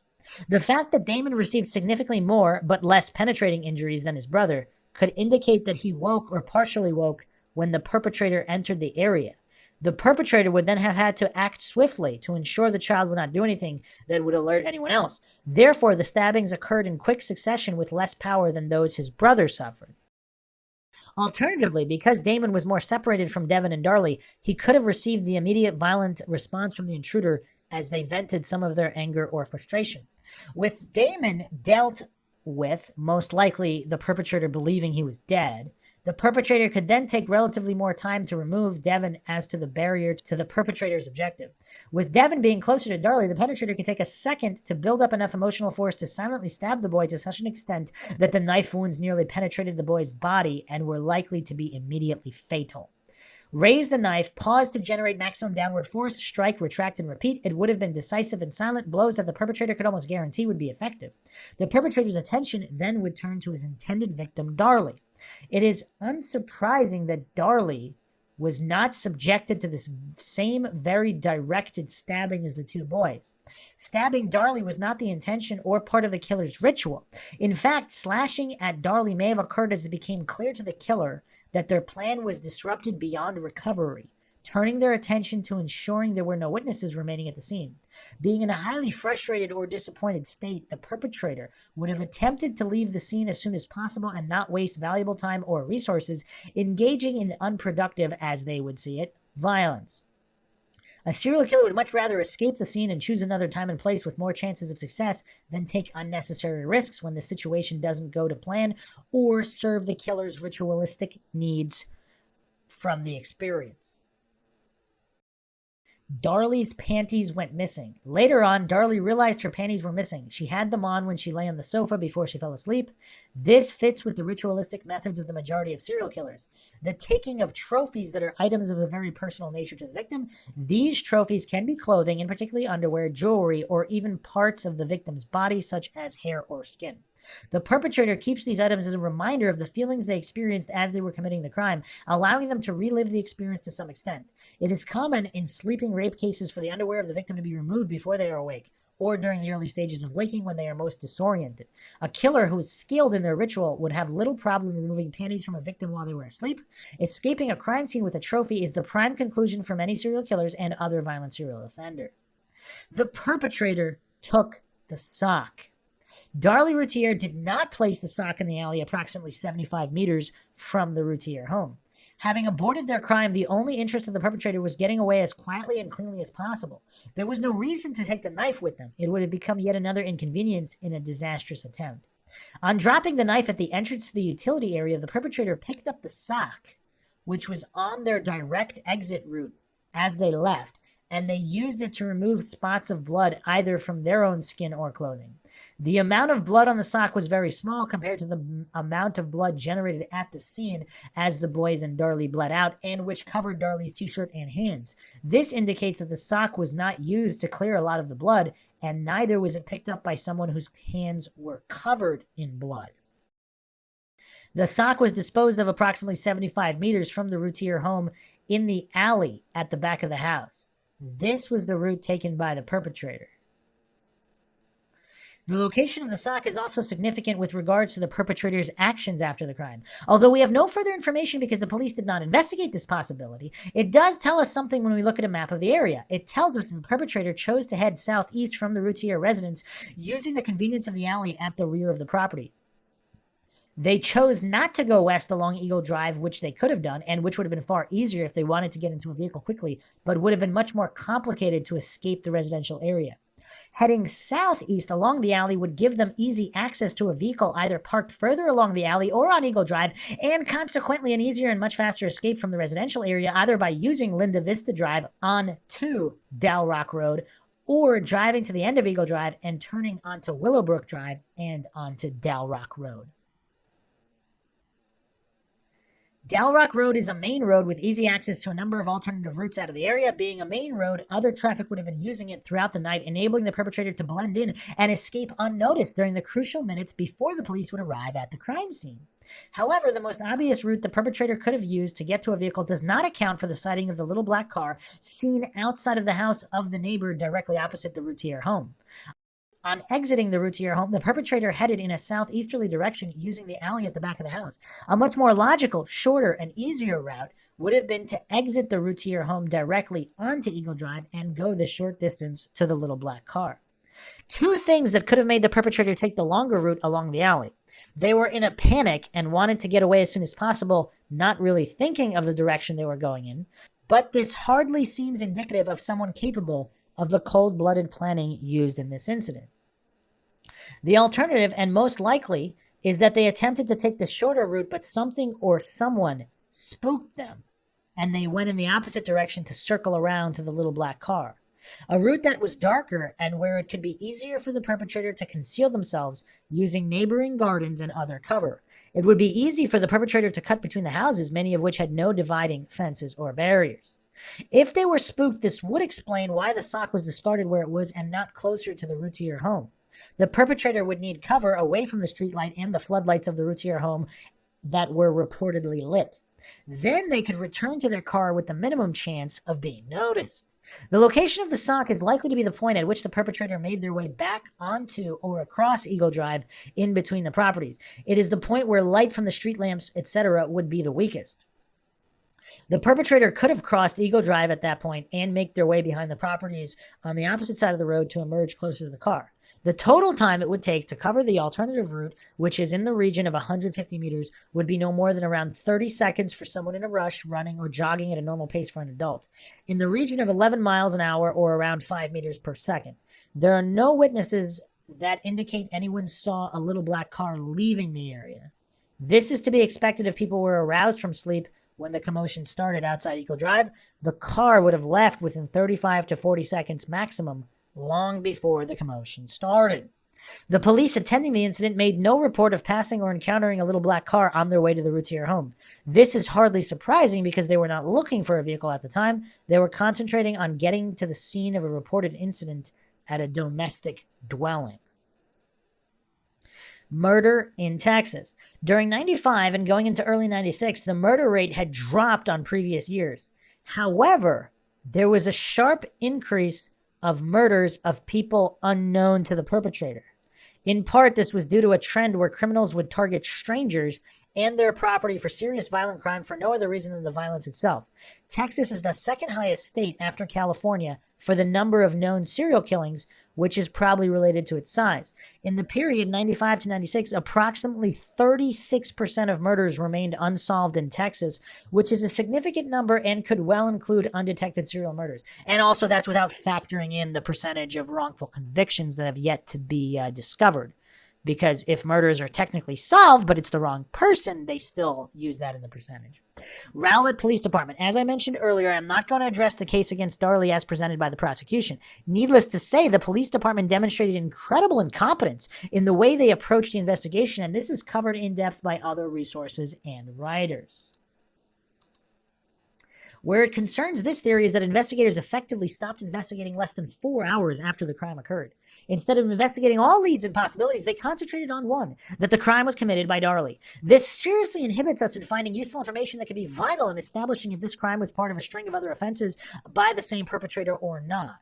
For example, obviously Darlie was targeted for some reason, yet the police did not investigate if there were any events that could indicate Darlie or any of the family were the subject of a stranger's attention leading up to the crime. Neither did the police investigate if anyone could have held a significant grudge against any of the routiers. If the police had taken the theory of an intruder committing the crime in a professional manner, they could have investigated vehicle movements throughout the analysis of public and private CCTV along the main routes. They could have conducted a campaign to try and establish the identity of an intruder by using the press and public appeals. The police could have investigated known offenders who matched the description given by Darlie and others through their databases and departments. It's not too late. Although many years have passed since the tragic events on Eagle Drive, there is always a chance that the perpetrator could still be caught or at least possible suspects revealed. The chances are that the offender has never been caught and may never have been implicated in any crime. Often, serial killers can operate for decades and never come under suspicion.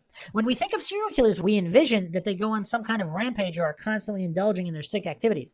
But there are a high number of serial offenders who may go years or even decades between crimes. Finding potential suspects or crimes that could be linked to this case takes resources and dedication. It is highly unlikely that the police would even consider such an investigation when they think they already have the perpetrator behind bars. So we come to something of a dead end. Hypothetically, if an investigation were launched, there are several key things an investigator could look for. Similar crimes, a home invasion where a female was subjected to violence, probably including throttling or strangulation, or where the victim's own possessions such as clothing that were used against them. Crimes at a similar time of day where a female was subjected to an attack, most likely in their own home. Of particular interest would be where personal items have been taken or gone missing. Victims that bear similarities to Darlie, young women, perhaps blonde, who stand out in their community. Crime where the perpetrator resembles Darlie's description of the intruder and most likely involve extreme violence. Crimes where female victims have been abducted. Of course, this list is not exhaustive, and the flexibility in the types of crime and victims would be needed during the initial stages. Serial killers can operate over vast distances, but I would commence any inquiries limiting the search to the state of Texas. Being one of the biggest states, it is likely that the perpetrator has committed crimes within its borders.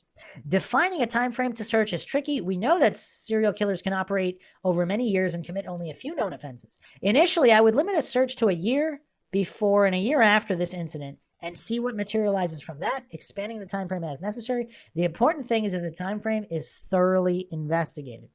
Conclusion. I am not claiming that this is what happened. I am claiming that it is a real possibility considering the facts and evidence of the case as they are known. And this should have been investigated by police at the time. It is a theory or framework from which more in-depth investigation and analysis could take place. There are a series of indicators or flags that fall into place in the correct order which indicate there is a high likelihood that this crime was committed by a very violent serial offender. The main flags are surveying or stalking the intended victim to analyze when the best opportunity to strike would be. In this case, the perception that Darlie was alone with the children because Darren's car had already been absent from its usual parking place at the home. Not taking a substantial weapon to commit the crime, preferring to use another method. Although we really don't know, they could have entered with their own weapon but opted to use the kitchen knife instead.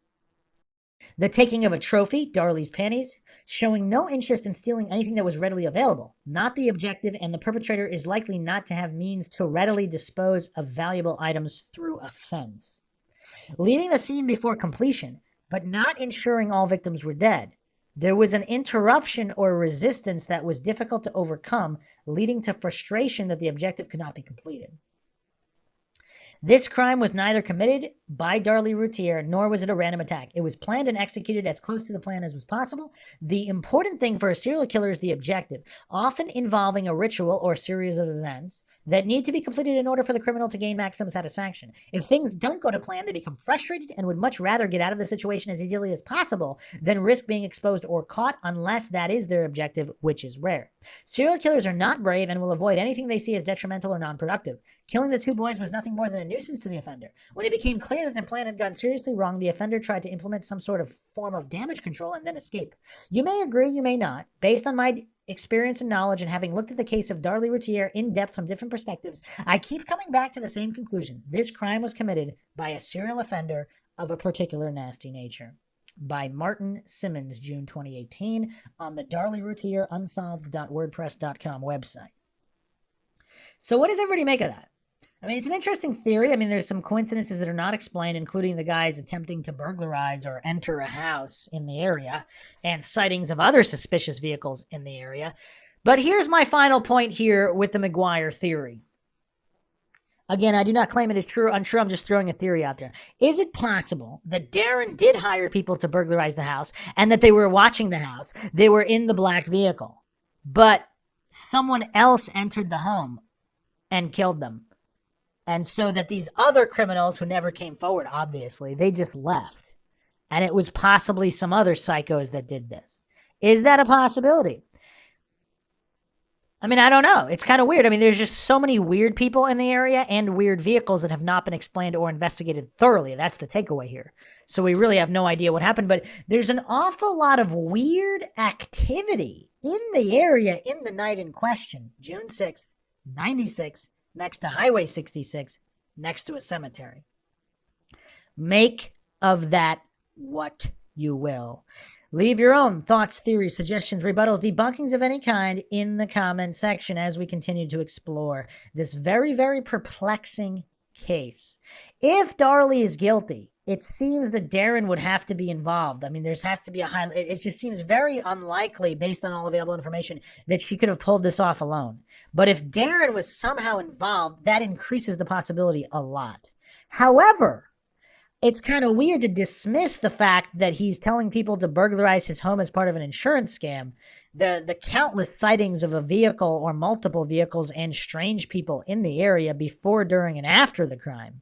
I mean, that's kind of hard to write off. It's kind of coincidental for this particular area, unless there's tons of reports like these, and it has not, and that's just a baseline. But I'm not sure it is for this area. So I hope everybody found another edition of the MindShock podcast interesting and informative. You can help support the podcast, donate to our PayPal. Just check the link in the description. You can also become a YouTube member right here on YouTube. Like and share Twitter, Facebook, Reddit, Patreon. This is Bruce McGuire signing off. Catch you guys next time.